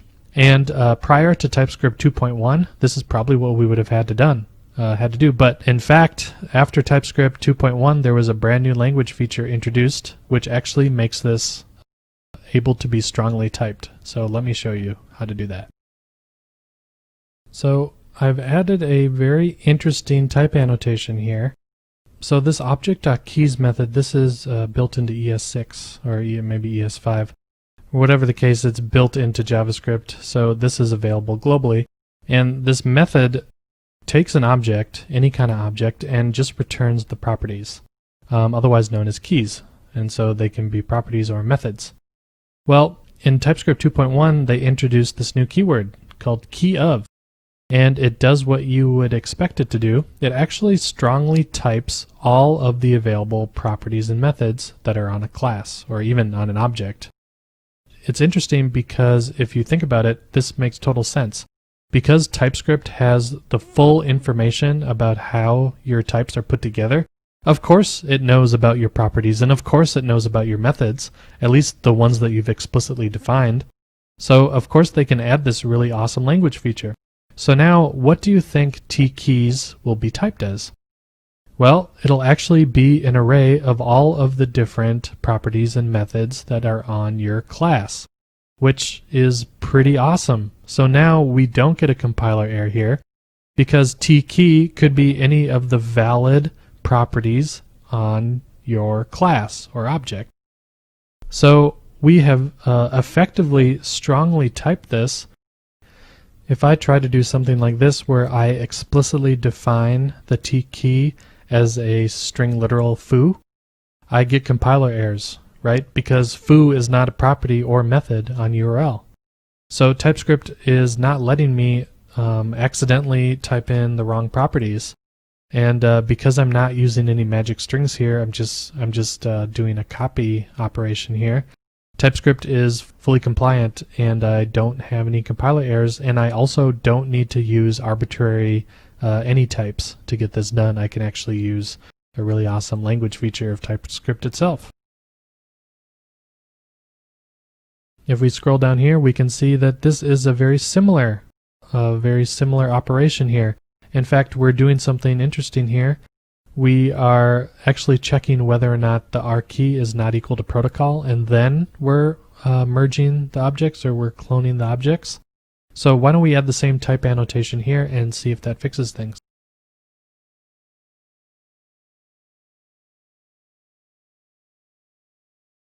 And once I do that, here I've added the key of URL, and it's an array. This works perfectly fine because now TypeScript understands that the variable R key, because we're indexing into this array, is a valid property or a valid method on URL. So this check here is actually, it's a typed check, which means that if I do something like this, we actually get a compiler error because foo is not present as a property or method on URL. So this is a really awesome language feature that can really improve string-based APIs that are working with plain old JavaScript. You can get a lot of really great help from the TypeScript compiler now using the key of language feature. Moving down here, we have the similar issue here. We are trying to index into the slash protocol hash map, so let's change that to the in method. Alright, so we just switched that to the in method right here. Down here we have the same deal, so let's fix that. Awesome. And again, we're running into the same thing here. We're doing a shallow clone, so let's add our magic type annotation. And by adding the array key of URL, we get our strongly typed methods and properties, so that's looking good. And again, we have our indexing method in here. We need to change to an in.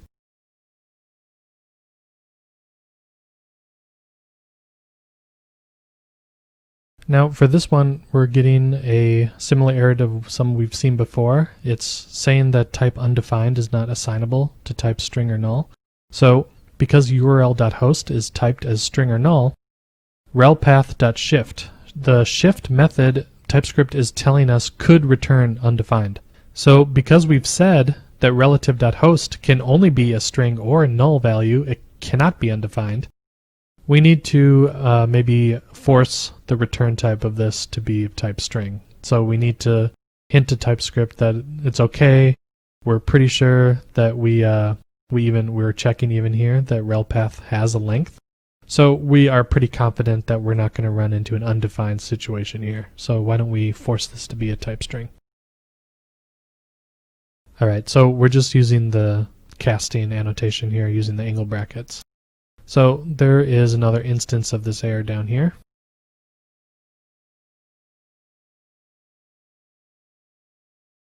So I'm just using the angle bracket casting syntax here. For the next error, again, a simple fix here. Just change the way that this is checked. Alright. And we're getting pretty close here. So what's the problem here? Result.hostname is being assigned to result.host, which is being assigned to shift. Can you guess what the problem is? So because shift can return undefined, TypeScript is trying to warn us. So we're going to just force it to be a string. And we're also going to force it down here because we have the two other calls to shift here. And we can be pretty confident that this is going to be okay because we are checking whether or not auth in host is defined, so we're going to get some sort of value back. And now we come down here and it looks like this again is being the root cause here of this error is because we're calling shift. And again, we're calling it down in here, over here. So we're just flying through these. Now, here's something interesting. We get a different type of error here. It says that type number is not assignable to type string, boolean, or null. Well, if we take a look at the type annotation for this variable must end ABS, we can see that it's typed as string, boolean, or null. But if we take a look at this logic here, it's saying that if the value is present, or if result.host, which could be string or null, or if source path.length, which could be a number. So TypeScript is taking all these types and making a union out of them.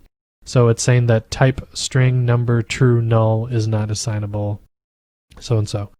So what we need to do is we maybe just need to explicitly type this variable right here, must end at ABS, to be a type boolean. This error down here though is interesting. It's saying that if you take a look at the inner error down there, type number is not assignable to type string, boolean, or null. And so what's happening here is because we are using the implicit values here in our boolean logic, it's a pretty common thing to do in JavaScript, but TypeScript is saying that the values of this boolean condition could be different types than what you expect. They might not just be simple booleans. What we should probably do is change this to be explicitly typed to boolean. So what we want to do is just say whether or not result.host is not equal to null and source.length is not equal to 0.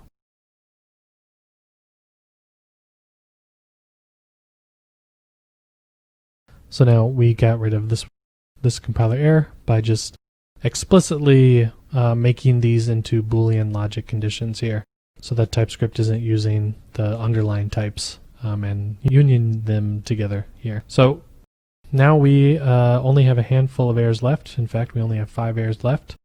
So this one is similar to what we've seen before. We are executing against host, and host could be null.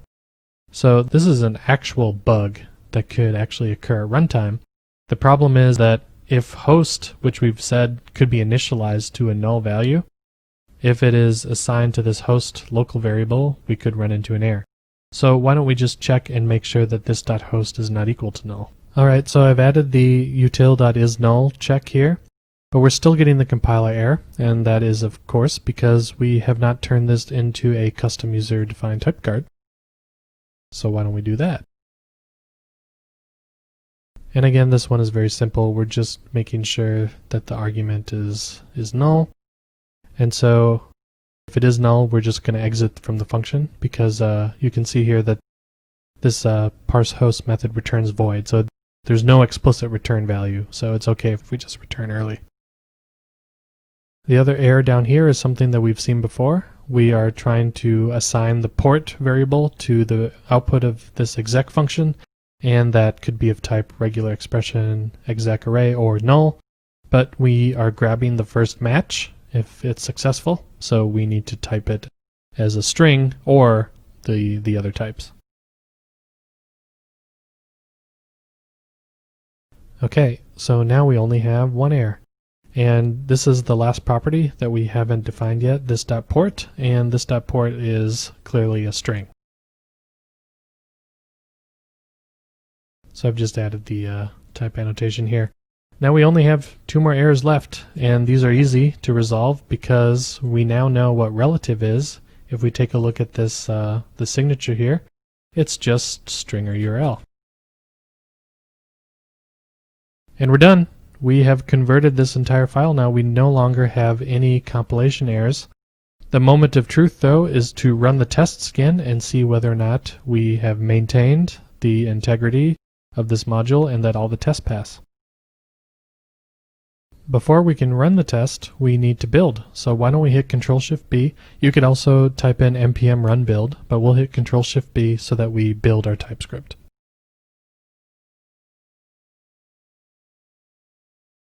And now we can see on the left side we have our JavaScript files that were generated, and we can even go into them and we can see that they look like how we expect. Going to the terminal, let's run npm test and see what happens.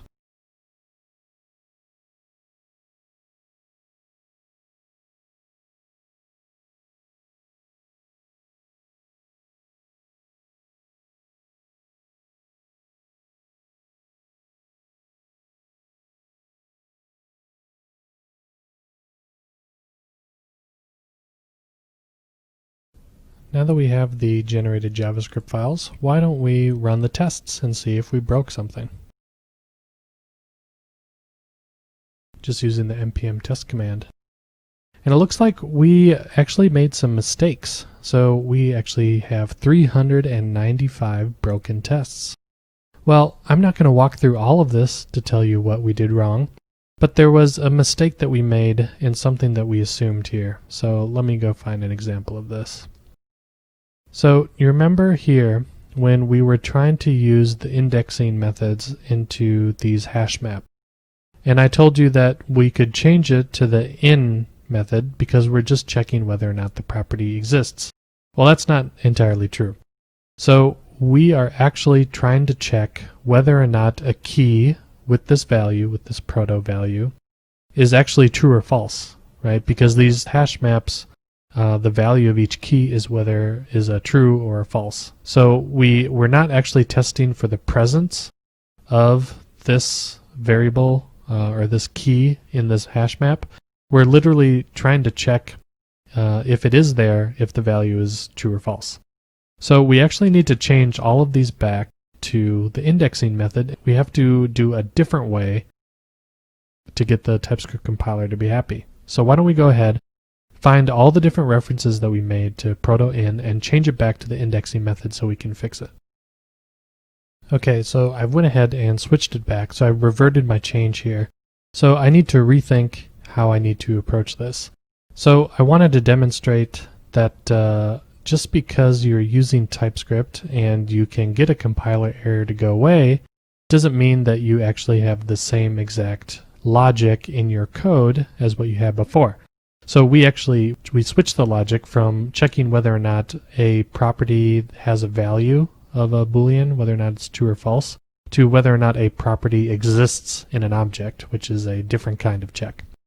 So let's go take a look at this error more. So it's basically saying that element implicitly has an any type because this hash map has no index signature. So what we can do is we can actually add an index signature annotation to this. So why don't we do that?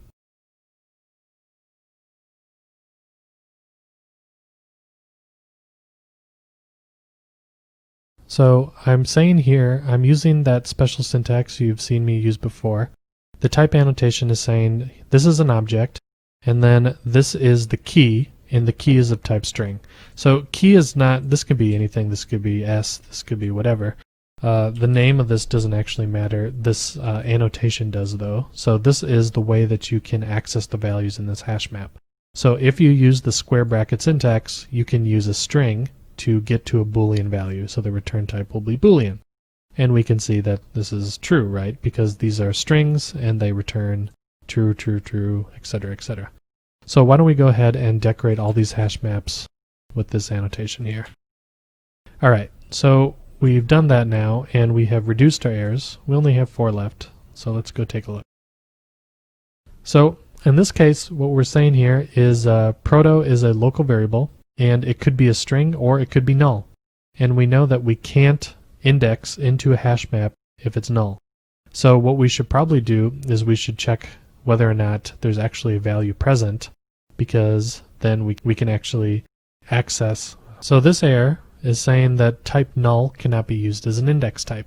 And this is because to TypeScript you can't use a null value and index into an object. In fact, why don't we try doing it in a sandbox and seeing what happens. So here I am on the node command line. Why don't I create a variable?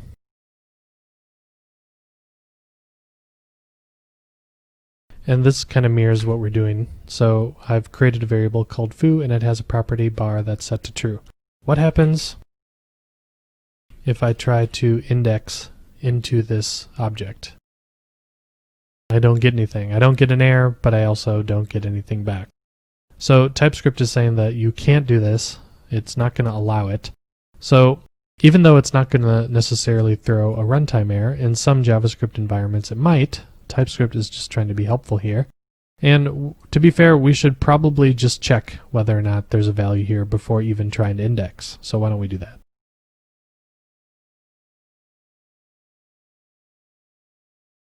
Okay, so now I'm just maintaining the Boolean logic because before we were saying if this is false and blah blah blah. So we just want to say if this is false or if this is false. So, well, if we don't have a value, we'll just short circuit this. TypeScript understands that. Therefore, if it does have a string value here, it's going to check whether or not the Boolean is true in our hash map here.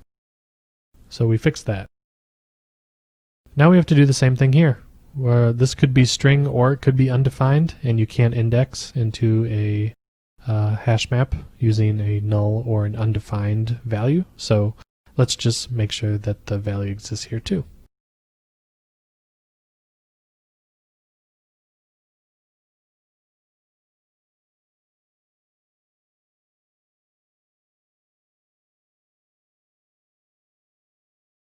So now I've just added that same logic here. So this was saying if this returned undefined, then we would do this.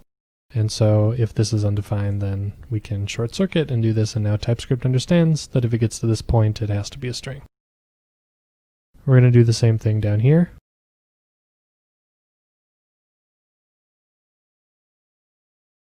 So now we're just checking to make sure that the lower proto has a value. And if it does, then we're checking into the / protocol hash map. And finally, down here, we're going to do the same thing.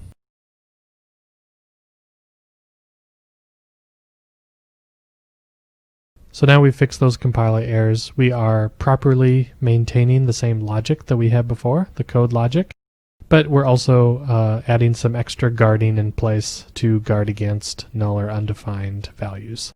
So now with this, let's see if we've solved our test problem.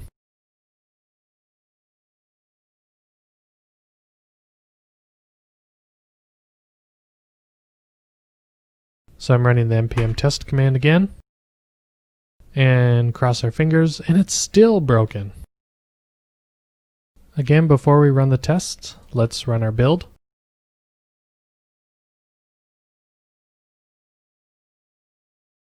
All right, our build succeeded, so let's run our tests and cross our fingers.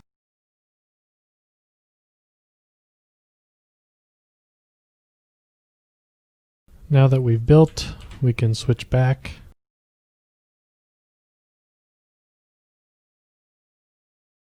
All right, now that we've built, we have our JavaScript files. So let's switch back. And then we can run npm test and cross our fingers and see whether or not we broke anything.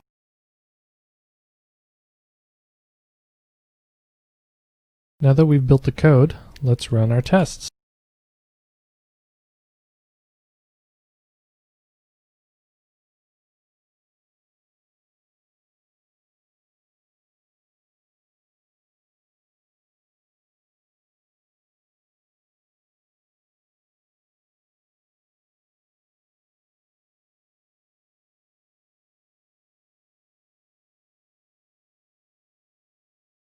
Now that we've built the code and we have our JavaScript files, why don't we run our test suite?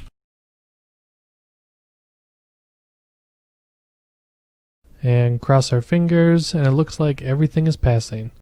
So we can't use that in keyword, but once we switched it back to using the indexing, and then we also just made sure that we checked that the value was defined, we fixed our tests. And so that's an example, like I said, that just because you're using TypeScript doesn't necessarily mean that it protects you from logic errors. We learned quite a bit in this section. We wrote some custom declarations from API docs and from source code, and I showed you how we could create the d.ts files from scratch. Then I showed you how we could use user-defined type guards for custom functions so that TypeScript can understand when you actually want to check the equality of a type. And then we used the key of language feature so that we could maintain type safety while we copied objects and access properties and methods. By enabling some more strict compiler flags, we did a little bit more defensive coding checks at runtime, checking if variables were initialized so that TypeScript could help us and just double check that we were using objects as we intend to use them.